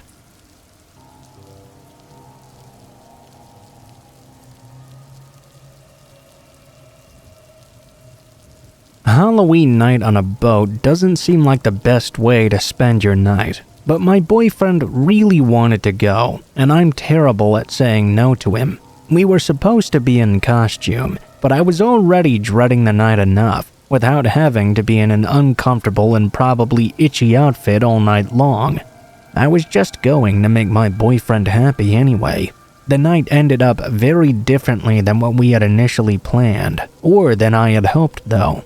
We arrived at the docks about 30 minutes early to make sure we got a good spot on the boat. They were selling tickets right then and there, so if you showed up too late, you wouldn't be able to go. We got on board, and I saw it was already packed with people that were drunk and acting like idiots. I was not at all excited for the night to come. I've always been an introvert at heart, and my boyfriend at the time was extremely extroverted. Pretty much the whole opposites attract sort of thing, I guess. Looking back now, he really should have understood how uncomfortable that night would make me. We could have compromised and done something both of us would enjoy, but with him it was all about what he wanted the most. Most of the night I would spend sitting at a table, just waiting for it to be over. My boyfriend had ditched me immediately the second he saw one of his friends was there. It was proving to be just as horrible a night so far as I thought it would be. We were a mile off the coast now, and I had nowhere else to go. Then, to make things even worse, the boat suddenly stopped. The lights went out, the music stopped, people started to boo like it had been done on purpose, but I knew immediately there was something wrong. I started asking the crew what was going on, but they didn't seem to know either. Drunk, bored people are the worst people in the world to be around, by the way. A bunch of them thought it would be funny to run from side to side and try to sway the boat. It rocked a little bit, but there wasn't much success at all. The captain came out soon after and made an announcement that they were trying to get help from the Coast Guard, but weren't having much luck getting through to anyone. He told us that we might be there for quite a long while. It was starting to get really cold, and I couldn't find my boyfriend anywhere. It was so dark that all I could see was the glow sticks that people were wearing, or the occasional phone screen lighting up a patch of darkness. I sat down towards the front of the boat, and all I could do was wait. That's when a man sat down beside me and put his arm around me. With alcohol in his breath, he asked me why I was sitting there all alone. I shoved his arm off me and stood up to walk away. Apparently, he didn't like that one bit. He grabbed me by my wrist and pulled me back down so hard, I thought my tailbone must have broken when I hit the metal deck. He laughed and told me I'd be staying with him for the rest of the night. I was scared and confused, but I knew the night would be over soon enough. The fear I had almost made me not able to move, so I sat there with that man as he gripped my wrist tight. Finally, after a few moments, my boyfriend found me and asked me what I was doing with another guy. I tried telling him what just happened, but he refused to believe me. He actually thought I was cheating on him. Instead of trying to help me, he just walked away. I was immediately devastated. This only made the guy who was holding me think I was his to keep for good. He said that because I was single now, I was his. He even had the audacity to tell me that I'd be going home with him tonight too, just because he said so. I stood up again, trying to get away from this psychopath, but this time he jumped up and grabbed me by the waist. He whispered in my ear, "If you try to get away from me again, I'll make sure you never make it off this boat." My heart started to race. I knew this was a situation I wasn't meant to be in. There had to be a way to get away from this man. As we were walking through the crowds on the boat, I decided to make a run for it. I punched him in the gut and shoved him away from me. I ran through the sea of people in front of me, eyes wide so I didn't run into anything that would slow me down. Eventually, I found the women's restroom. I ran inside crying, and the other woman inside asked me what was wrong. I told her about the guy who had been following me. When to my surprise, the man burst through the doors looking for me. None of the women comforting me hesitated for even a moment to jump on top of him. They all tackled him to the ground. It was so dark that I couldn't really see what was happening, but judging by his groaning and screams of pain, it was obvious that whatever they were doing didn't feel so good. I listened and watched as much as I could. I could make out they were throwing punches and kicks at him, hitting him in the head over and over until he was unconscious. As they were dragging him out of the bathroom, the lights turned back on. Everyone turned to look. It must have been a real sight to see, since everyone was surprised when I saw him. He looked much worse than I'd thought he would. I could only see so much in the darkness, but when the lights came back on, it was easy to see the damage they had done. His face had become barely recognizable. His clothes were completely torn apart, almost ripped off his body. He was red from the beating. Obviously, he'd have some bad bruises the next morning.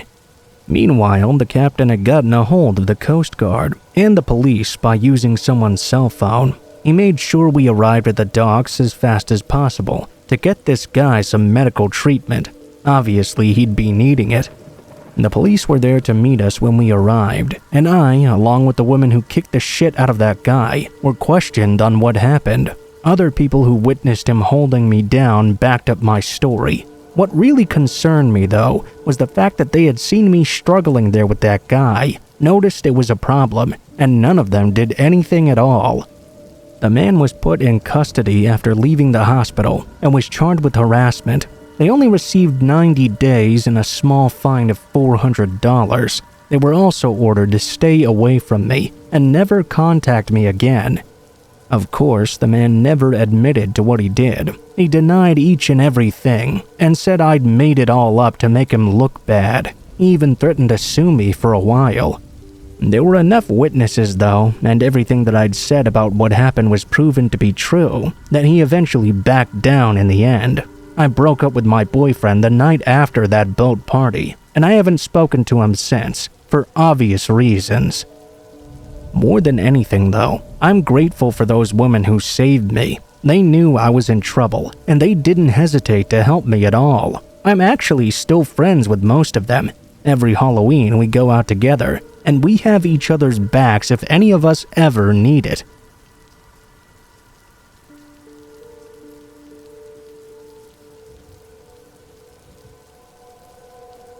Everyone always tells me it's okay, that I'm being too dramatic, that they're not really bad people, they're just drunk. But parties with my family really ruined my childhood. My parents, especially my mother, really liked partying, seeing friends, getting drunk, and the whole package. Nothing special. Yeah, sure, everyone loves having a little fun sometimes, and I can fully understand that. Since I was little, though, my mother always had a really close friend. He'd be around 55 now, I guess. He would always come home with his wife and they'd drink a whole lot. Sometimes he'd even do so much his wife would even be ashamed of him. He would get that bad. When all the family was wasted, my mom forced me to join in with them. We're having fun, come on, don't ruin the party. You're a pain in the ass, always complaining. What's the problem now? I was the one parenting all of them. I was protecting the dog because they would throw their empty bottles at her. They would pour beer in her bowl and make her drink it. I was warning them over and over because they were getting way too rowdy and drinking way too much. I basically had to babysit them all every time, even though I was only around 11 or 12 years old. One day, I was filming and having fun with my mom's friend. We were having a genuinely nice moment, to be honest. It was just me and him, and we were dancing. So far, there wasn't really anything weird in this situation. Then he stopped me though, and started to say things that scared me real bad. "You know I could be your father, right? You're so young. Oh, do you remember when you were a child and you said I was your lover? You said you were in love with me." I didn't know what to say. I felt terribly uncomfortable. He grabbed my butt and whispered in my ear, "Oh, you say nothing when I do that, huh? That's not good." Then he just kept on dancing like nothing happened. I did get a recording of this, but I deleted it. I felt too ashamed in that moment. I was feeling stressed, ashamed, bad, scared. I wasn't hiding it either. My mom's friend sent me a message right after this. "Are you mad at me?" I felt intimidated. "No, don't worry." I was about ready to just go to sleep. I told everyone goodbye when that fucking friend grabbed my head and tried to kiss me on the lips. After that, he would stare at me all day long. It was a nightmare. I didn't say anything. I waited for 2 years before speaking up. The first person I told was my dad. He looked desperate and sad, and then he just walked away without doing anything. I tried to tell my mom too. At first, I lied and said this had all happened to my best friend. She gave me the whole, "He should tell his parents. That's awful. I hope he's doing better now." When I finally told her it happened to me though, she changed her mind immediately. "What? He did that? He was drunk. He didn't mean to do that. Maybe he just touched your hair. Don't tell me he did that to you. He's my best friend. It was 2 years ago. I mean, he won't remember. Come on, it's nothing." I cried. I just couldn't deal with this anymore. Every time I tried to tell anyone something, I would never be taken seriously, especially by my family. That's why I stopped telling them altogether and started to avoid them ever since. Maybe they're right, I don't know, but that's not the only thing that's happened since then. I can't even sit next to them during a party. I can't even look at them, simply because I'm so scared. I was only a child back then.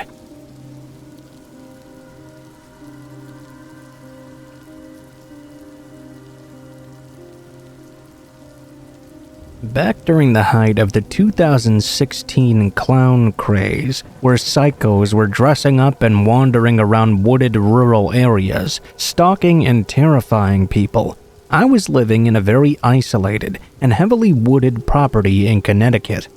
My driveway was so long that my house couldn't even be seen from the road. I'd never once had a problem with trespassers before, so my kids were free to play outside in our yard whenever they wished. One afternoon, I was inside the house on a conference call when my 8-year-old daughter suddenly ran inside. She stated that there was a clown in our driveway. For the first several seconds, I was very annoyed. I was convinced she was either playing a joke on me or just seeing things. I excused myself from the call for a moment and asked her what she was doing there. She simply replied, "It's pointing at us." Something in the way she said that made a chill run through my spine. I stood up and walked out the front door and onto my front steps.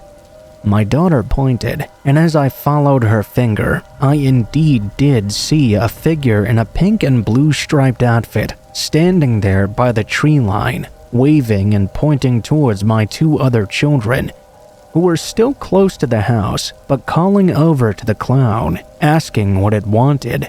I immediately called my kids back over to me and locked my front door with all of us inside. I told them all to stay put and grabbed my stun gun from its spot. I got into my car and called my husband. As I drove my car out of the garage and down the driveway, I told him what was going on. He told me to keep the car doors locked and not get too close to this clown. I decided, at least for the time being, not to call the police. It would take them more than half an hour to get there anyway, and by that time the clown would likely be long gone. I didn't want to just disappear into the house and wait for the chance this person would get bored either though. I wanted to confront him and tell him to stay the hell away from my property and from my kids. The clown was no longer by the tree line as I left the garage. As I drove further down the driveway, I could see into the trees a short way away. He was jogging at a brisk pace. When he heard my car coming, he stopped and turned around. He looked back towards me. He wasn't wearing a mask, but his face was heavily made up, complete with a clown nose and everything. What really shook me was that he appeared to be holding a croquet mallet in one of his hands. He waved at me before running away into the woods. I slammed my brakes and rolled down my window halfway, screaming at him to get the hell off my property. I floored it to the end of my driveway and drove back and forth in the hopes of finding a parked car with a license plate I could then report. I didn't see anything suspicious or out of place though. I returned home to check on my kids, who were more amused and excited than afraid at all. I kinda kicked myself for not taking a picture of the clown on my phone, just to have a record of it in case I needed to report it and someone didn't believe me. I told my kids they had to stay inside for the rest of the day and figured I would never see this clown again. Whoever it was had clearly gotten his kicks and certainly wouldn't risk trespassing on my property again. The kids were asleep later that night, and my husband and I were skimming through Netflix. I got up to let the cat out. I'm not exactly positive on what I saw, but there was definitely something across the yard. I could see the movement out of the corner of my eye. I could also see what I thought was a shadow of something being cast by the moon. Whatever it was soon disappeared around the corner. I turned on all the outside lights. My husband and I looked around, but whatever I had seen did not reappear. It could have been a deer, I suppose, but I have reason to suspect it was that clown from earlier. That's because the following morning, when I drove my car to the end of the driveway, there was now a purple balloon tied to our mailbox, and a little potted plant at the base of the post had been smashed in, as if something big like a mallet had been brought down on it. Worried the balloon was an indicator of some kind, I immediately untied it and let it fly off into the sky. The rest of that day passed by without incident. By the following afternoon, I'd forgotten all about the clown. That is, until my kids came back inside and told me the clown had returned and was pointing at them again. I yelled at the kids to get inside, but instead of going to my car this time, I grabbed my phone and stun gun and stupidly charged right out the front door. I stomped across the yard, determined to get evidence this time. Hopefully, I could stun him and hold him down until the cops came and dragged his ass away. I never saw him that time, though. Instead of just keeping my kids shut inside, I loaded them in the car and drove over to my parents. This time, they were much more spooked by the clown. I began to become concerned. Perhaps my kids were not safe in the yard anymore. I asked them if it was the same clown as before. They said it was, and that this time, instead of a croquet mallet, he was holding a sledgehammer. Now, to be fair, I don't know if that's true or if they just didn't know what a croquet mallet was. The following day, I decided to become a little more proactive. My parents let me borrow their black Labrador named Groucho. He was a friendly dog but had a tremendously loud bark and was fiercely protective of the kids. For 2 days, nothing else happened. I was starting to hope this mysterious clown had moved on to harass someone else. That's when the worst happened, though. I was returning back up the driveway in the car after grabbing the mail. As I was doing so, I noticed something I couldn't believe. The clown was sneaking through the woods. Groucho was in the back seat and immediately started barking, loud enough to almost rupture my eardrums. I slammed on my brakes and immediately called the cops this time. I told them there was a trespasser on my property and he was carrying a weapon. As I was on the phone with the cops, another call came in on my cell from the house. My oldest daughter was crying, saying there was a clown standing on our back deck right outside the sliding door. This one, though, was dressed all in orange, with blue face paint. I floored it back to the driveway. I threw my car in park, and when I reached the garage, I noticed the second clown sprinting towards the woods. I opened the rear door, and Groucho tore off after the guy like a ballistic missile. He caught the clown right by the tree line. The guy started screaming as my loyal dog leapt on top of him and tore away at his costume. I distinctly heard two separate male voices yelling in the trees, though I couldn't make out exactly what was being said. My daughter was still on the line and confirmed to me that all the kids were inside. I went after my dog into the woods. When I found Groucho, he was limping slightly. I was infuriated. I saw he'd been stabbed with what could have been an ice pick or a screwdriver. Ultimately, though, he seemed pretty unbothered by the injury. When the cops arrived, I gave them my statement. They searched the woods. About an hour later, I got a call saying that two men had been pulled over and arrested several miles away for reckless driving. One of them had severe dog bites on both legs. Groucho went to the vet and got bandaged up. Fortunately, he's been perfectly fine ever since. I've never heard any follow-ups pertaining to the arrest after, but the whole situation still amazes me. Getting to our house in the woods is not an easy 2-minute hike. These men would have had to walk a good 20 minutes through the thick forest in full clown makeup and costume just to get close enough to see our house in the first place. All for the sake of pranking and terrorizing my family, who was just minding their own business. Their motives are completely lost on me. The more research I did on this whole clown thing, the more I think it was some kind of test or initiation, and not just something bored people were doing to pass the time. They put real effort into stalking us, and ultimately were rewarded with a severe dog attack. I think they got pretty lucky, though.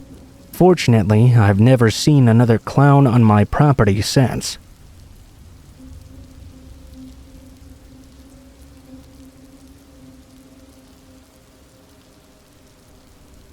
This is going to sound a little bit far-fetched, but I wouldn't be telling it if it wasn't true. It was by far the most terrifying night of my life, and I'll remember it forever.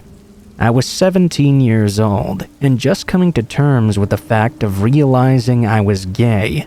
I won't go into too much detail of that whole aspect, but it is relevant to the story. I just tearfully came out to my parents, who thankfully accepted me the day before Halloween.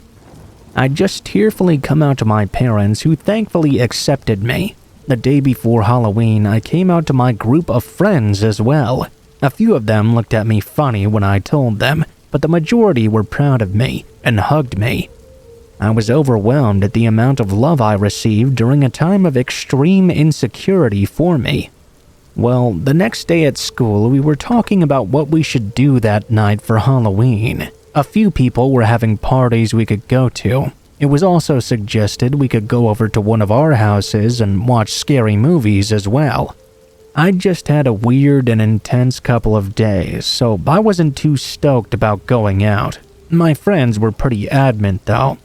I should join them and have fun being the person I was hiding away for so long. I was happy to have their support, so I agreed. We went to a party. Everyone was so welcoming and great to me, it was like nothing had changed at all. I was extremely happy.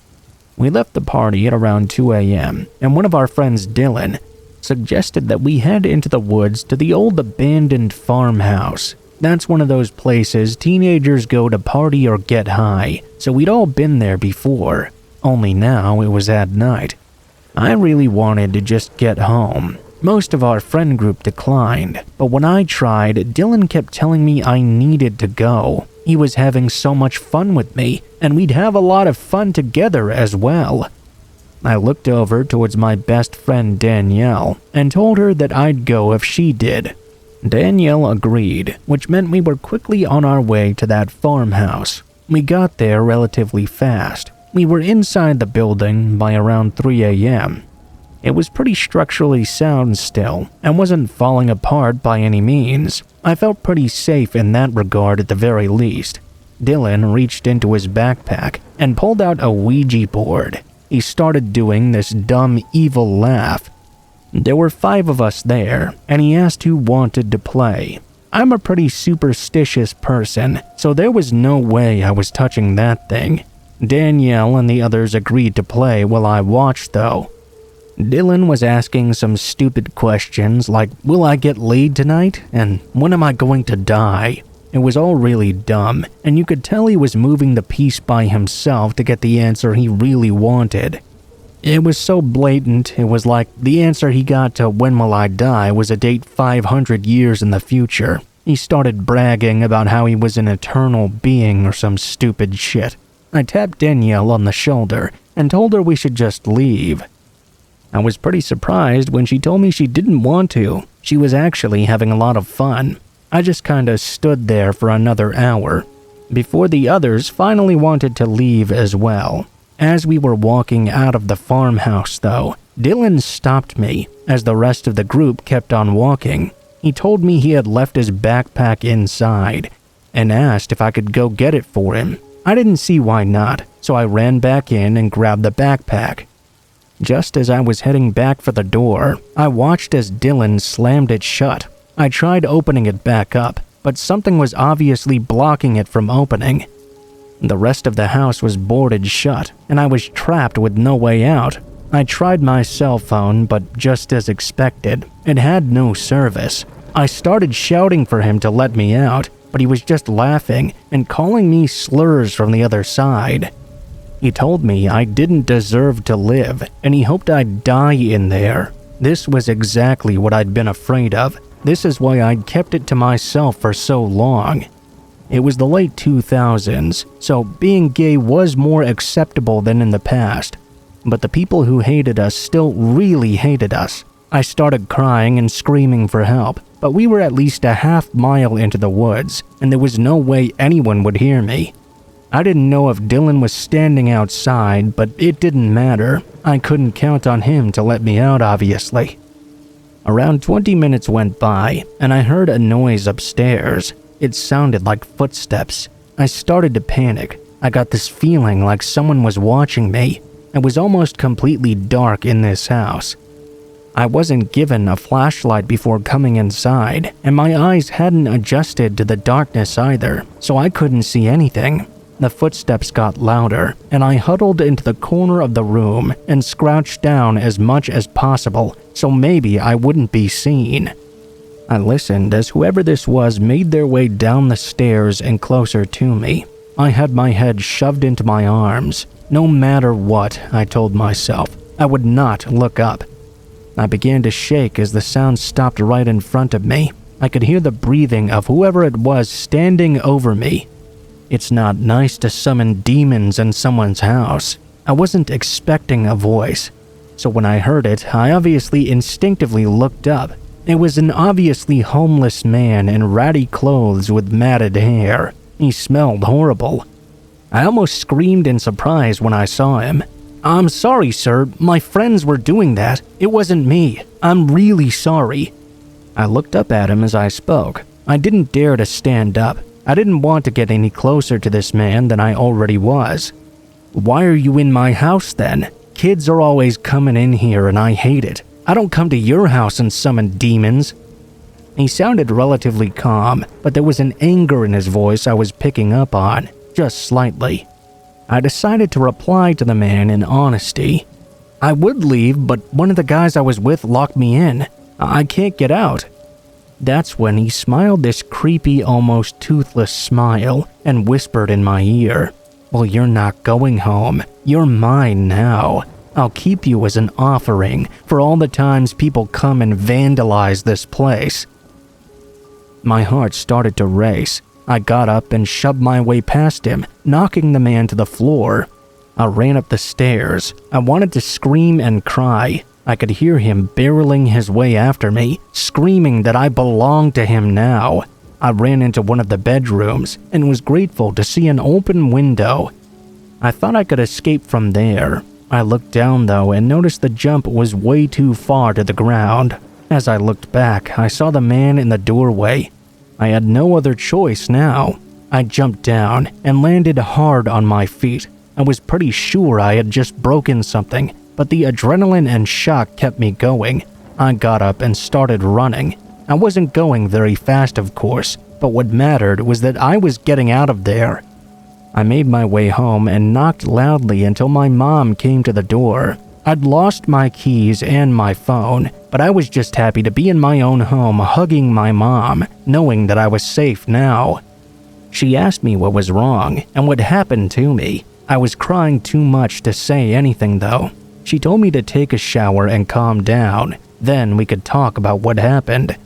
I washed off all the muck and dirt from my body and began feeling a searing pain coming from my ankle. I got out of the shower, got dressed, and told my mom we needed to go to the hospital since I'd definitely broken something on the way there. I told her the full details of everything. She started to cry, not just because she was upset, but because she was so sad I'd had to experience something like that just because of who I am. It turned out I really did break my ankle. I had to wear a cast for like 2 months or something. My mom called the police on Dylan and reported him to the school. He wasn't arrested or charged with anything, but he was expelled, which I was very thankful for. No man was found in the old farmhouse though, and it was torn down only a month later when the owners of the property agreed it garnered too much attention from the wrong crowd. It was becoming a bit of a safety issue. It's over a decade later now, and I still get goosebumps when I think about that night. You'll be happy to know I've been living very happily as myself for quite some time now. I've been married to an amazing person, and we're expecting a son through a surrogate very soon. I'm happy I'll be able to raise a man who will be a good person. There's just no way, though, he'll be allowed to stay out late Halloween nights.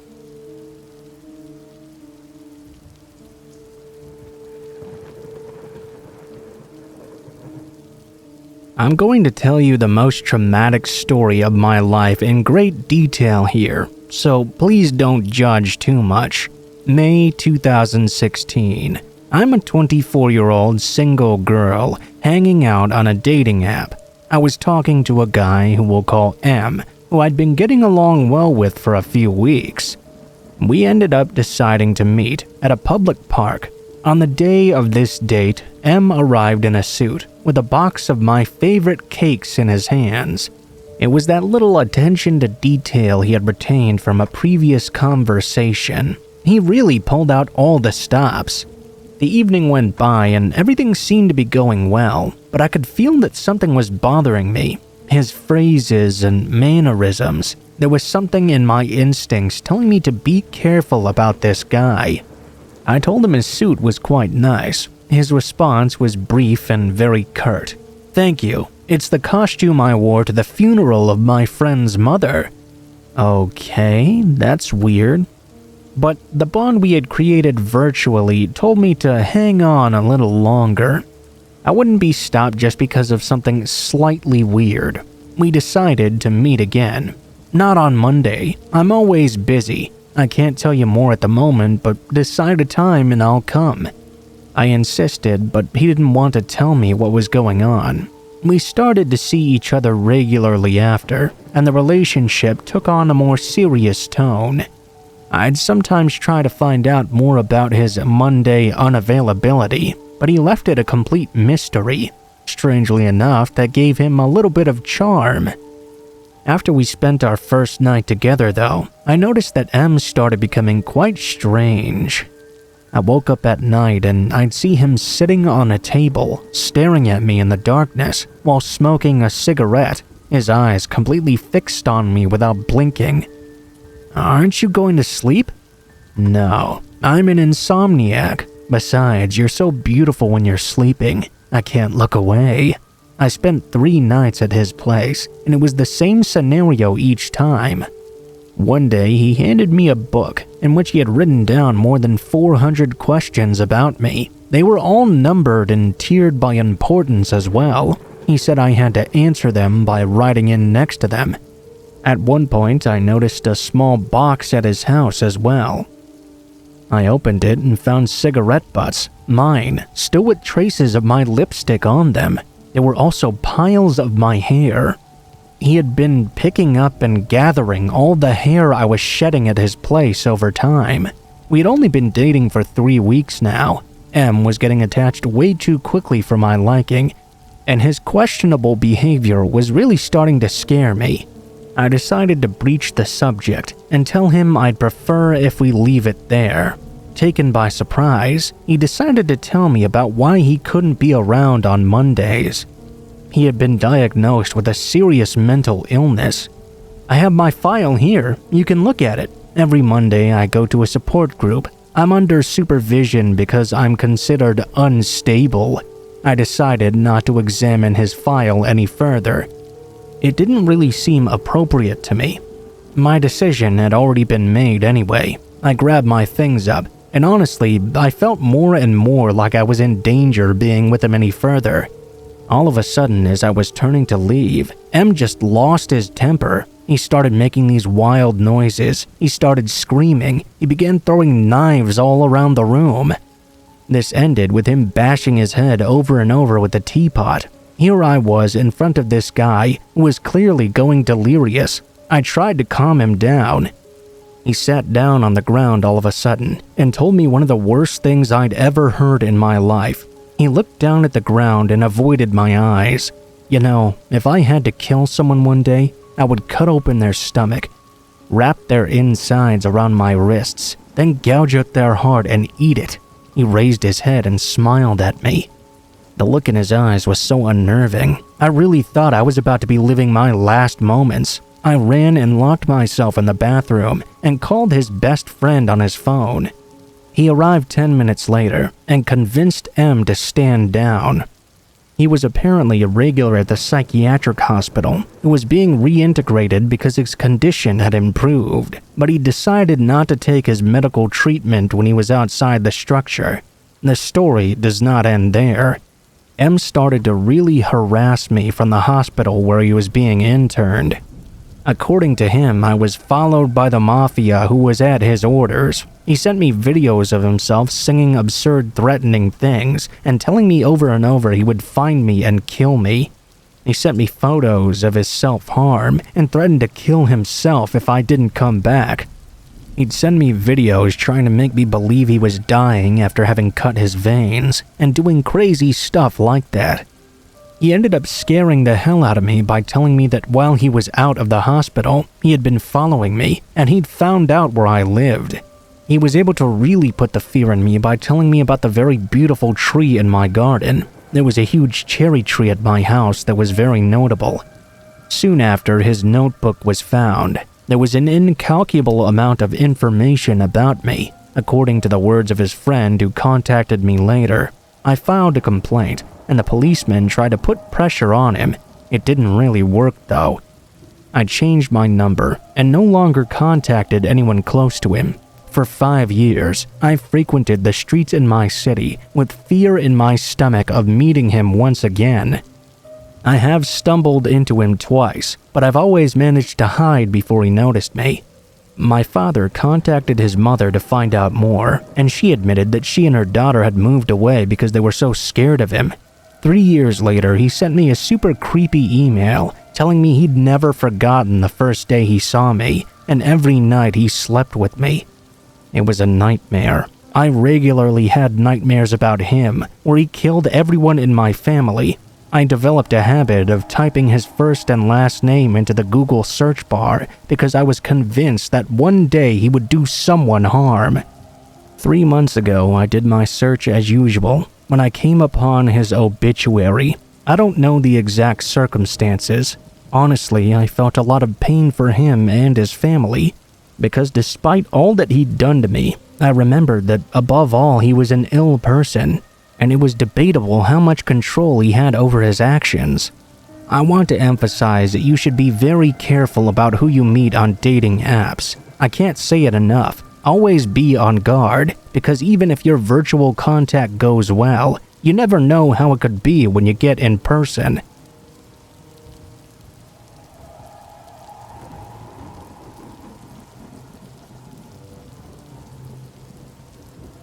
This story comes from Belgium and took place in 2020 during COVID confinements. I was 20 back then.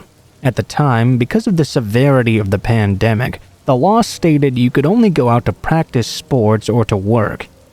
I took up the habit of meeting with a friend named Sully to go out for runs and practice all kinds of sports in general. Both of us were quite fond of urban exploration and knew a spot in the outskirts of Brussels consisting of an old sports and wellness center. We took up the habit to hang out there after our runs. To get to that spot, you must go through a hole in a fence on the street, cross a small portion of woods, and you'll come to a football pitch and tennis courts. Up on a hill at the center is an old 4-story building. On that day, we had just finished a 5-kilometer run and went to our spot as usual. We were walking to the building, since it was about to rain, when we saw 2 teenagers sitting on the roof's edge. I remember thinking it really bothered me, since we had been planning to go to the roof as well. Instead, we went to the hall area to wait for a bit in hopes these people would leave.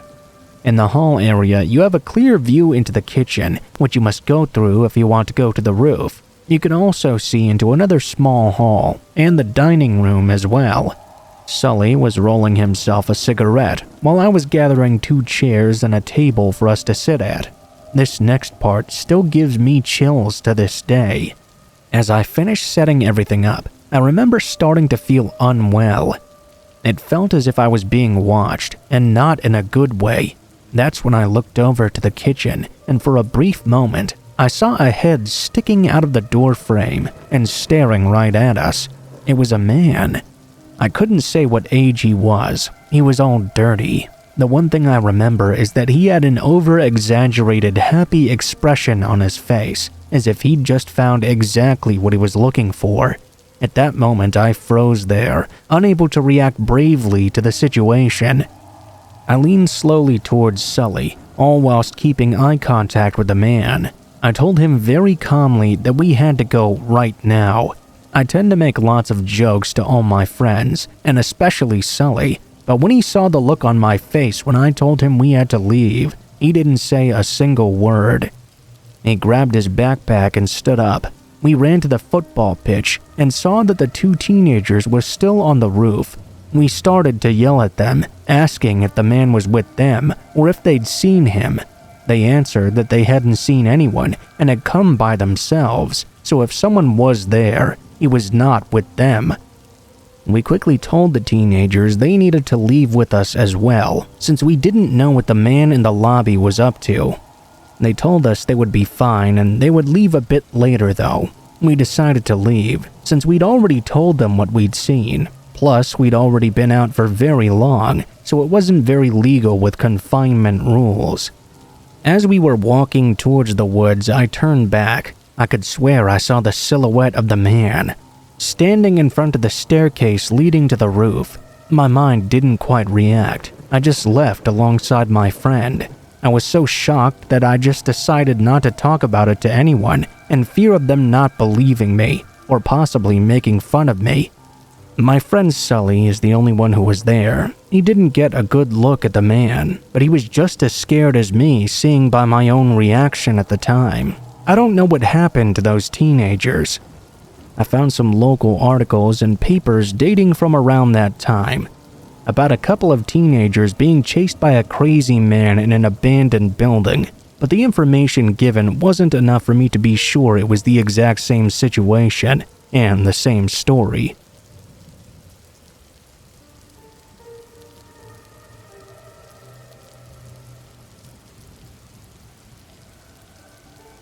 This happened to me quite a while ago, but I still remember it as if it happened yesterday. I'm a female, and back then I was working at a call center. I used to work the night shift there occasionally, due to the fact that the company wasn't a big one, more of a startup. The bosses could only justify one employee working the night shift alone. It was tough. I remember calling my boss regularly because I was unsure of what to do alone at night there. It really brought me to the verge of tears sometimes. I remember even occasionally crying on the phone to him after something stressful happened on the night shift. After some time, though, I managed to come to grips with things and my own role in the company. It was a couple of months into my employment that the day in question arrived. That night, everything was going smoothly so far. I happened to be working with a part-timer this night. He came over to my desk and let me know he was leaving. During the day shift, the call center is filled with people, and it gets quite noisy at times. But at night, the place is deathly quiet, and it's very unsettling. All the lights would be off except the one section you were working in. In the rest of the building, it was completely dark. It was incredibly isolating feeling. Sometimes a fax or something would come in from a customer, and I would have to race through the darkness over to the fax machine, grab the paper, then run back to the safety of the light. It always scared me. I always had this fear someone would be hiding between one of the desks or lurking behind the machines. It got to about 1 a.m. on this night, and I was tidying everything up, very relieved that another night shift was finally over. I put the key in the door to unlock it and let myself out when I started to hear a very strange noise. It sounded like the sound of water, like a toilet flushing or something. It was coming from somewhere right behind me. I turned around and noticed the bathroom right behind me. Instantly, I thought, okay, it's just the part-time worker. I realized after only a moment, though, that he had already gone home about 2 hours ago. I tried to calm myself down a bit.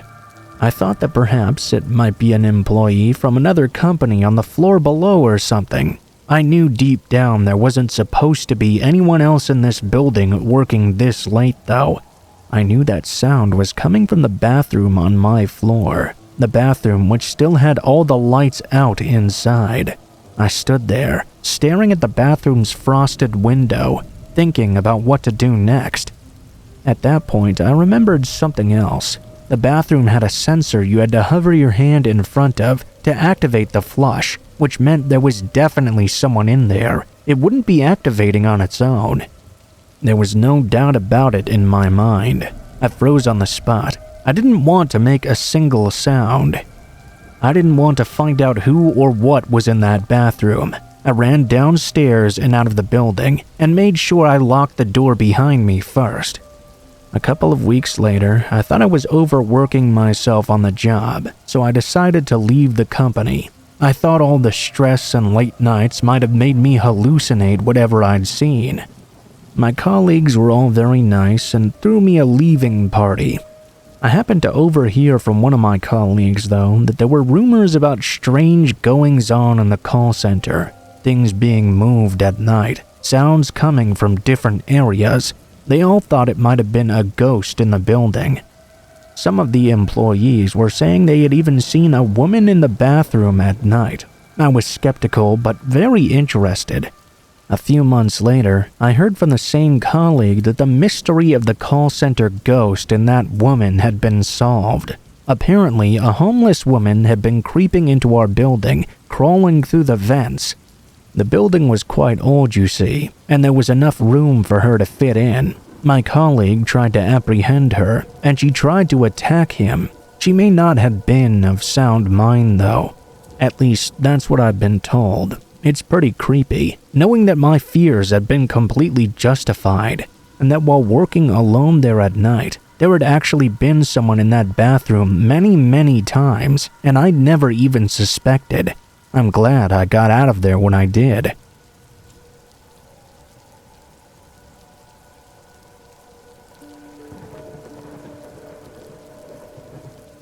I work in a nursing home. About a month ago, an elderly woman who had been diagnosed with a severe mental disorder was introduced to our care home. She seemed perfectly coherent, and we even shared a conversation together. I was surprised by the diagnosis, to be honest. She was really switched on for her age, which was 75 years old. Her responses to questions and her conversations were quite articulate. It was to the point where my colleagues and I seriously doubted her diagnosis. She had been a total joy in her first morning at our care home, At least, that's what I heard. I came into work, as I was working the night shift that day. At about 2 a.m., the nurse call button was pressed. I went in to check on her, and she simply said that she'd pressed it by accident. I told her not to worry too much, and thought nothing of it. I went to attend my chores down the hall, but not 10 seconds had passed by when the call light appeared again from her room. Another nurse responded this time.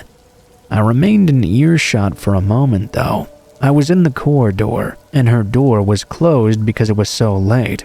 There was no other noise in the home going on, so I could hear just about every word they were saying. My colleague asked for the reason why she'd rung the bell. The lady said to her, "That man from before." "Yeah? What about him?" "He frightens me. He has 2 faces. He really frightens me." The old lady went on further. "She has a beautiful face, but don't let her trick you. She wants to kill you. If you look in her eyes, she'll eat you." "But he's a male member of staff, ma'am. Perhaps you can't see her. She's right there," the lady shouted. It was quite alarming to hear.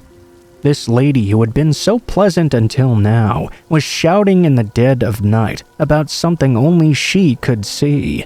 It felt totally out of character. She sounded completely exasperated with it too. I knew though that there were no doors or windows anybody could possibly be peering in at her through, since we didn't have windows in our bedroom facilities. The only door was the one I'd entered earlier. Since my colleague wasn't aware I'd been eavesdropping, she came out of the room and saw me. She stepped back in shock and I said nothing. I carried on walking down the hall. It got to about 3 a.m. and it was time for my break to sleep for a couple of hours. By the time I'd woken up a little further into the morning, the lady was seemingly back to normal again. When I spoke to her, she harbored no ill feelings towards me, nor did she seem distressed at all when she saw me. I didn't think much more of it. When quitting time came, I went home as usual. When I came back to work 2 days later, though, things had changed quite a bit. The lady was now pressing the nurse call button every hour, since 1 a.m. for the last 2 nights. She always stated there was someone in the room with her, and she couldn't stand them just staring at her. She couldn't sleep. She could see people hanging from the ceiling glaring at her. She had escalated so much it had been difficult to calm her down. This went on for about a month or so. She'd constantly ring the bell now, complaining of someone in the roof staring at her. Whenever I went to answer the call button, she would always say she'd rung the bell by mistake. She would then tell the next staff member that the woman who answered the call was frightening her, even though I was a man. I just want to throw out there that I looked nothing like a lady either. It was like this lady was frightened of death. It was manifesting in her everyday life, and she was seeing it everywhere. It's very frightening to see, because in the daytime, she's the most coherent of all the patients in our facility. At night, it's like she truly falls ill, and she can see something that nobody else can. I think every now and then about what it means for me that she sees me as this demented thing that really scares her. Mostly, I just pray for her though. I pray for the day that she's not tormented by whatever illness comes to her at night. It's a very sad sight to see.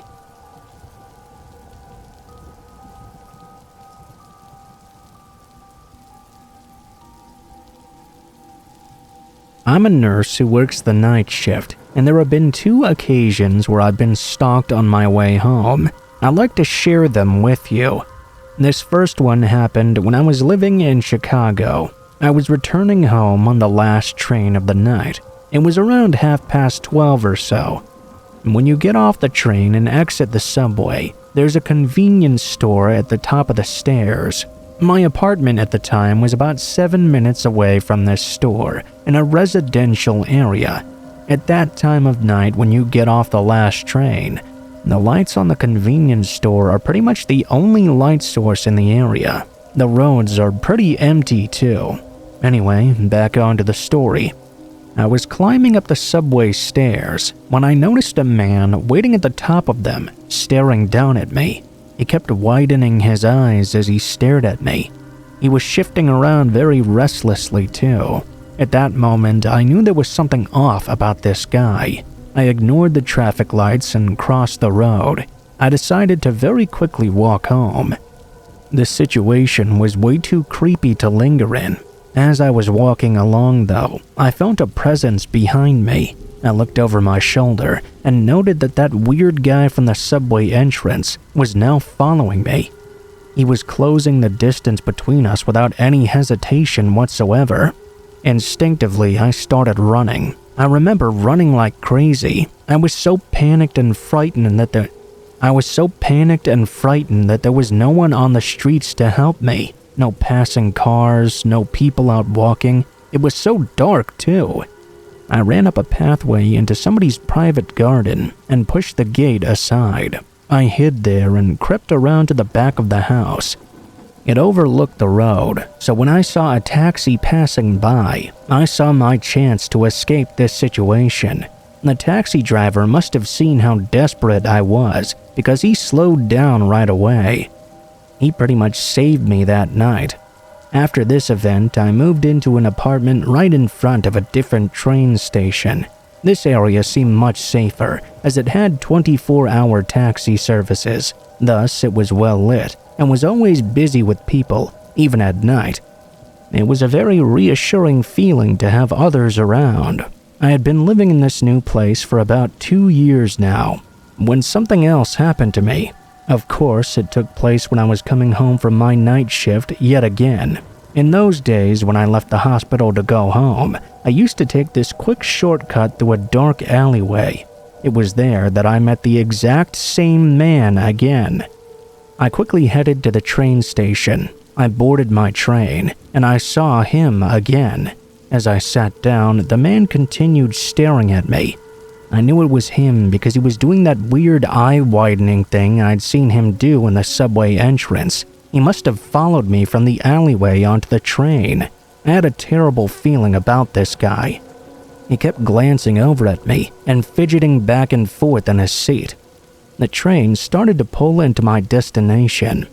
I got as close as I could to the doors. As soon as they opened, I sprinted out as fast as I could run to an exit. I knew they had to be busy at this moment. I even took off my jacket and tried to blend into the crowds of people.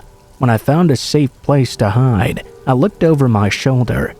I could see the man had indeed tried to follow me, but it seemed he'd lost me in the crowd. He was desperately searching the area for me. I knew how much danger I was in. Luckily, there was police presence at the west exit of the station. In the following days, I became very paranoid that man might somehow know where I lived, or might be waiting to ambush me at that station. The next time I got off at that stop, I told the police everything I could about the man. One of the officers actually seemed to know the man I was speaking of. They described him as a pervert. When he said that, shivers went down my spine. There were a lot of young nurses who worked late like I did back then. It's been 10 years on now. I still get creeped out thinking about it. As peaceful as it can be careful whenever you're walking home at night. You never know who you might run into.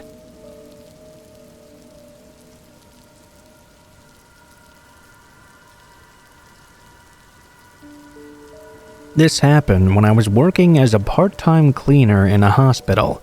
I would clean at about midnight, as there were less patients and doctors around. Those were the working hours I'd been given, so I couldn't really complain at all. One night, after all my cleaning was done, I had put my equipment away and got in the elevator and headed for the ground floor. At that time in the night, there were basically no doctors, nurses, nor anyone else around. It was really quiet. I couldn't hear or see any of the patients. I got in the elevator and pressed the button for the ground floor like always. Except this time, despite me pressing the button for the ground floor, the elevator continued to go downward, down to the underground floors. I continued to press the button for the ground floor over and over, but it was no good. The elevator just wouldn't stop. Finally, it did come to a rest at the second basement floor. This was really weird. It had never happened before. I didn't like this floor at all, especially not at nighttime. All that was down here was the post-mortem examination rooms. So who was calling the elevator down to this area at this time of night? I wondered if I really was the only night shift worker that night. Why would someone be messing with the elevator like this anyway?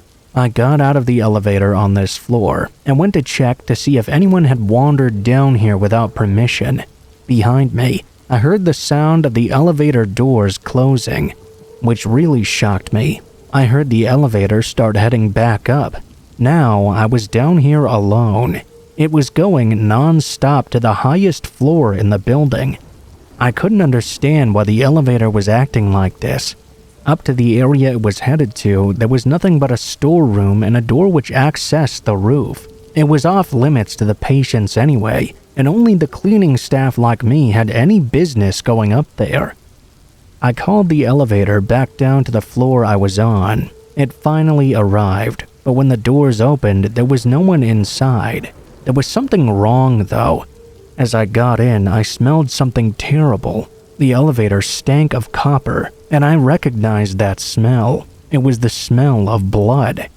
I could smell it all throughout this elevator area. Yet the elevator was completely clean and spotless, at least from what I could see. I couldn't bear that smell. I had to get out and use the stairs on the floor above. As I entered the stairwell, though, I was certain that someone was watching me.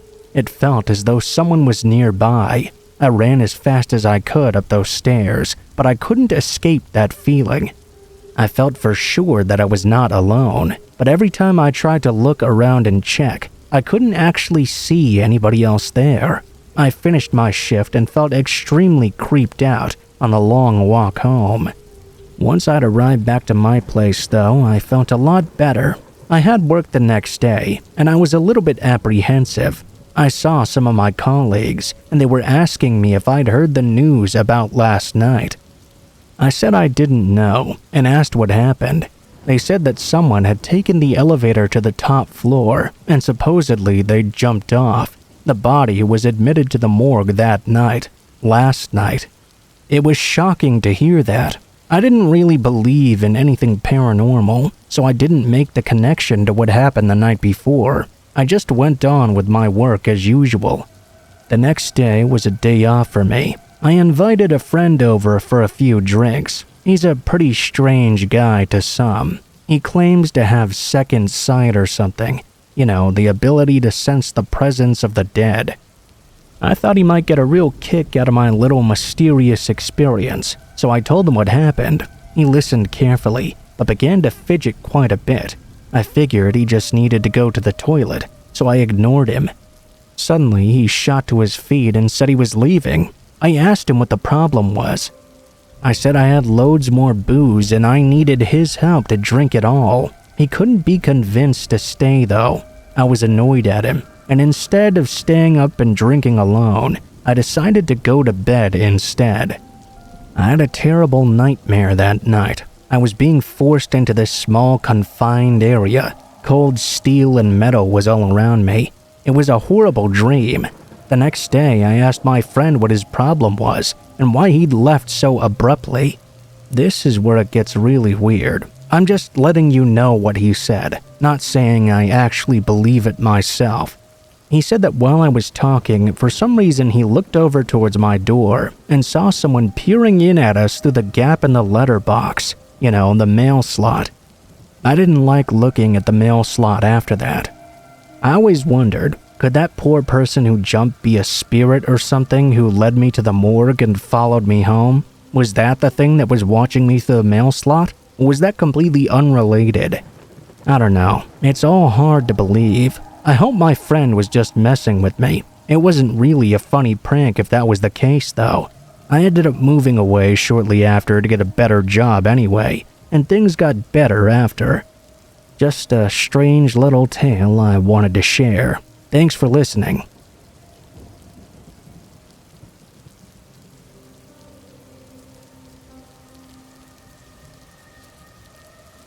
Lately, I've been rethinking my career choice.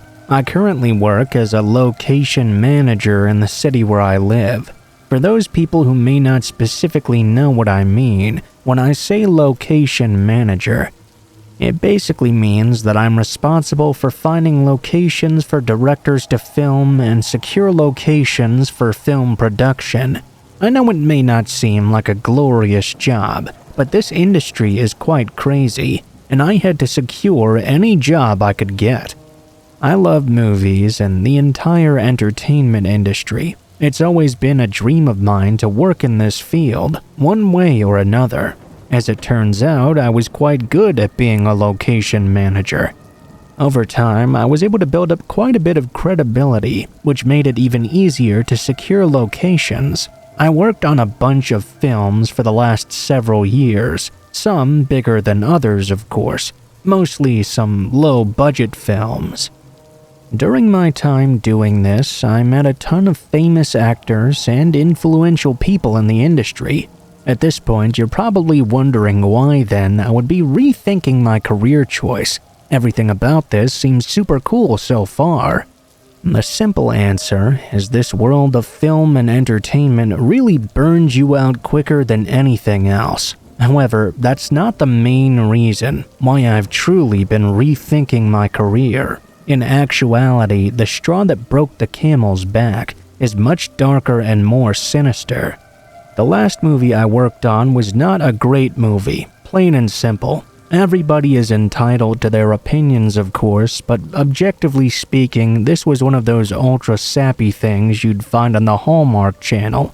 It just felt very uninspired. I will say, though, that the crew on this production was very amazing. I loved the writers and directors, and even some of the actors. They were all very nice.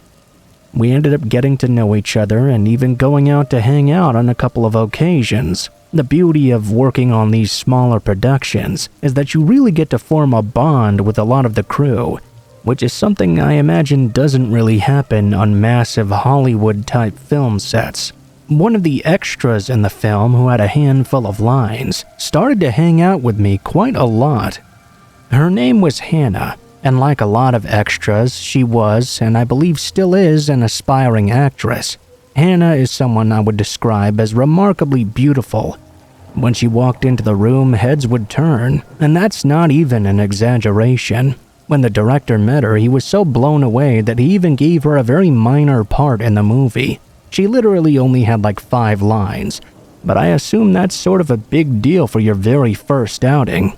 In the several weeks that we worked on the movie, Hannah seemed to take a real liking to me.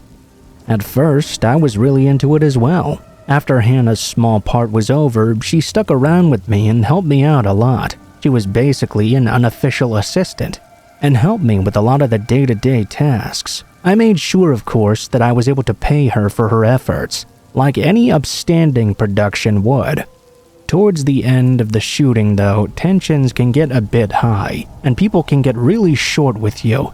What happened on our last day of production was something altogether different, though. Often on film sets, filming can take place overnight, and that was the case for this final day of production. Hannah was on location with me, helping me out, but there seemed to be something off about her. She was always upbeat and excited, but tonight she was in another world. She was quiet, dismissive, and very rude, for a lack of a better word. I'm not sure what time it was, but it was sometime in the middle of the night. We had a small crew of art department guys setting up the location. I was there basically just overseeing everything, and Hannah was just there helping me. The director and the actors for the scene were there, but they were all resting in the back room for a moment while we were filming inside. When everyone finished, they all headed out, and it was just myself and Hannah in this location. In all the years I've worked on movies, I had never seen such a light crew. You could tell the feelings and vibes for this project just weren't all there. I tried making conversation with Hannah and joking around with her like usual, but all my efforts just sort of failed. She kept brushing me off. Honestly, I didn't really care anymore. I figured once we wrapped everything up, I'd never see her again. While I was awkwardly walking around the set trying to figure out what to do, I heard Hannah shout for me. It sounded like it was coming from quite a distance away. She had been right next to me, so I found it quite weird. I rushed over to make sure she was okay. When I got there, though, she was standing in the back of the room with all the lights off. I could barely even see her. The only lights were the lights shining into the room from the doorway I was now standing in. "Hannah? What's wrong? Are you all right? What's going on?" I called out with genuine concern. She just smiled at me and said almost in a seductive kind of voice that sounded a bit off, "I have something for you." As you may expect, my mind was racing. I had a feeling that maybe this girl had an interest in me, and now she wanted me to join her in this room alone. I approached her cautiously. I was feeling a bit of apprehension about this whole situation. When I was about 5 feet away from her, I noticed her hand behind her back. I stopped in place and tried to make a joke. "What do you have behind your back there? You're not gonna stab me or something, are you?" I laughed, trying to make light of this strange situation. At that moment, Hannah started to cry uncontrollably. I didn't even know what I'd done to upset her. Before I could say anything, she started screaming at me. "I liked you so much, and all you ever cared about was this stupid movie. I hate you." As I tried to take in all that she'd just said, she drew a knife from behind her back. She ran right through me and knocked me right off my feet. My heart was beating out of my chest at this point. When I finally managed to get up where I was standing and looked down at the ground, I could see she had dropped a knife next to me. A real knife. For some reason, I never reported this to the director or the authorities. I have no idea why, really. I just figured since nothing had actually happened to me, I was better off leaving it alone. The more time that passes, though, the more I think about that night and what might have happened if I just kept walking towards her. Would she have stabbed me, or was it all just a trick? If it wasn't the middle of the night, would she have even tried anything like this in the first place? Perhaps the most horrifying thing, though, is I have no idea where she is or where she went after. She's got like no social media anymore. I looked and there were no other film credits either, at least not that I could find. This industry is crazy, man. You meet a lot of strange people who sometimes aren't all there. Take Hannah, for example. A normal, sweet, and beautiful girl one night, and then the next brandishing a knife at me. I don't know if it was the sleep deprivation or all the hours we were working, but she just lost it. I think of the highs and lows of this industry. They've always taken a toll on me. As I've stated, I assume she's probably still trying to act, maybe under a different name or something. But clearly, this poor girl had some inner demons, and it wouldn't surprise me one bit if some of them were in her head as well.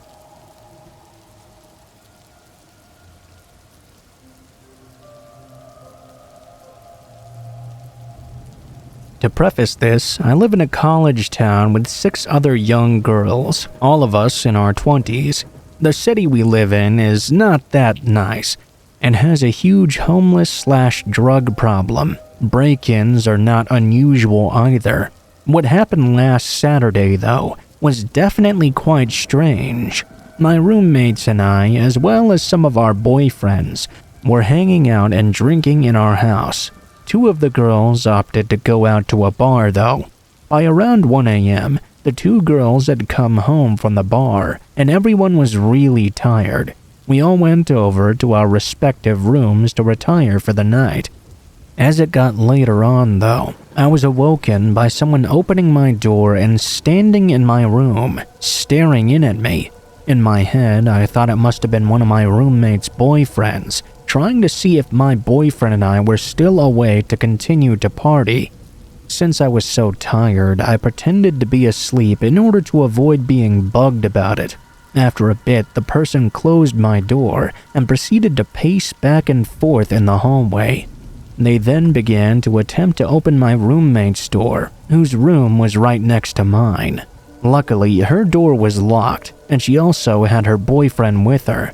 The person then proceeded to go through our utensil drawer and grabbed a knife. I could hear them attempting to pick her lock after. After gaining some courage, I guess, I heard her boyfriend shout, "Who the fuck is that?" through the door. Obviously, that startled the man, who then sprinted up the stairs and back out the door. The police were called and did a search, but obviously they couldn't find anything. They told us break-ins like this are normal, which we all knew already. What makes this whole scenario creepier, though, is that he didn't steal anything at all. My phone, my expensive alcohol, and my $600 shoes were all untouched.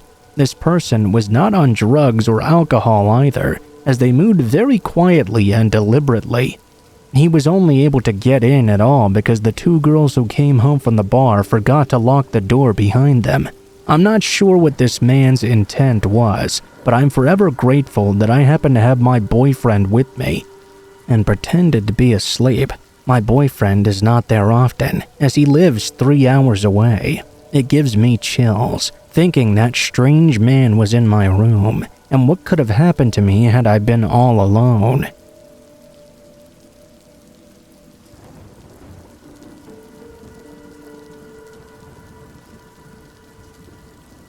I'm from the UK, if that's any context. Way back in 2016, when the whole killer clown epidemic was huge, I was walking through the woods at around 10 p.m. alone in order to get to a party/gathering that was happening in a secluded part of the forest. It was almost pitch black, and I could barely see in front of me, besides the flash on my phone. Everything seemed normal as I continued walking to this party. I got to this long stretch of woods with no defined path, but it was the quickest way to get to the area I was looking for, so I took it. As I got around midway through, though, I heard something off to my left. As I turned to check what it was, I saw a shadowed figure sitting on a fallen log. I was understandably unnerved, but I couldn't make it out very well. Was this really a person or just shadows from the moonlight? I made the mistake of shining my phone light directly at whatever this was and was instantly terrified. Sat there all alone in the middle of the woods was a large man dressed as a clown, full face paint and sporting the creepiest smile imaginable. I tried to call 5 different people as I was passing him by when I heard him get up behind me. I instantly started sprinting towards the end of the long stretch onto a path that had a barbed wire fence down the side of it. During the sprint, I was pretending to be on the phone with one of my friends. I could hear the clown running after me, but there was no chance in hell I would be turning around to check if I was right. When I got to the end, I jumped over the fence as fast as I could, badly cutting myself as I did so. I then turned around and kept running backwards as I saw the clown now stood behind the fence, staring at me and smiling. I didn't stop running until I got to the party, and I was scared for a very long time afterwards. You have to bear in mind, there were many rumors of people being killed by people dressed as clowns at the time. I'll never know if that man had such evil intentions or was merely thinking it was funny to try and scare me. It was extremely strange and scary to live through, though. So, in conclusion, I hope to never meet any killer clowns in the woods again.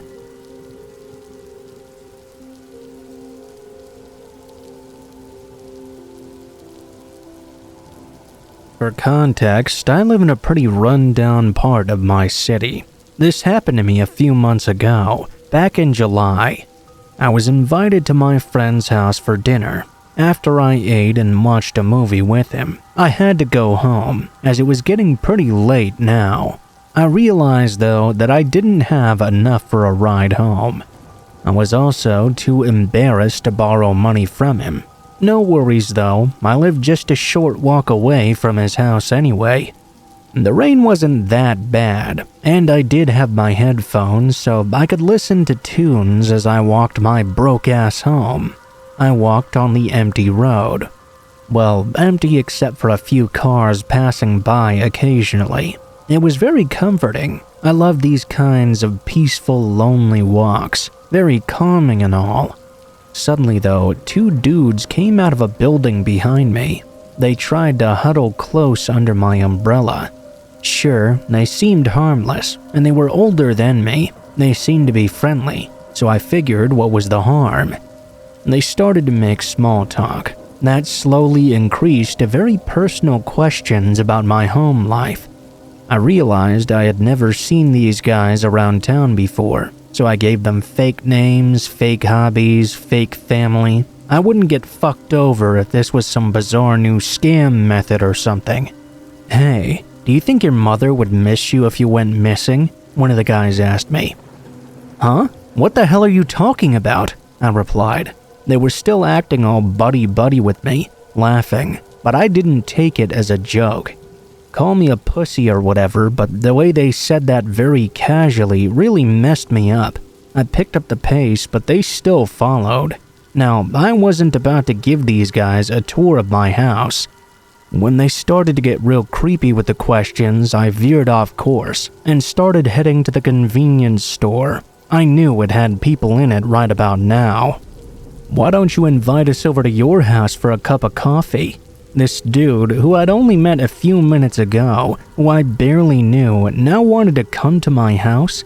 I was really shaken at this point. The whole time we were walking, I had only taken short glances at them. I mustered up the courage to turn to my left so I could fully identify these people. The dude's face was different. He looked high, drunk maybe. I turned to the right. He smirked, then his face dropped. He then tried to pull something out from his pocket. Fuck that. I closed my umbrella and ran. I heard them running behind me. I ran harder. I looked back and could see they were gaining on me. I tripped, I slipped, and I got up each time. I could barely feel the muscles in my legs. I ran in and out of various alleyways to confuse them and lose them. The rain started to pour even harder. I hid behind a dumpster. I could hear them calling out my name, so I stayed put for a while. I only came out after I was sure they must have given up on the chase. I got to the store after walking a bit further.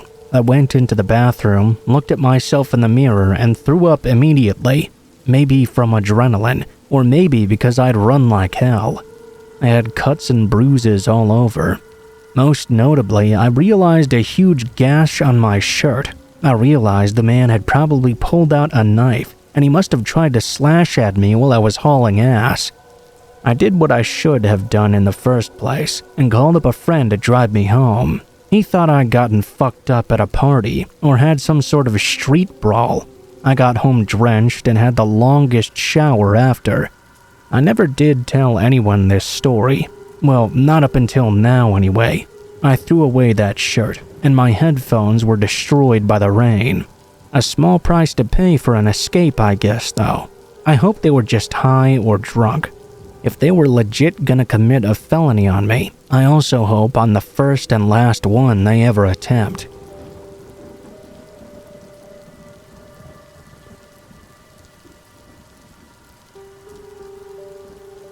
Back when I lived in the rural Midwest about 10 years ago, I lived in a house just off the highway. My house was right between one town and another, almost right on the county line. Our house had this big circle driveway. If you drove in the driveway, you would be going straight towards our barn. If you curved right, you could pull into our garage. If you went past the garage, you could circle around in front of the house and pull back out to where you started. Our house had large double doors on the front, which we rarely used. We basically always used the door that was inside our garage. One night, as it was very late, my doorbell rang. My husband, my 3-year-old daughter, and I were all asleep. It woke me up, and I thought maybe I had been dreaming. It rang again though, so I woke my husband up to check it out. He thought I was hearing things at first, until it started to ring again. It was obviously very dark outside, but we have a dusk to dawn light, so most of the driveway was well lit. Unfortunately, you can't really see out the front door unless you open the door and look out. You can open just one at a time, or you can open both by using 2 latch-like things that are on the top and bottom of one of the doors. My husband got up and I followed him. He decided he was going to open it and see what was going on. I wanted to call the cops, but because we live in the county line, we know it was going to be quite a while before someone could get there. He opened the door, only to see a girl in maybe her early 20s. She looked completely normal, except for the fact that she was standing at our door in the middle of the night. I looked past her and could see her car was pulled into my driveway, just a bit off the road. She said she needed to use the phone. Her car battery had died or something, and she was not sure what happened, but she couldn't get it to start no matter what she did. I told my husband, no fucking way. This was exactly how horror movies started. We offered to call the cops for her, which would be the county sheriff. She asked over and over, but I was not going to let her inside our house. We told her we would call someone else for her, and she kind of stomped off in anger. We watched her walk back to the car about 50 feet away. I could still obviously see her and her vehicle. At this point, I called the cops. They said they would be there as soon as they could, about 15 minutes. They didn't sound very concerned at this point, and to be honest, I wasn't really either. I mean, it was just some random young girl. What's she gonna do? She probably did have a dead battery. She opened the trunk, no lights come on. She rummaged around inside. Then the driver's door opened. Out steps a guy. The back passenger door opens. Out steps another guy. They all rummage around in the trunk. No lights on, and I can't hear anything either. I can't hear what they're saying or tell what they're doing. They all get back in the car together. Now, at that point, maybe 5 minutes had gone by. I was silently praying the sheriff really put his foot on the gas pedal and would get there quickly, but I knew it was going to be another 10 minutes or so. This group of suspicious people just sat there in the car with their lights off, not making any moves at all. I couldn't see them when they were in the vehicle, but I knew for sure they were still there. I knew they didn't get out of the car and sneak past the house because they would have had to walk right under the dusk to dawn light. I would have seen them. I thought I could see someone lighting a smoke inside, but I'm not sure about that part. This is when I see something, yet another man walking towards the car from the right, coming from the direction of our barn. I had no idea who this man was. We didn't have a neighbor for at least a mile, and he was coming from the back of my property, which ends in a creek. He walked under the light straight to the car. He didn't even look at the house. He just walked inside and jumped in the back with everyone else. At that point, the car started up, and they slowly drove back out of my driveway and headed north. The cops arrived about 10 minutes later as promised, and at this point I was really freaking out. They searched around, but of course they couldn't find anything.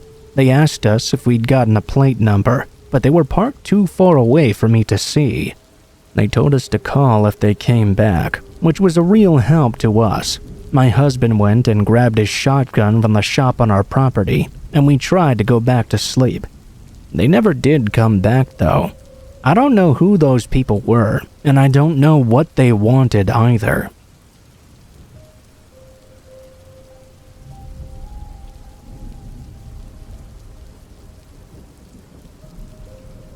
The first encounter that I'm aware of, at least, happened a few months ago.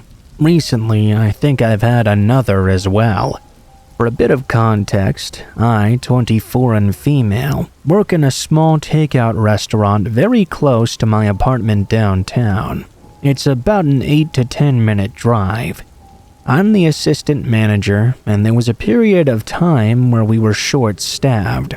I was working some extra hours, and my consistent schedule/days were thrown off a bit. Anybody who's worked in a restaurant, especially as management, knows that week by week the schedule can change a lot. It's not your normal 9 to 5 Monday through Friday job.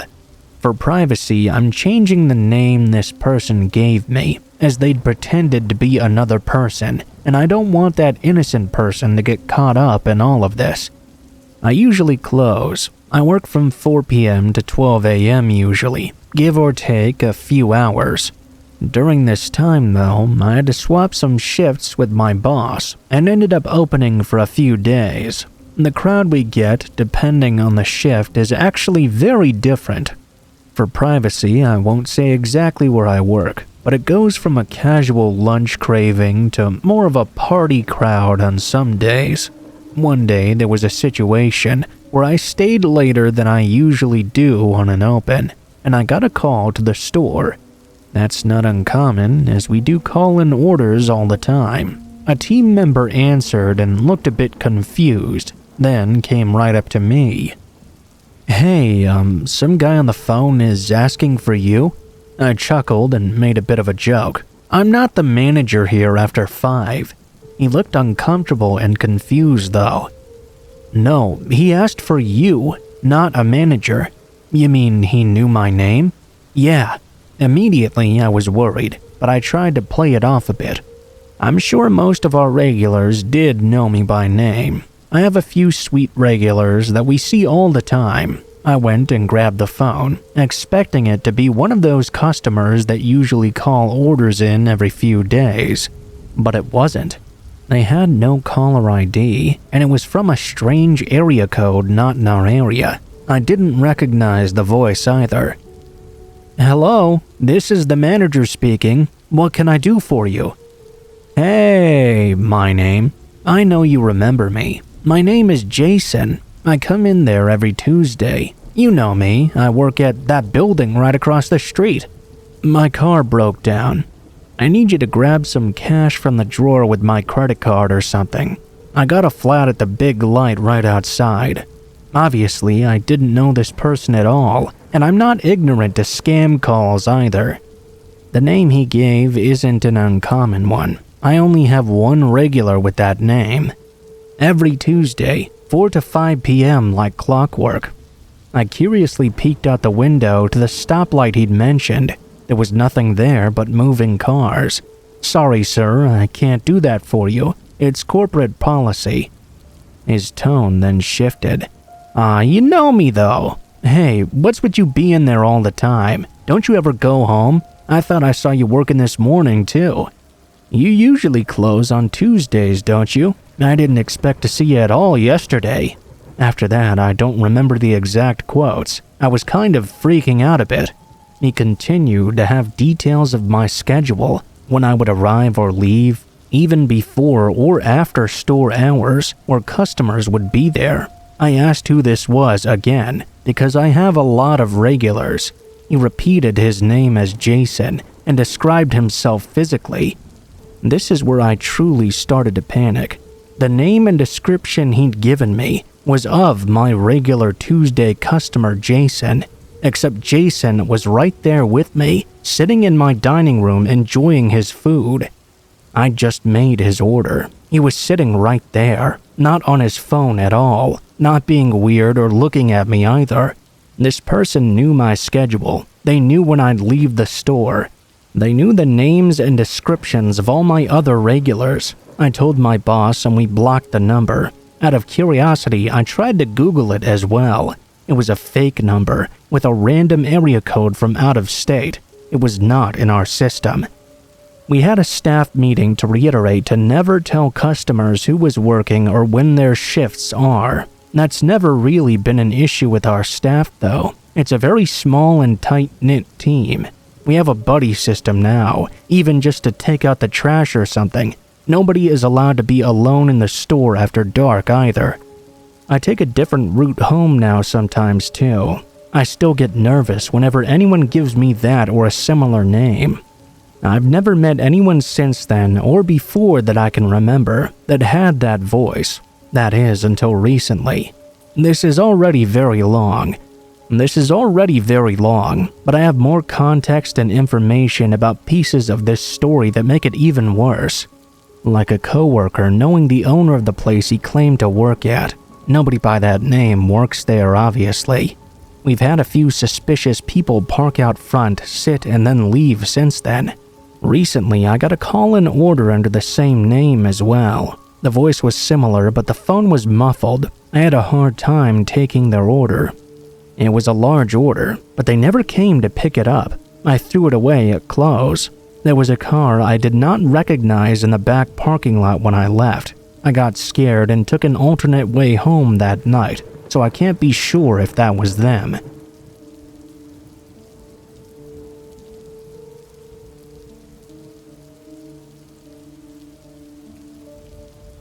So let me first say I don't know if this story I'm about to tell is super scary, but it is for sure the strangest thing that's ever happened to me.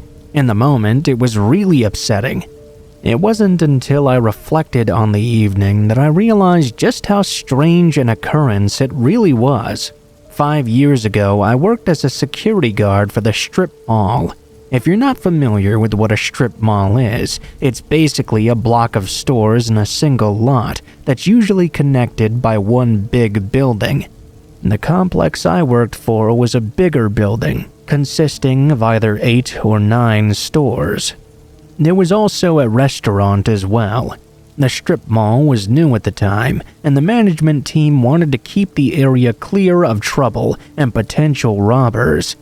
I figured someone trying to rob these stores would be a real long shot though, since the surrounding area was a very high-class neighborhood, and there really was no crime here.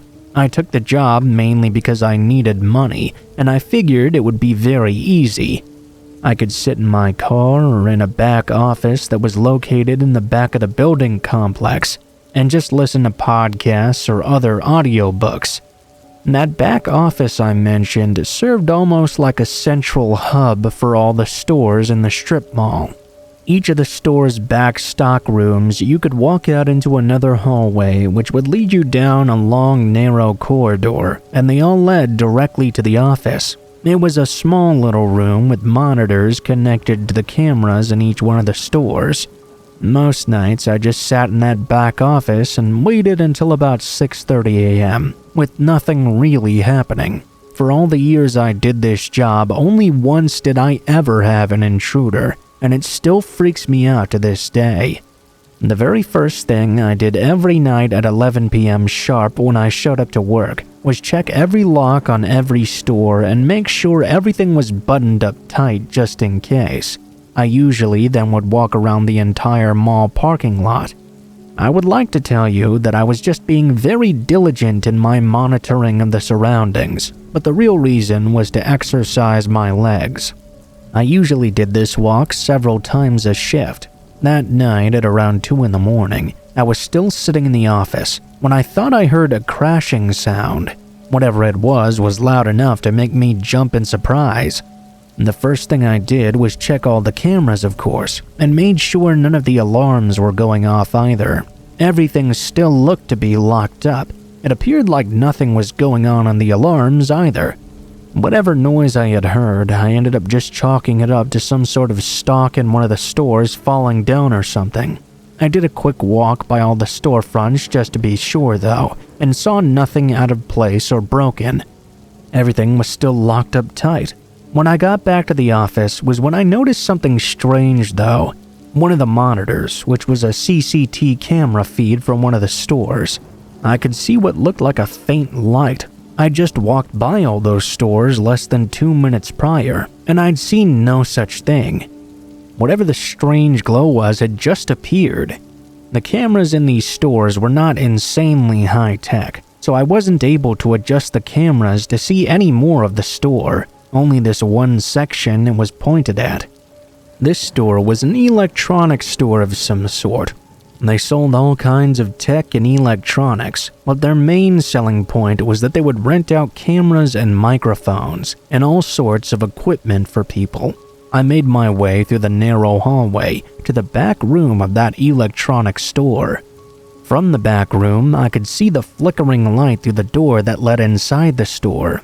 Before going through the door which separated the store's back room and the sales floor though, I looked around the window to see if I could locate any intruder. To my amazement and horror, I saw there were 2 elderly people inside, just standing in front of a gigantic TV, watching a solid blue screen that said no signal. I had no idea how these 2 could have possibly gotten into the store. I checked the lock more than once, and there were clearly no signs of forced entry. I waited for several minutes to see if they would move or talk or do anything, but they never did. They just stood there still as statues, watching this blue screen. Eventually, I decided to confront them. I made my way onto the sales floor slowly and cautiously and asked what these two were doing. They couldn't be in there right now. The old woman of the two turned to me, who I could now clearly see was very old. She said to me, "I'm sorry, honey. This is the only show that makes him happy." I had no idea what she was talking about. She had tears flowing from her eyes. The man didn't even turn around. He just stood in an almost hunched over position and continued to stare at the signalless TV. After a moment, the woman turned back around and started to make these strange noises with her mouth. It was very unpleasant. I went into the back room and alerted my boss, who then alerted the authorities. It was quite clear to me that these elderly folk needed some help, really seriously. When I walked back onto the sales floor, though, they were already gone. I started to run around the room rather frantically because I still didn't know if these two were any danger to me. When I looked back up and out the window, I saw that somehow these two elderly folks had made it to the very end of the parking lot. When I made my call, they must have left. I had no idea how they'd gotten so far in such a short time, though. I noticed at this point the door was unlocked, so I know they left out the front door. That never explained, though, how they'd gotten inside in the first place. The only thing I can really think is that they were hiding in the store prior to them closing, which is still pretty unsettling. I tried shouting at them to come back, but they just kept on going. Then, without any prior warning or notice, they both darted into a heavily forested area that sat at the end of the strip mall complex. The fact these two older people moved so quickly was honestly remarkable. The police showed up moments later, and I explained the entire event to them. They actually laughed because the story seemed so strange and unbelievable. Even though it may have been funny to them in that moment, it was terrifying to me. Imagine just seeing these two very old people watching a blank TV in the middle of the night when you're all alone. I've read enough crazy news stories to know that just about anything is possible. After talking to the store owner, they were just as shocked and freaked out as I was. They said they didn't know of anyone who fit that description. I guess the police looked through dozens of hours of CC footage, but could never find when and where these two people had gotten into the building. Just thinking about that night, and really just how creepy and weird it truly was, it really makes me feel weird. In a lot of ways, I feel bad, because it shows the mind really does go after a while.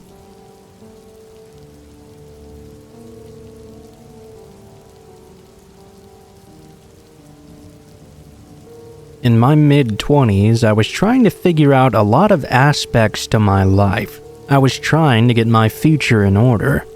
I was never objectively a bad person, but somehow I always seemed to fall through the cracks anyway. I finished near the bottom of my class with my GPA, never went to college, experimented with some extracurricular things that you could say are illegal. I was never in any big trouble, but I also never really brought anything of substance to the table, if that makes sense. I was about a month away from my 26th birthday when I met Janelle. That's when I decided it was time to finally use my brain and become a decent member of society instead of a burnout. Only thing was, due to my disturbing resume or lack thereof at this point in my life, I was finding it very difficult to get a job, even jobs you may think anybody can get. I wouldn't even get a call back even if I went out of my way to reach back out to them. I would follow up on applications but still never have my call returned. It hit me hard. Just as I was about to give up like I always did, Janelle found me an amazing job. Not glamorous by any means, but for someone like me, it was pretty amazing. The job was for an overnight warehouse worker. I would work from 9 p.m. until 6:30 a.m., loading up pallets with boxes. Though the main premise sounds simple enough, it was very physically taxing. The job was tough and we never had enough help. It was extremely hard to keep any help that did come once they would get in the door. Because of this, I found myself working alone a lot of the time, until finally the company downsized. We started to work until 4:30 in the morning instead of 6:30. The little help that we had was spread thin. When I was working, I would put on headphones and just get into the zone. I didn't bother talking to anyone or even getting to know anyone else. Chances were I wouldn't even be seeing them in a week or two again anyway. Honestly, talking distracted me, and I was all about getting my job done and getting home. One night, when I was nearing the end of my shift, I noticed a small-looking man standing about 5 feet away from me.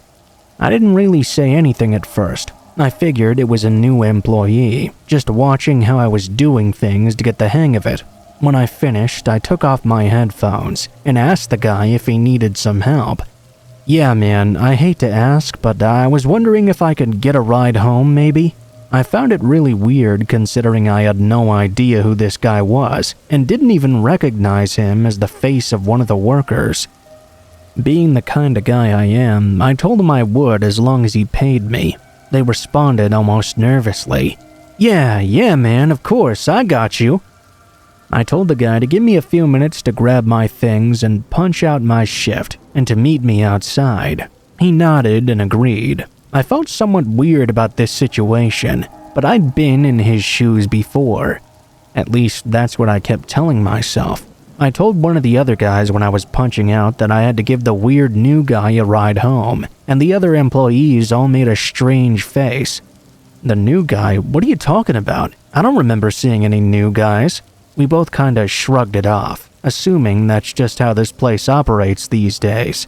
I went outside a few minutes later and saw the strange guy waiting next to my car. What I didn't find alarming back then, I really wish I would have. I never told the guy which car I actually drove, yet somehow he was already waiting by my car outside. We started the drive, and right away things started to get weird. I asked him where he lived and where we needed to go. He gave me some vague and confusing answer instead of telling me an address. I live on Maple Drive. Well, no, not anymore. I live, near the park, Rose Park by the edge of the city." I was getting very frustrated. "Okay, man, near the park? Where near the park? I just want to know where I'm dropping you off, dude." The guy said nothing for a few seconds, then just said, "Near the park head, towards the park. I'll tell you where to go." I'm still kind of in awe at my stupidity even as I write this. You have to really understand that at this point in my life, I didn't really care about much. I just wanted to get from point A to point B in my day-to-day life and return home to my girl. I didn't really question anything. When we got close to the park, the man finally spoke up. "Turn here." I stopped the car for a moment and said to this guy, "Are you sure? This doesn't even look like a street." The man just kept saying, Yeah, right here." His voice was shaking. He nodded intently, and against my better judgment, I turned down that long and dark path. This was for sure not a road at all. It was a dirt path, and I couldn't see anything. I turned on my high beams. Thankfully, it was just in time. Obstructing the road in front of me was a massive fallen tree. "Oh, dude, looks like we're gonna have to go another way or something. I'm not getting by this tree." The man didn't say anything. I looked over at him, and he had his hands in his hoodie. While I was looking at him, he said, "Get out of the car now." He kept moving his hands inside his sweatshirt as though he was trying to grab something he had concealed underneath. When I looked up out the windshield, I saw 2 more masked men coming from the side of the fallen tree. My heart was racing out of my chest at this point. I didn't know if I was going to get robbed or worse. The man in my car then screamed at the top of his lungs, "Get out now!" I slowly started to open my car door. I noticed another 2 men step behind my car, also wearing masks. When my door was open and I'd started to step out, I noticed the man in my car had started to get out as well. That's when I made the single most daring decision of my entire life. When I noticed he was all the way outside the car, I jumped back in and reversed as fast as I could. Thankfully, he'd never ordered me to shut the car off, so the car was running this entire time. I may have ran over one of the potential robbers, or maybe I just bumped into a big tree branch. I couldn't be too sure in the heat of the moment, and I didn't really care either. When I got to the end of the dark path and was putting my car into drive so I could peel off, I looked back one last time and saw all 5 men sprinting directly at my car. They all appeared to be holding something in their hands, but I didn't bother to find out what they were carrying. I didn't alert the police for some reason either. When I got home, I was just so tense and anxious that I felt nauseous and needed to lie down. I called my managers the next day and told them about the incident, to which they replied they didn't hire anybody new in the last couple of weeks. I felt even more sick after hearing that. We looked at the cameras and saw the man had basically come out of the shadows when I parked my car for the night shift. They waited by my car for several hours, then finally went inside. Nobody said anything to this weird guy because help was so spread thin. Basically, nobody noticed him. He was watching me finish my shift for about an hour when he finally approached me. My manager said that they contacted the police, but I was never questioned, which I found kind of suspicious. That leads me to believe they never even actually reported it. To this day, I've still never reported it myself either. Honestly, it was so long ago at this point that I'm not really sure anything could be done even if I did. I only worked there for another month or so after the incident, and I never saw that strange man again. The only good thing that came from this horrible event was that the company finally started locking the doors for these overnight shifts. You may think that's an obvious thing to do, but you'd be surprised at just how relaxed certain businesses can be, especially when the managers aren't around. My advice to anybody who may be listening to this is to be careful, and if something feels weird, the chances are that you're right, and it is.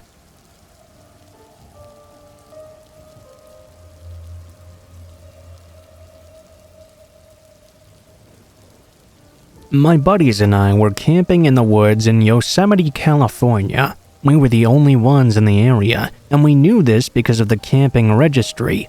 We were quite literally the only people in a 20-mile radius. Anyways, everything was going great and normal, and our campsite was right on the side of a lake. At night, we all shared an 8-man tent. It was cozy with 8 guys in there, but it was not too horrible. Anyways, at about 3 a.m. the first night, we were all suddenly awoken by one member of our group standing up in the tent and frantically opening the tent door. He poked his head out and, super panicked and nervous, said, "There's someone in our camp." He kept repeating it, sounding absolutely terrified. Needless to say, we were all scared that someone might be out there. We knew we were supposed to be alone. Everyone who had just woken up was looking at each other with horrified looks on our faces.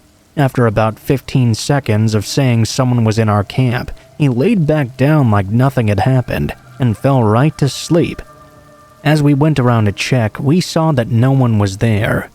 The motherfucker had been sleepwalking, and he'd neglected to tell us about his little habit. Needless to say, it was hard to fall back asleep for the rest of the night.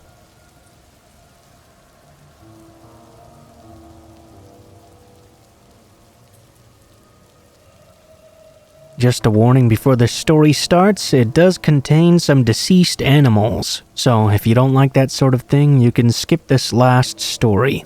Went hunting with my dad in Shawnee National Forest several years ago. I was about 10 years old or so. We took one afternoon to hike and scout out some hunting spots. Along the trail, we spotted something a bit weird, a few blood spatters and drops of blood. Not a huge deal. It's nature after all, and things get killed all the time. About a fourth a mile up the trail, however, we came upon 3 dogs hanging from a tree. All gutted, bled out, and skinned. Now that was a pretty weird and scary sight. We kept going a bit further, as there was a bluff not too far up that way that was pretty cool to look at. As we came up to the bluff though, we found weird symbols burned into the ground and on the sides of the rock wall. Candle wax was absolutely everywhere, and more blood was all over the ground. By that time, my dad, who I'd never seen scared in my entire life, looked at me and said we had to go. We took off at a pretty quick pace back to the camp. The worst part was we couldn't even leave the campsite at the moment, so that night I laid awake in the camper, freaking out at every sound I heard. I still get goosebumps thinking about that event to this day.